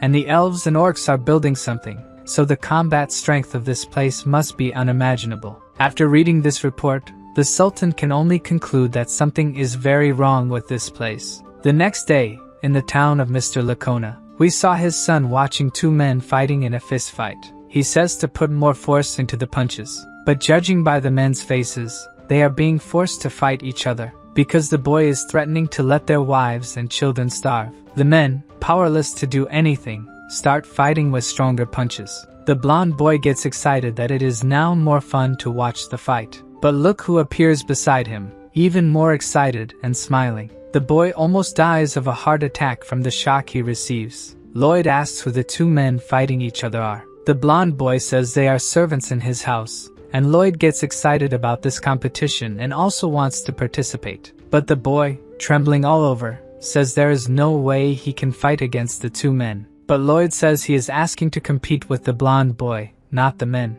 The boy freezes like a ghost, and Lloyd says his opponent will be Javier, who already materializes his aura sword and says that if it is an order, he must comply. Mr. Lacona's son kneels in apology and says Javier is a master swordsman. It wouldn't be fair. Lloyd agrees and then says the blonde boy will fight him instead. But this was what Lloyd really wanted, and the boy, scared to death, doesn't have time to breathe and already takes a very light punch from Lloyd. Poor blonde boy loses 3 more teeth. Lloyd is writing a letter of recommendation for the boy to return to the academy he was expelled from, and Lloyd will add everything that happened today to the letter. The protagonist's pigeon and rat deliver the message, while Lloyd looks at the men who were fighting, and tells them to seek out Mr. Byron and that from today, they are residents of the Frontera. The men let some tears escape out of so much happiness. Meanwhile, Mr. Lacona wakes up scared from a dream that Lloyd was in, which is a nightmare for him. He thinks the day is not going to be good because he dreamed about Lloyd.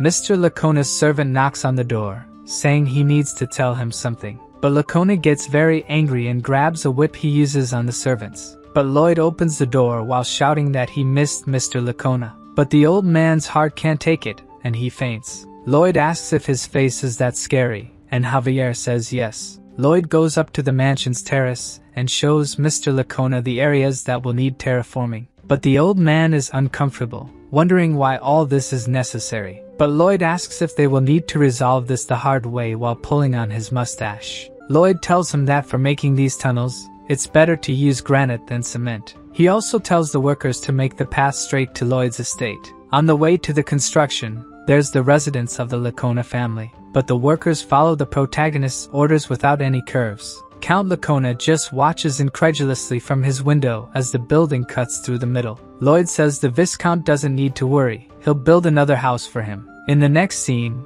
we see a patched up tent. Inside it is Malika, the bodybuilder elf who looks like He-Man. Mr. Lacona is also there with his son. Malika asks if they are okay and why they are trembling, but they say it's nothing. Lloyd appointed Mr. Byron as the supervisor of this work front, praising his leadership abilities. Lloyd also doesn't need to worry about the heavy work. After all, they have many monsters on the team to do that job. They are even using monsters as vehicles to carry soil. The elves are in charge of building more apartments. Now Lloyd is racking his brain about what to do with the waste. The best option would be to incinerate it like in modern times. But only he, Javier, or Bangul have the ability to burn it. However, they can't be tied to this job, as if something happens and they need to leave, it's going to be a disaster. After thinking a lot, Lloyd has an idea of who can solve this problem. So he asks the dwarf blacksmith for armor made from the sap of the Alentia tree. The giant dwarf asks if he's going to hunt a dragon to need such armor. And Lloyd, in the most natural way possible, says yes. The dwarf asks who is capable of doing this. And Lloyd points to Javier, who has a look of, well, I'll leave it to you to say what Javier thought in that image in the comments. In the mountains to the east, deep within, precisely in a grotto where a stream flows slowly, a large red dragon is sitting on a pile of precious stones, while whining that he can't refine any of them. He is very upset, saying he wants to get married, but for that, he needs to create beautiful gems to feed the offspring. And since he breaks all the gems, the females don't like that, and he can't get married. The dragon complains that it wasn't so hard to make precious gems in the old days. At that time, dragons could invade human castles and steal them, or they could kidnap a dwarf and force him to work. But one day, an idiot called the Dragon King married a human woman and created the Dragon Law, which prohibited dragons from invading properties and intimidating other species. Someone in armor arrives saying they understand the dragon's feelings. But the dragon gets furious and asks how he got through all the traps. Yes, it's Lloyd and Javier who are there to talk to the dragon, and Lloyd says he disabled the traps. Lloyd asks if the dragon's name is Solitas and says he has a proposal for him. But the dragon spits fire at them without even hearing the proposal, shouting that he can't get married because of humans. But while in the middle of the fire, Javier asks what the plan is, and Lloyd says he already told him the plan, but Javier says he didn't hear. And while the dragon unleashes a shower of fire, the protagonist tells Javier that the plan is to capture the dragon. Javier tells him to stop joking and say what he needs to do right away. Lloyd insists and says step 1 of the plan is to fight the dragon and step 2 is to capture it. Then he pushes Javier into the dragon's field of vision, who immediately notices the human that was hidden. He's surprised he's not burned and wonders if the armor has some special power. If fire doesn't work, the dragon will crush him then. At least Javier has Lloyd's moral support. Javier summons his aura sword as the dragon's paw approaches. He dodges as his sword grows even more. The dragon tries another strike, but Javier dodges again, making the dragon even more furious. Javier finds it strange that the dragon seems weak and that he can really win. But in reality, it's Javier who is a monster. Lloyd, with a smile, says he knew this would be easy. In the book, Javier won the fight against the dragon even though it was difficult. So now that Javier is much stronger, it's going to be impossible for the dragon. The dragon is scared of Javier's new technique. He simply used the elves' technique as a base, and now with Mana Blast, he can jump in the air. Almost like Sanji's technique in One Piece, he goes after the dragon. He says he needs a powerful attack to hurt the strongest creature in existence. So he uses Aura Blast and charges a powerful attack on his sword. The attack hits the dragon's chest, making it immobile. The attack creates a small hole in the dragon, who watches as the attack disappears. From the dragon's despair, he had never taken damage from anyone. He starts thrashing in pain while Javier watches from afar. As Javier prepares to start the fight again,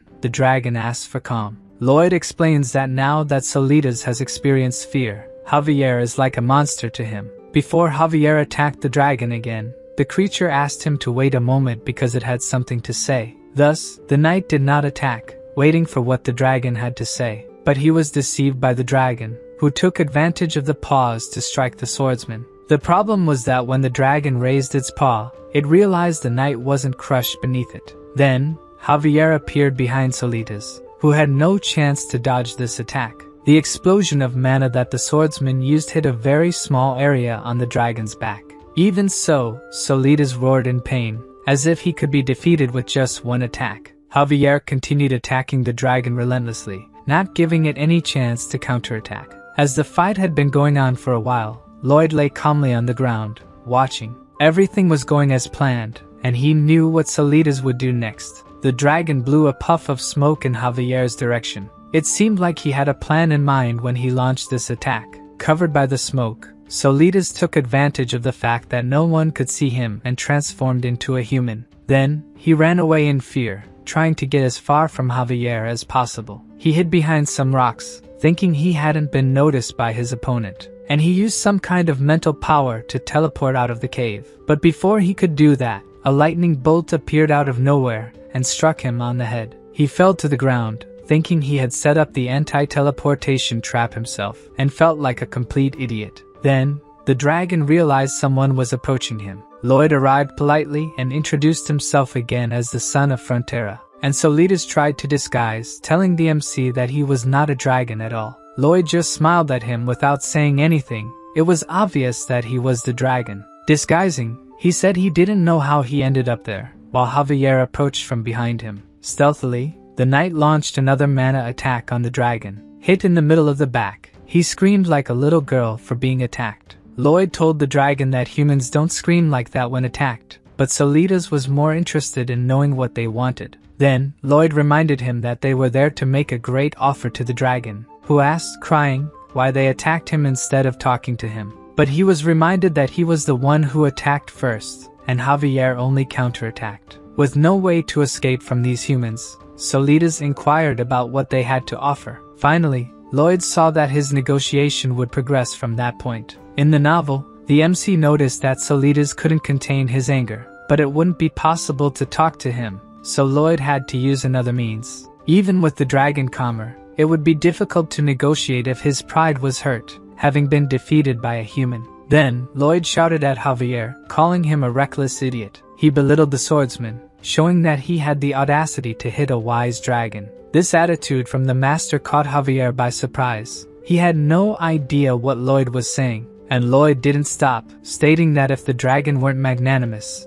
the two of them would have turned into barbecue. Finally, he asked the swordsman to kneel and raise his hands, asking for forgiveness. Surely, Javier wasn't in the mood to do what his master had just asked, and Lloyd kept pressing, ordering him to kneel immediately. With no choice, poor Javier was forced to do what his master ordered. While kneeling, the MC asked Solitas to sit so they could start talking. Completely on his knees, he asked to ask a question to the Lord Dragon. Finally, Lloyd abandoned the polite smile and went straight to the point. Solitas' desire was to get married, wasn't it? The dragon blushed and asked how the human discovered that. The MC didn't answer but said the dragon couldn't get married because he couldn't refine jewels. Once again, the dragon didn't understand how someone could know this, nor how he was found. Then the protagonist made his proposal. He would help the Lord get married in 10 years. This speech made the dragon so happy that he didn't even question how Lloyd would do that. Quickly he came back to himself and wanted his questions answered by the human. But Lloyd kept saying things that made him blush. Like dragons, they could send love letters telepathically to each other, or even make a heart with their tails illuminated by moonlight. With Solitas seduced by the idea of romance, the MC soon presented a contract for him to sign, showing that he could just sign at the end without even reading what was written. As soon as he heard the dragon sign, Lloyd's expression became demonic again. He took the contract from Solitas' hands before the ink could dry. Then he reminded him that there was a very interesting dragon commandment. If any dragon dared to break a contract with humans, he would be burned by the Dragon King's breath. At that moment, Solitas' instinct told him that he had just signed a contract with a real demon. Back in the county, the farmers noticed that Master Lloyd had returned from his work trip, and as always, he brought something new with him. They thought Lloyd would bring a dragon, but instead, they just brought a weary young man. After all, there was no way to bring a dragon. Walking ahead of Solitas, the MC celebrated that he had just conquered his dragon. Lloyd introduced the young man to someone, but the person wasn't convinced he was a dragon. He explained that the dwarf could confirm by looking at Solitas' body, which exuded smoke. The dwarf asked if the dragon was really bad at crafts, and he confirmed. By Lloyd's contract, Corgidus would teach him how to make jewels, and in return, Solitas will incinerate the waste from the sewage facilities once a day. As a legendary creature, he was not at all thrilled to have to incinerate human waste. Knowing this, the MC said it would be difficult for such a grand creature to accept doing that. For this reason, he pressured him to sign the contract. Otherwise, Solitas would lose the chance to learn how to make jewels. And not knowing how to produce jewels would make it much more difficult for him to get married. Despite being proud, this couldn't be more important than the chance of marriage. Totally bound to the contract with Lloyd, the dragon surrendered and called for the dwarf. Humbly, he said he would be in Corjudus's care. Being a dwarf, he never thought he would have such a majestic student as a dragon. According to Solitas, dragons are indeed more powerful in terms of power. But the dwarf is definitely the best when it comes to craftsmanship. So he asked Corjudus to teach him. From afar, Lloyd thought that no matter how silly he was, the dragon was still quick to adapt to the situation. Corjudus accepted the disciple but warned that he might be a bit harsh with him. The dragon didn't mind. He had already decided he would do everything to improve his skills. Then the dwarf's face turned scary, and he ordered the student to stop loafing and go get the materials. Solitas almost cried and asked if the dwarf was really talking to him, and Corjudus retorted for him to go quickly. Frightened, the new disciple ran off to do what his master ordered. Meanwhile, the MC was satisfied that in this contract, both parties would benefit. Solitas managed to trade his pride for the best education that exists in the world, and Corjudus could enjoy being the first in the world to abuse a dragon. Lloyd lost count of the experiences he had with contracts that were unbelievably disadvantageous, but he had to sign them. Those who offered these contracts must have known that he had no choice but to sign. For the MC, this was nothing short of violence. In a real contract, both parties must benefit. However, he didn't take his eyes off the jewels that the teacher and student discarded on the ground. Even though both benefited, there was no problem if he managed to gain a little more. Leaving with the jewels, a system message appeared saying he had managed to transform another tragic destiny. Solitas' fate was to lose his horns in the fight against Javier, and leave it extremely wounded, having received fatal injuries. After returning to his lair, he would die alone and never be found. Which is a bit different from what Lloyd knew, because in the novel, the dragon just appeared fleeing to his lair. If it weren't for the MC, the Frontera couple would have the same fate too. The Count is multi-talented, and without the debts, he can focus on jobs he couldn't do before. He is happy now, thanks to Lloyd. Julian, who would have perished in a foreign land, is now recognized as the best student at school. All thanks to the MC. It's impossible to calculate the number of lives he saved. With the compliments, the protagonist became convinced, but what he needed now was the skill to build the sewage system. The estimation skill doesn't gather information from the whole county at once, and that makes Lloyd's job difficult. This skill stagnated at a point, and Lloyd knew that in business, he needed to do what's necessary to evolve. Therefore, he starts spending the points he has to level up the skill. After investing a lot, the skill's estimation radius more than triples, and the MC also gains a new skill option, Construction Guide. To test the skill, Lloyd summons the 3D construction diagram. The system then prompts him to activate the construction guide. As soon as he activates it, the MC is impressed by what just happened. In front of him is a hologram of a life-sized house, allowing builders to work much more precisely. In other words, the skill can reduce Lloyd's workload by at least 50%. Immediately, he decides that he needs to test it on a real project. Lloyd creates a hologram on the ground and explains to Javier that he is to excavate this area. The swordsman is suspicious of his master's plans, but the MC will give him the details later. Javier notices that the green outline is not just on the surface, but also inside the hole he is digging. To test, Lloyd asks him to dig outside the green light area. As soon as he does that, the light turns red, indicating there was an error in the project. Additionally, a hologram with the MC's face appears, saying the work is being done poorly. To Javier, this appearance is a true monstrosity. Probably no one would mess up their work if they had to see Lloyd's face when they did something wrong. Seeing his master remain silent, he finds it strange and asks if something happened. Without a response, Javier asks if the MC is going to say he was a genius with a magical illusion, or if it's a magical tool he stole. Since the question came out of nowhere, Lloyd doesn't know how to lie convincingly. So he just asks which story the swordsman finds more plausible. Since it seems easier to believe that he stole the skill from a mage, that's the story they will use. Even he will pretend to believe that was what happened. Lloyd won't tell the whole truth about his skills, but he asks if there's anything Javier would like to know. But the priority for Javier at the moment is not his curiosity. It's that his master can save all the people of the county. In his thoughts, Lloyd is grateful for the trust the swordsman places in him, and he says, of course, he will save everyone. On another day, Byron explains to the workers that they will build a sewage system to prevent the people of the county from getting sick. He shouts to the workers, asking what their motto is, and they respond that safety comes first. They will not get hurt.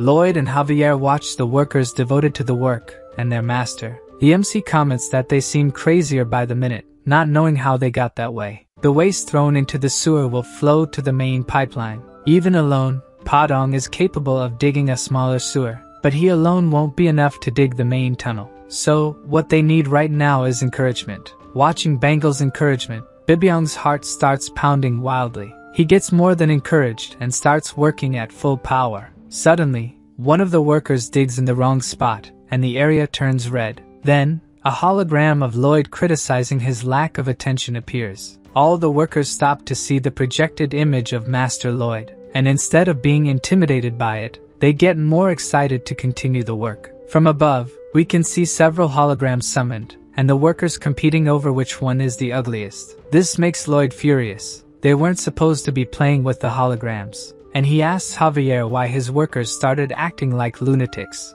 A heavy spring rain falls over the county, and the construction of the smaller sewers increased drastically in just 3 months. Using the construction guidelines, the construction of the main sewer progressed rapidly. And with that, the project quickly extended northwards. At a ravine, Lloyd gives Byron instructions on where the main sewer will pass and where the sludge treatment station will be. Byron remembers that the mastodons are in that area. But for Lloyd, as long as Bibyong is there, they won't attack recklessly. Anyway, he warns Byron not to let the workers agitate the mastodons and to approach quietly. They did as instructed, but no mastodon was seen, perhaps due to Bibyong's presence there. At least that's what they thought. With nothing to do for a while, our protagonist started playing games. Playing with himself out of pure boredom and still finding it fun. Until Padong appears, looking sad and asking why his master seems bored. Then he starts explaining something very seriously to him. From what Lloyd could understand, his pet found something very strange.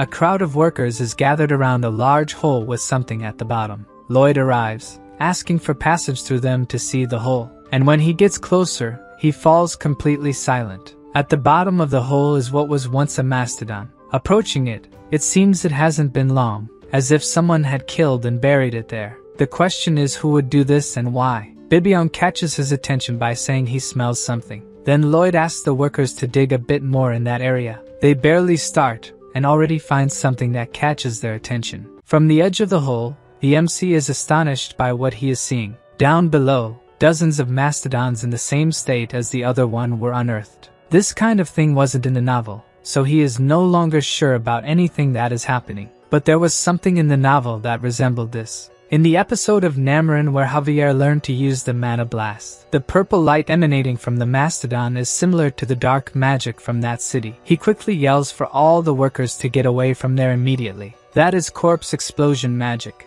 All the workers run desperately to get away from the hole. But before they could get very far, a large explosion happens behind them. Lloyd, who is behind them, realizes that the flames aren't stopping from approaching. If it continues like this, they won't escape. So he stops running, determined not to let any of his workers get hurt. He doesn't know if his plan will work, but he will try to use the impact of his mana explosion to neutralize the other one. Before he could put his plan into practice, Bibyong appears in front of him, trying to protect everyone from the explosion. From the ground, Lloyd desperately yells to his pet that this could be his end. Far away, while practicing his skill, he notices the explosion. The wise dragon thinks it must be the invocation of a necromancer. The magic must have used a creature larger than a human. Thus, the scammer Lloyd must be in trouble, but he is not sure if he should help him. On the other hand, he sees someone who doesn't think the same way. Nearby, Javier is running, trying to reach his master as fast as possible. Since the swordsman went to Lloyd,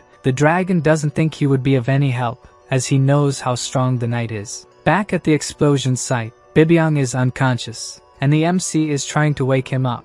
The workers, thrown to the ground by the explosion, look back and see something sinister. Even Lloyd is worried about the scene he is witnessing. At the explosion site, mastodon corpses are floating, as if they had turned into some kind of zombies. Thank you for watching. Don't forget to subscribe to the channel so you don't miss out on upcoming videos. Leave a like if you enjoyed it and share with your friends. See you in the next video.